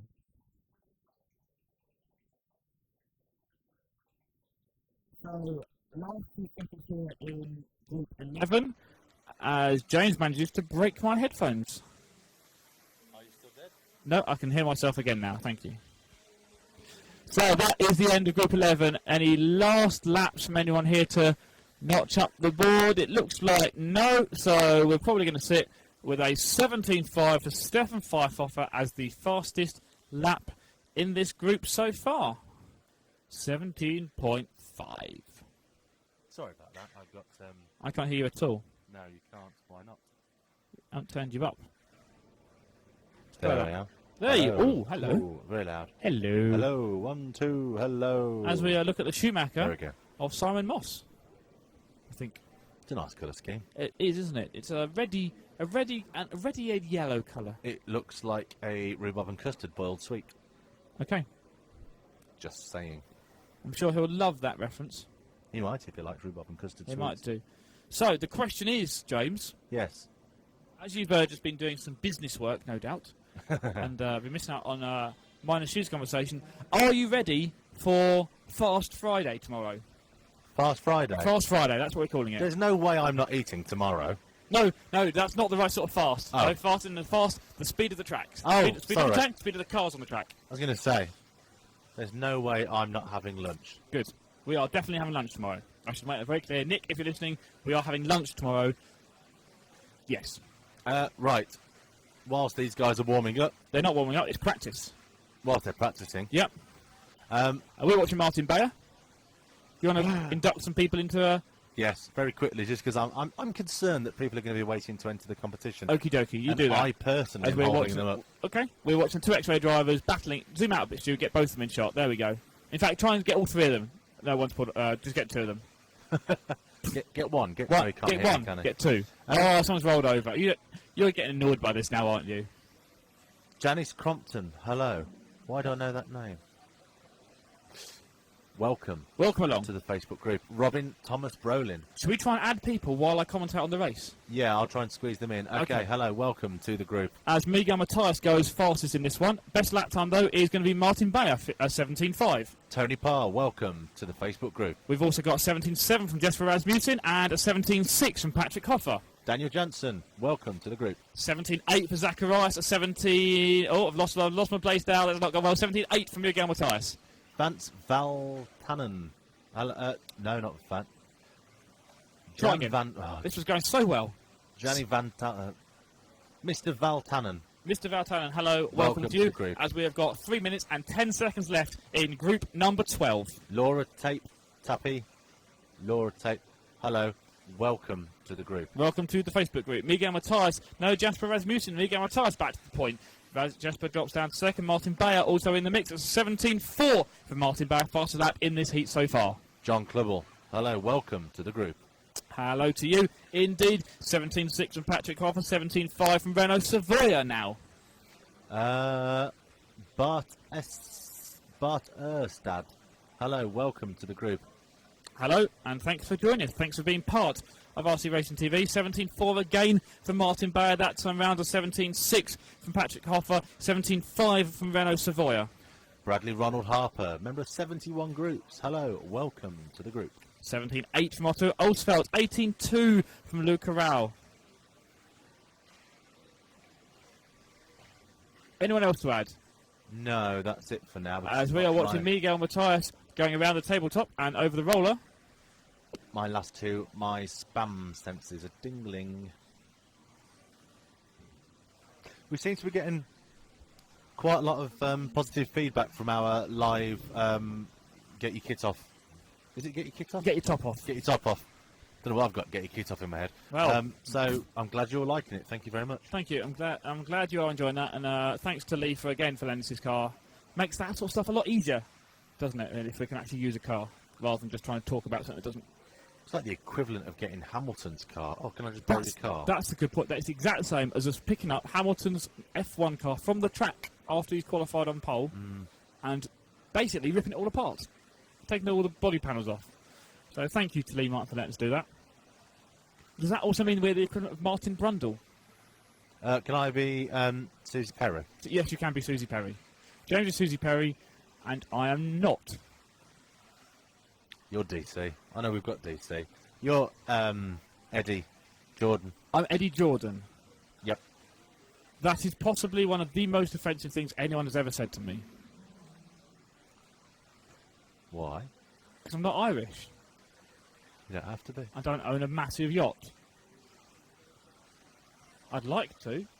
I'd like to own a massive yacht. I wouldn't necessarily like to be Irish. I'm not saying being Irish is bad. This is a big hole I'm digging for myself. Like the big hole that we've been seeing develop on the track, which is right there, as perfect time from Stu there, zooms in on it, That is on the first of the doubles, the TV double, if you will, That's as a big cars pile. are nosediving into it. As they go across the first of the jumps there, and we're gouging a massive hole out of the jump. Have we missed Jesper? I know Jesper's in here. Jesper is in this Vehicle one. 6. Where's Jesper? Everyone's asking him to follow Jesper. The internet's favourite driver, Jesper Grab- Rasmussen. Jesper for the last 15, 13 seconds. So where Find is he? him. Where is he? He's come off the track. He's going up the hill now. Up the hill he goes. Round the hill. He's going to put it straight off. Oh. And there's a marshal race we can't even watch. Can we watch Jesper coming off the driver stand instead? There he is. Jesper? Yeah, that is. Is that Jesper? That is. He's doing the classic lean and look at the scoreboard. Like a catalogue pose off the side of the rostrum. Yeah. He's got shorts like Phil from Neo Boogie, but just a slightly different colour. He has. He has indeed. He's got shorts. That's Stu's benefit. He's got shorts like Phil from Neo Buggy, just a slightly different colour. Puffle shorts. As has David Ronefeld just walking past him. Oh, whoa! That's bright. Can I have some of them? They'd look cool. Hello to you. If we were doing green screen now, the whole of his midriff would be invisible. There's just been some small legs walking around on the top. See, Stu doesn't know why we're just talking about that. We I don't need to set this up. We need to set this up differently tomorrow so Stu can hear this. I was just saying with his shorts, if we were doing green screen, he'd just have no midriff. David Ronefeld with his green shorts. There you go. There we go. If we explain the joke, he gets it. Thumbs up for that one. Right. Okay. Group 13 out on track 13. now. Anyone, The ultimate group. Anyone else to add to Facebook? No. No. Anything else to say from YouTube chat? No. We are going to go. In fact, thank you everyone for getting involved on YouTube or on Facebook. Thank you for being part of it. More so, thank you to EFRA, thank you to Durango with the DEX 410 V4, thank you to VRC Pro, and thank you to J Concepts. We are going to focus solely on the track, or on at least the Marshall shoes there, for these last 2 heats, the last 2 heats of practice for Thursday here at the Four-Wheel Drive European Championships. Don't forget, Fast Friday kicks off 10 a.m. local time tomorrow, 9 a.m. UK time. If you're going anywhere now, don't go anywhere, in fact. Just stay with us for 10 more minutes as we watch the fastest guys in the meeting for their last free practice round, as we are watching Daniel Kobovic, the superstar youngster, showing us how it's done, although he's not leading this one, actually. Let's check some lap times. Thank you to all of you for watching along. Make sure you join us tomorrow if you can disappear off the end. But we are going to do a very, very quick wrap-up at the end of today. Yes. Not sure exactly what we'll wrap up. Maybe a small Christmas present for someone. But anyway, we'll focus on the track. So thank you to everyone for taking part on the YouTube chat and for commenting on the Facebook group. Don't forget you can still enter the competition at any point throughout the night. Turning our attention to the track, though, this is Group 13 of 14, the final 2 heats of practice, and the final chance for us to look at some what could be ballistic lap times, but we're not really seeing it yet. Peter Pinnish, the fastest man on track, with a 17.6 second lap time, quite a bit slower than what we have seen before. David Ronefeld has dipped into the 16s, as we believe Jorn Neumann did in the last round as well. Unfortunately, we didn't have proper timing for the last round, so we have to rely on the backup system for that one, but it was all captured correctly, and of course, because there's only free practice there, not overly worried about it. Right, we have got half the distance going this one. 2.5 down, 2.5 to go. Joachim Nikolaisen is leading from Norway. Peter Pinnish is now taking over the lead. 17.9 that time by Peter. And then Nicholas Manson is there. Christopher Svensson is changing every lap as they go across the timing line. As we sort this order out at the moment, 17.6 looks like the best lap by Peter Pinnish. Yes, 17.6. No, we've got a 17.2. Who's it from? It's only Daniel Kobovic. What? Daniel Kobovic. Do you want to quickly reply to that text message to Nick? Thank you very much. Daniel Kobovic, the superstar youngster. We've seen him all through the two-wheel drive event and out on pace again in the four-wheel drive event now. 17.2, best lap, fastest lap in this heat by nearly half a second. Why did Nick ask you that question? I don't mean that the way it sounds, but he keeps asking you that question. He does, and it's not really to do with me. He complains to me. Yeah.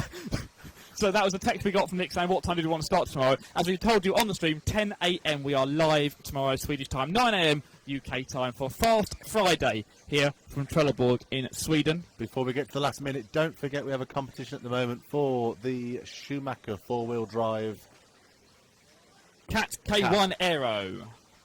Has been driven by Tom Cockrell. Let's pick up Tom now. Oh, look at that. As if Stu knew what we were thinking. It's like there's a really bad film. What's the film? Titanic. Nope. Where planes think about stealth. Where planes think That's a about... really bad film. Yeah. I kind of liked it, though. Okay. Down the back straight goes, not stealth, but Tom Cockrell with the Cat K1 Aero. Turning right over the triple, he goes, woo, launching the car up as he is passed up the inside by, I'm not sure who that is, to be honest, sorry. And he chucked it off the track there. Don't worry, if you get a Cat K1 Aero, you're not going to make as many mistakes as Tom is making at the moment. But Tom is very fast still in this one. Let's check some lap times for Tom. He's got a best lap of 17.5. Still, young Daniel Kovacic, the fastest man on the track, with a 17.222. Nice and easy. Is the cat called the cat because it always lands on all fours? Absolutely right, yes. Not because it sounds a competition all-terrain at all. Cat's actually been a name that Schumacher used for many, many years, right back to the 1980s. What was it again? Competition all-terrain? All-terrain, yes. Oh. I thought they spelled it with a K. Nope. C. With a C. Cat with a C. Otherwise, it would be my friend Cat, who spells her name with a K. Hello, Cat. Hello, Cat, if you're watching. Or listening. Probably not. Last 6 seconds, what's going on? What's going on? Cars are flying everywhere. Everyone's getting those last laps in. It's madness on the track for the last few seconds here.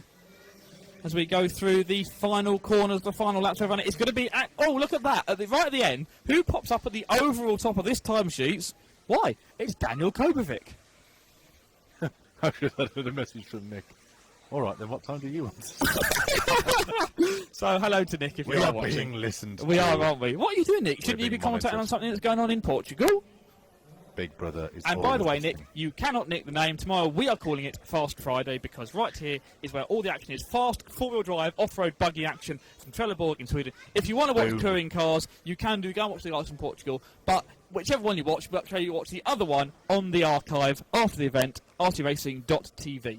We do reserve the right to negate your answers to the competition if we find out that you've been watching the touring car large scale rather than our stream here. Yeah. Let's put it this way. Martin Bayer had a choice, and he came here. That was a joke, by the way. Yeah. We would never negate anyone's answers unless they were not a person. pet.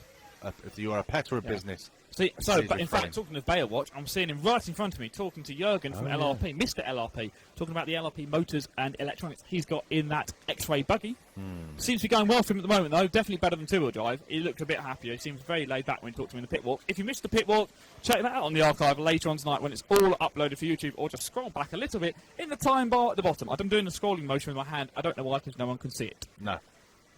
So, final heat of Thursday. What's happening, Ollie? Let's have a look. It is lots of cars out on track. Only one lap under our belt, so we're going to give them a bit of time just to get up to speed here in Group 14, round number 6 of practice. The final group of practice here at the 2014 Four-Wheel Drive European Championships on day 1 of the four-wheel drive event, day 4 of the overall event. Yes. Is anyone here in this in these here people? Is anyone driving the DEX 410 V4? Is anyone in this case driving the DX 410 V4? Well, yes, Jörn Neumann from Germany is indeed running the Team Durango DEX 410 V4. Thank you to Team Durango for allowing us to be here. And there is Jörn Neumann on the screen. Currently, technically in first, although this is early practice. Yeah, so let's check some lap times. He has whacked in a 16.9 second lap time. Lee Martin 17.2, Hugo Honigel 17.2, David Ronnefeldt 17.2, 17.3 for Neil Craig, 17.6 for Robert Battier, 17.7 for somebody else whose name has moved, and a 17.9 for Kari Somella. 18.1 for Petri Stob. Petri needs to pick the pace up, a bit. That's not worth. Speaking the reverse. I don't know. Hugo Honigel 17.1 that time by Your Neumann, whose name almost sounds identical when said in reverse. Yes, we found this out yesterday. Yeah. We were making the video. We found out that when I say Jörn Neumann, if you play that backwards, it almost sounds exactly like Jörn Neumann. So there you go, a little bit of funky there. Who else is quick? 17.2s for Ronnefeldt and Lee Martin. Don't know why I want to say Lee Martin's name in a funny way. Sorry, Lee. I don't care as long as we're talking about it. 17.1 that time by Lee Martin. There we go. That's some pace. 17.9 still from Jorn is the fastest lap, but he did a 17.4 last time by Ronnefeld. 17.0. 16.9 is the best lap. Sorry, 16.9 by Jorn. 17.0 from Ronnefeld. 17.1s from Lee Martin and Tuppo Honigel. Who else is fast? 17.3. That's gone somewhere else by Neil Cragg. 17.2 from Carousel Meller. 17.5 from Una Hasnan, the young superstar Finnish driver. Una. Who I don't know who she was filming now because you put a big screen over the screen. That's all right. There we go. We are watching. Let's watch Una Hasnan. There we go in the green and the black. Down. Here we go. Over the Durango double. Round in front of our camera position, turning right over the triples he goes. Lands that nice on the down ramp. Slight bit of sliding as he goes through the first double. Over the J... Oh, no. Gets the J Concepts jump. Gets the commentator's curse. Indeed, up onto the table. So now, Stu's got bored of that and he's going, right, Lee Martin, he's not going to crash, is he? Over the Durango double goes the orange and the blue of Lee Martin's Yokomo. Turning right over the triples. We have got 1 minute and 20 seconds of action left from the track here in Trelleborg in Sweden from Thursday at the four-wheel drive European Championships. Over the VRC roller, down the back straight he goes. Switching down to that low camera shot there. That's a nice shot, isn't it? Corner so tight. He does, doesn't he? On that one as well, just avoiding the edge of the pipe. He doesn't care about the crater either, I've noticed. No, he does not care about the crater at all. 17.1 is his best lap, and he's notching in 17.3 every time by. 17.1 from Lee Martin that time by. Fastest lap for him. Hupo Honegel's done a 17.1. David Ronnefeld 17.0 as Lee rolls it over. It's a tank slap. Oh dear. Oh no. Anyway, Robert Bathier's got a 17.1 as well, don't ask. 17.2 from Neil Cragg, 17.2 from Carousel Meller. Still the fastest man over a single lap is Jon Neumann, 16.9. No, he's not. Don't be silly. Dave Ronnefeld slams in a 16.8 second lap. Oh, that's fantastic. And Jorn's rolling off the straight. Everyone is going upside down. Everyone's going, it's the last lap. Let's just punch it full power now, full beams. We'll put it into the wall. We'll build the car again overnight. 16.8 from Dave Ronnefeld. Oh, new best. That is a new best lap time for this track. 16.822. The last few seconds. Maximum attack for the final lap. I know you've got spot of water all over everything, but luckily I didn't. Here we go. Who is it going to be? Hitting the timing loop. Let's check the final scores. Ronnefeld's best lap in 16.8. Neil Cragg with a 17.2. Robert Bassier 17.1. Carlos Cabela 17.2. Texas Dom 17.7. Anyone else going to improve their times? Looking at the last lap, who is it going to be? Anyone going to go faster than 16.8? It's not going to happen. And we'll let the blue line come up. Let's look at this pitch and probably get the result. Let's call that done, shall we? Which means Dave Ronnefeld wins practice. He wins practice. That's a really rubbish NASCAR getting finally to the broadcast on day number 4. Yeah, Dave Ronnefeld wins practice. It's fastest lap 16.822. Your Neumann 16.991. Lee Martin 17.110. Peter Honegel 17.155. Robert Bastier 17.107. Lee Martin's not wearing his hat. Lee Martin's not wearing a hat? Oh no. Right. That concludes our on-track action for today. We got a bit excited in there. That was a bad. It's a reasonable time, so we're gonna. I'll tell you what I'm gonna do. I should go and talk to Mr. Ronnefeld because he's just won practice. 8 hours and 15 minutes. 8 hours and 15 minutes on the air, non-stop. And Ollie just doesn't want to give up. He's still prepared to give more when there is nothing left. We're going to go and find Ronnefeld just to get a final word from somebody because he's from Sweden at the end of the day. Oh, Phil from the Airbuggy's got him already. Oh, look at that.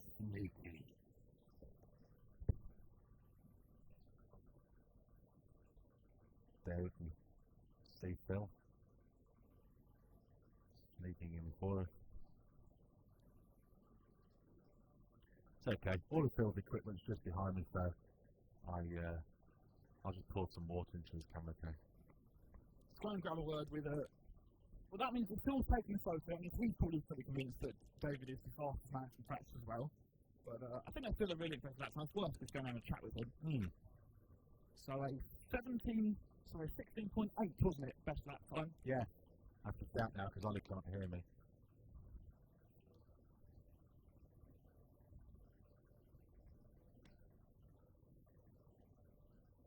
As Phil from Trelleborg is taking photos, the same person I want to take photos, not photos, I want to film. So Dave Runfelt, 16.8 second lap time right at the end there. Really pleased with factory rest now. Yeah, absolutely. My car is awesome right now. It started out pretty good this morning, actually. I just made some mistakes. I guess took some time learning full drive again after two drive. But the car has been amazing, and now I made some tweaks here and there on the setup, and finally, and then now it's really nice, and it's super easy to drive as well, so which makes it easier for me to go around the track. I was going to say, I guess we saw from two-wheel drive that the key was the consistency and making it easy to drive. So my question was going to be, is it easy to drive or just fast? But you're saying it's both. Yeah, I mean, if you have an easy car, you can go fast. If you have a hard car to drive, it's hard to go fast. Maybe you can make one lap, but you can go consistent. So when you go consistent and have an easy car, it's easy to get the lap time to come down as well. Trying to make amends for a two-wheel drive event. You started off well with that in four-wheel drive as well. So well done for the speed you've shown today. We look forward to tomorrow, I guess. Yeah, me too. Thank you. Thank you very much. Dave Runfelt there, the fastest man in that closing round of practice. And that basically wraps us up from today here at the four-wheel drive European Championships. Day one of the four-wheel drive Euros. Thank you very much for watching along. We hope you enjoyed it. We've had some fun today, haven't we?